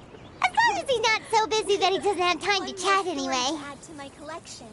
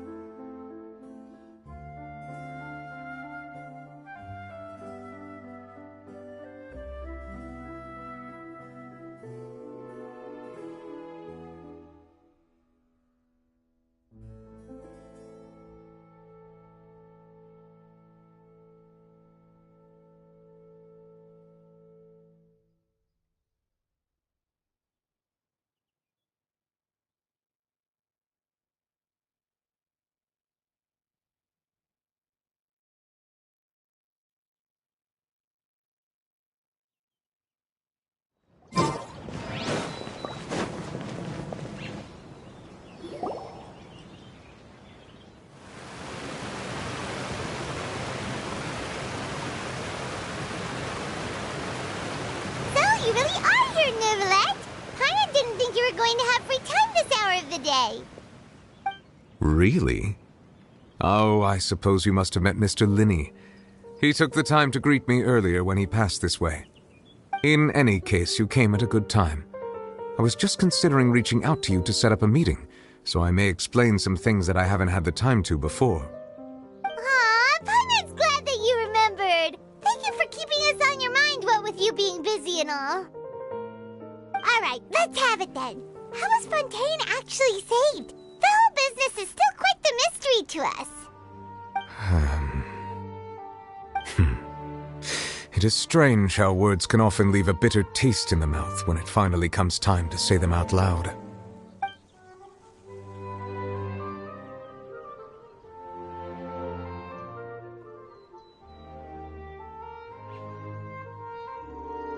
Whoa. So that's what happened? Focalor destroyed the divine throne of the Hydro Archon and restored your power to you, transforming you into a fully fledged elemental dragon sovereign. But Paimon still doesn't quite get what you did to save the Fontanians from dissolving. For me, the authority of the ancient dragons refers to absolute control over the hydro element. Fontanians were incomplete humans born of Egeria's use of the power of the primordial sea, with constitutions similar to that of mimics. But so long as those primordial energies remain within them, I could use the ancient dragon's authority to grant them true blood, after the fashion in which life was first brought into being on this planet. In other words, when I gave my verdict, Fontanians became true humans, and thus would naturally no longer be dissolved by water from the primordial sea. Focalor must have counted on you to make that decision as well. Your verdict was the key to making the prophecy appear to have come true while saving everyone.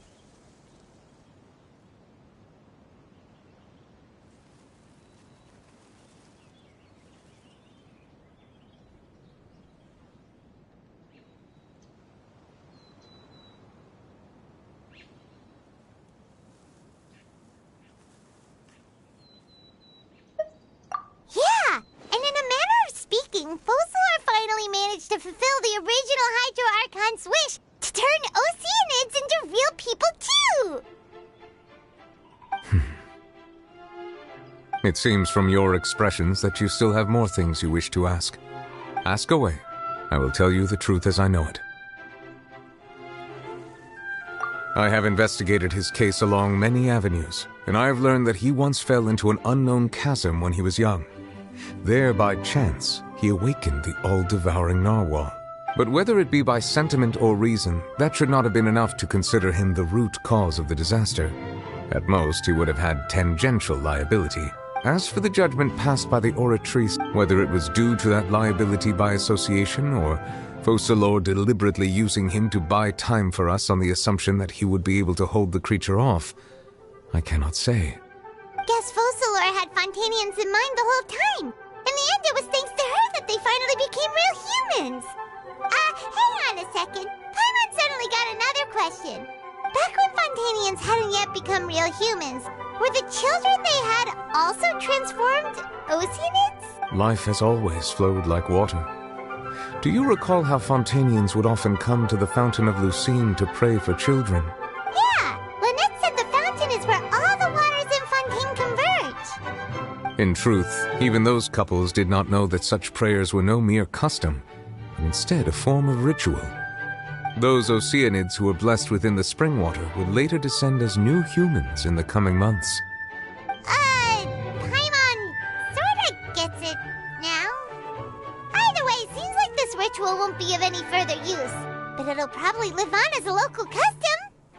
Ask away. I will tell you the truth as I know it. Yeah, about that. Risley said Farina has already left. What's that all about? Ah, Lady Farina. The people are only aware that her death sentence has not been carried out. She abdicated the post of Hydro Archon and left affairs related to that title to me, before leaving the Opera House. I related Focalor's words to her faithfully and completely. After hearing them, she seemed neither saddened nor comforted. She simply said that she was tired and needed to rest. Having said that, she then packed her things and moved out of the opera house, not unlike how an ordinary person might. But she's still got a place to stay, right? You need not worry. I will make arrangements to ensure that she will not want for food, clothing, board, or travel. In truth, I am somewhat happy for her. The wear and tear on her spirit will, of course, take time to heal. But now that she no longer has to play the role of Focalor the Hydro Archon, she can finally lay down her burdens and lead a normal life. What about you then? What are your plans now that you've regained your full powers as the Hydro Dragon? After Focalor passed on, the Oratrice also ceased to function.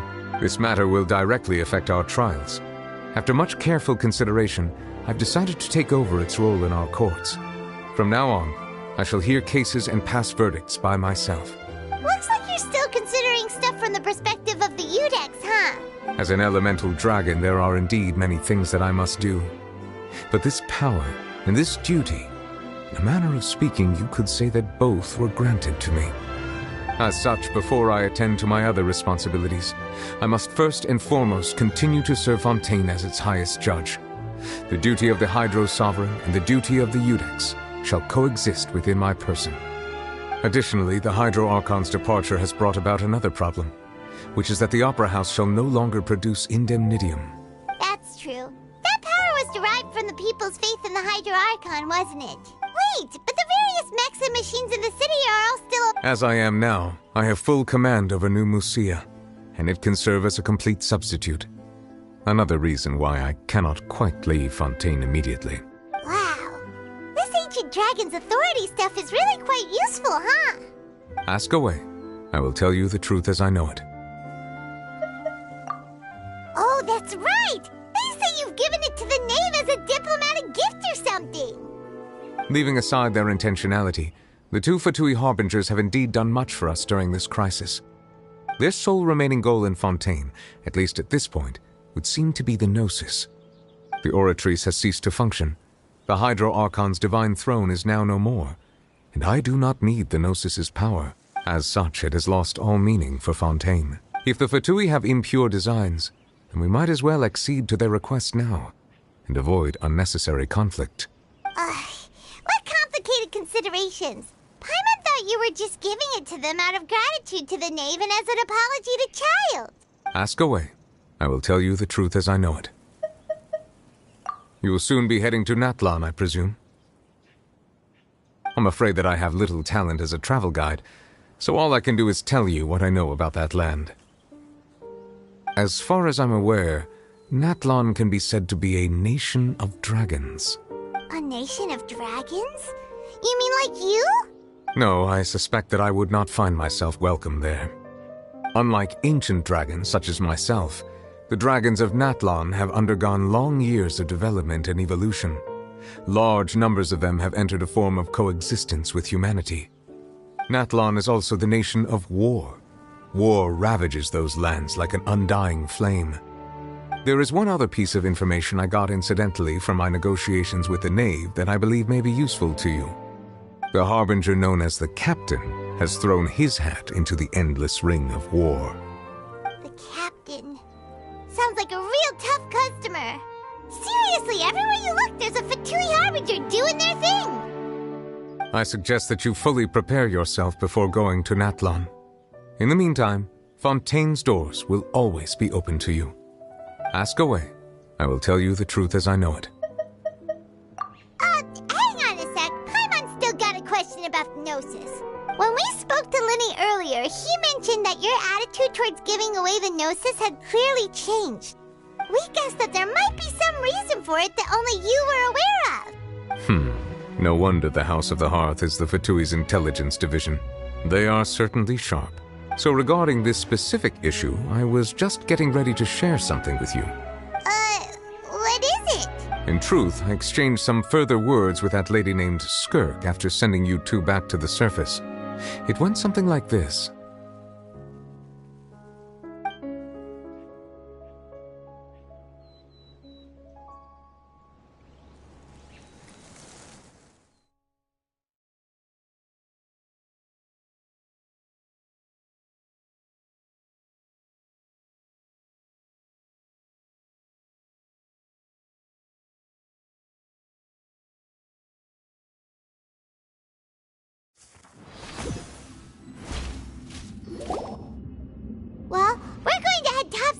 what's going on. You hurry over soon as well, alright, Nervalet? What next? The all-devouring narwhal isn't here, so I'm no longer getting any interference. I can finally catch the scent of your power, what it's made of. It is the authority of the planet's primordial dragons, but with something very similar to a god's curse mixed in. It's quite a novel blend. I'm sure I've encountered something like this before. What was it again? I do not know what you speak of. Of course. How could I forget? You should have the remains of the third descender on your person, yes? Remains? I've never heard of any such thing.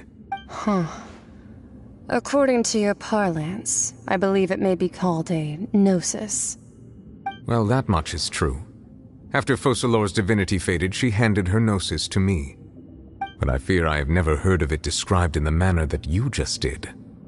I've been training with my master, the Fowl, ever since I was young, and I have never returned to the surface since. So most of the information I possess, I got from him. It is only natural for those who are greater than humanity to possess a different sort of common sense, which is why there are so many problems in our attempts to communicate with humans. Regardless, you should probably get rid of objects of misfortune to prevent any disasters from befalling you. To live in itself is a blessing, but once a person dies, the bonds he once had with this world shall all turn to curses. What do you mean by that? No need to fret. These are just my personal thoughts, and my reason for no longer wishing to return to the surface. This third descender you refer to, who are they? And when did they die? Master never mentioned them to me. Perhaps it just wasn't that important for me to know. If you're interested, though, I could ask him. I'll be sure to pass the answer on to you next time. Next time? You believe we will meet again? I do. Wait. I have a disciple of my own, don't I? He can be the messenger then.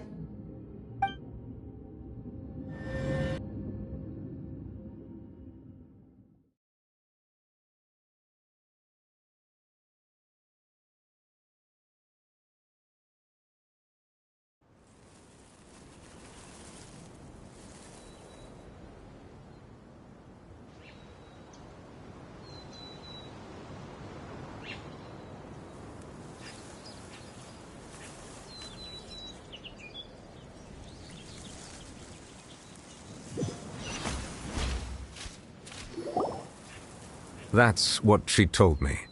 Whether it would prove useful or not, I wanted to pass that information on to you. The remains of the third descender? So that's what the Gnosis actually are. Paimon just thought they looked like chess pieces. How could they be a person's remains? All the same, assuming that there was no misunderstanding or special metaphor at play, that is what she meant to say. And she said that it would bring misfortune and that you should check it, which is why you gave it to the Fatui. If she speaks the truth, then I would simply be putting Fontaine at unnecessary risk by keeping it here.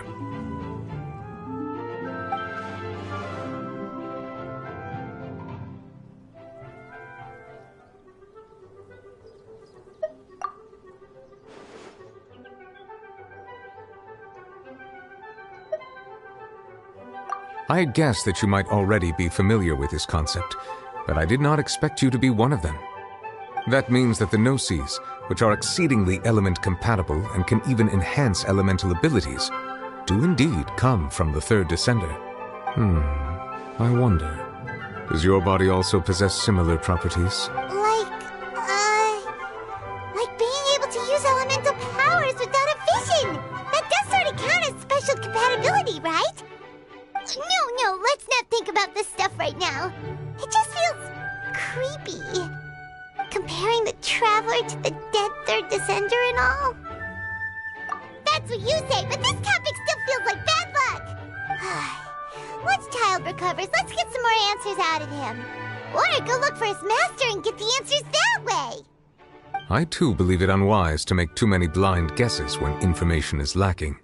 The same is true of being at court. All right. Whatever the case, it seems like the crisis here in Fontaine's over for now. Yes. All of Focalor's efforts were for this moment as well. But she sacrificed herself in the end as a god, and she suffered through all those years as a human. Was that really what she wanted? I suppose that would be the mystery of a god's will. I suspect not. But once in a while I too would guess that if wishes were like the clouds in the sky, they will one day return to the earth as raindrops. Life flows like water, and rain is the final answer. The water levels may sometimes tilt one way or another, but the rain falls fairly upon all. And what, ultimately, is the difference between the rains that fall upon all of us?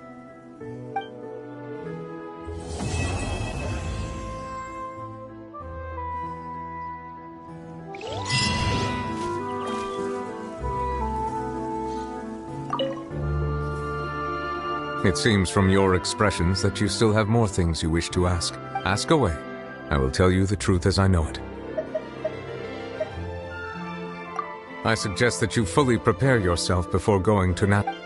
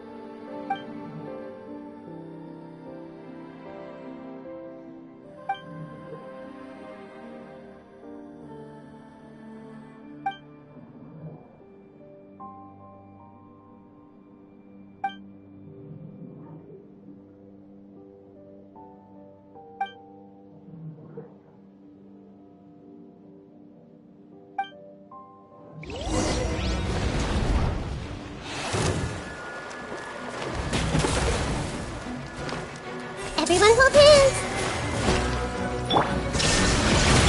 Wheel of Life.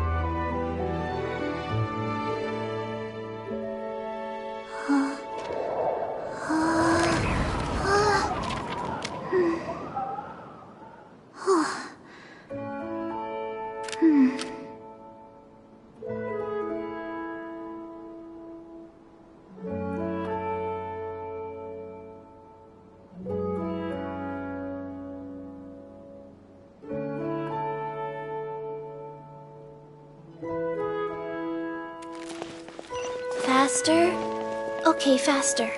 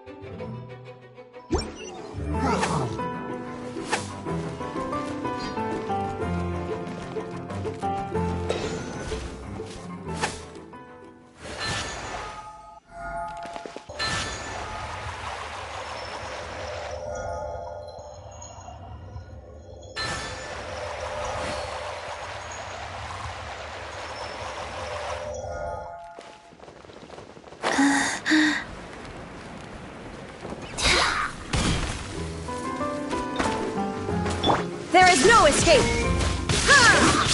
Settle down!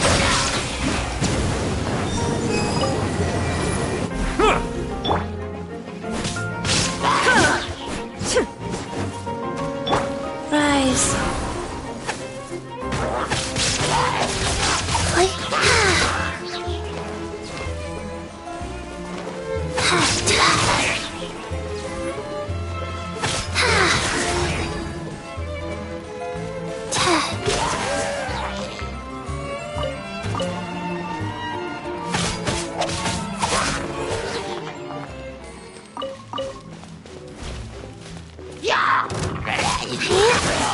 Wheel of life. Illusion shattered!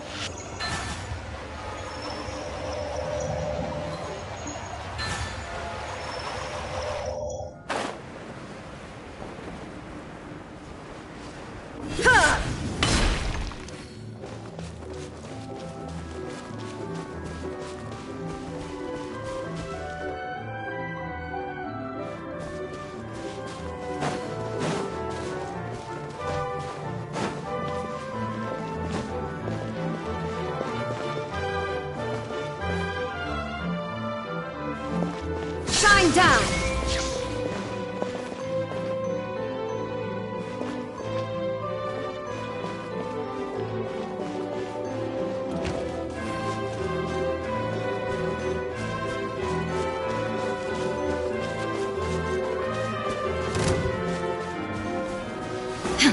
There is no escape! I see everything! Bow your head.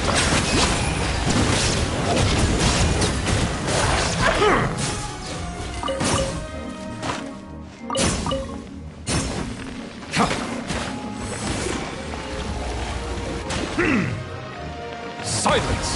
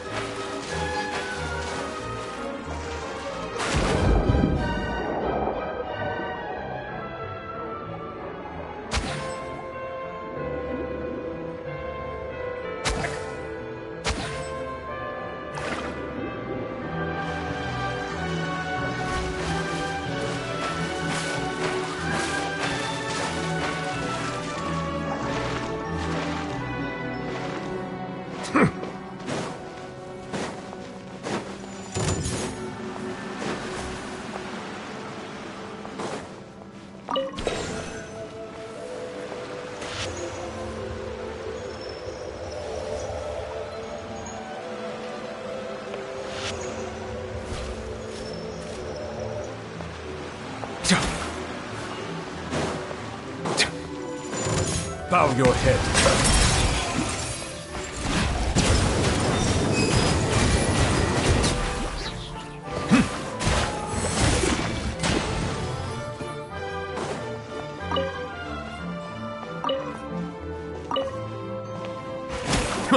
Settle down!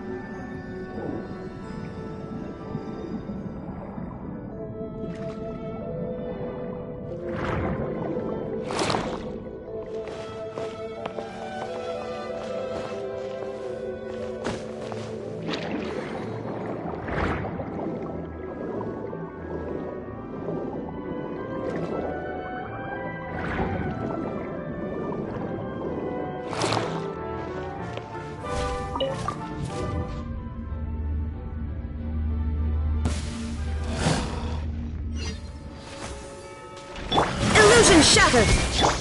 Everyone hold hands! Silence!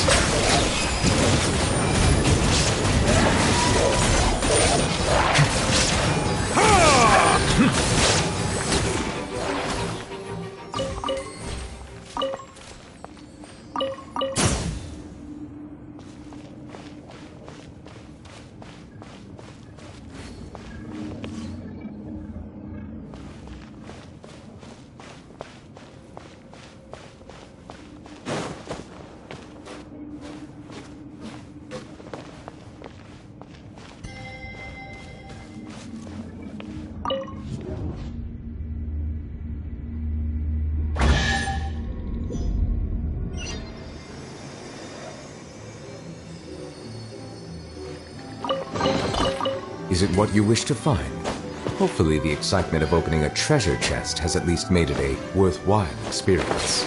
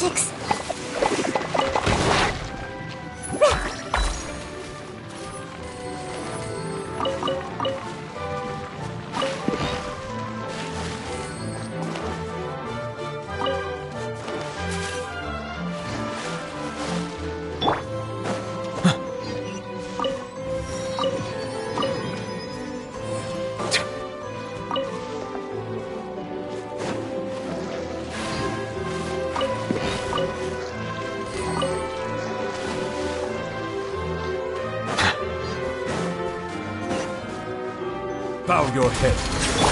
Shine down!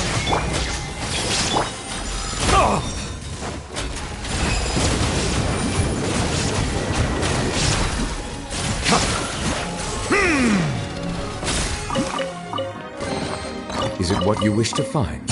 Hopefully the excitement of opening a treasure chest has at least made it a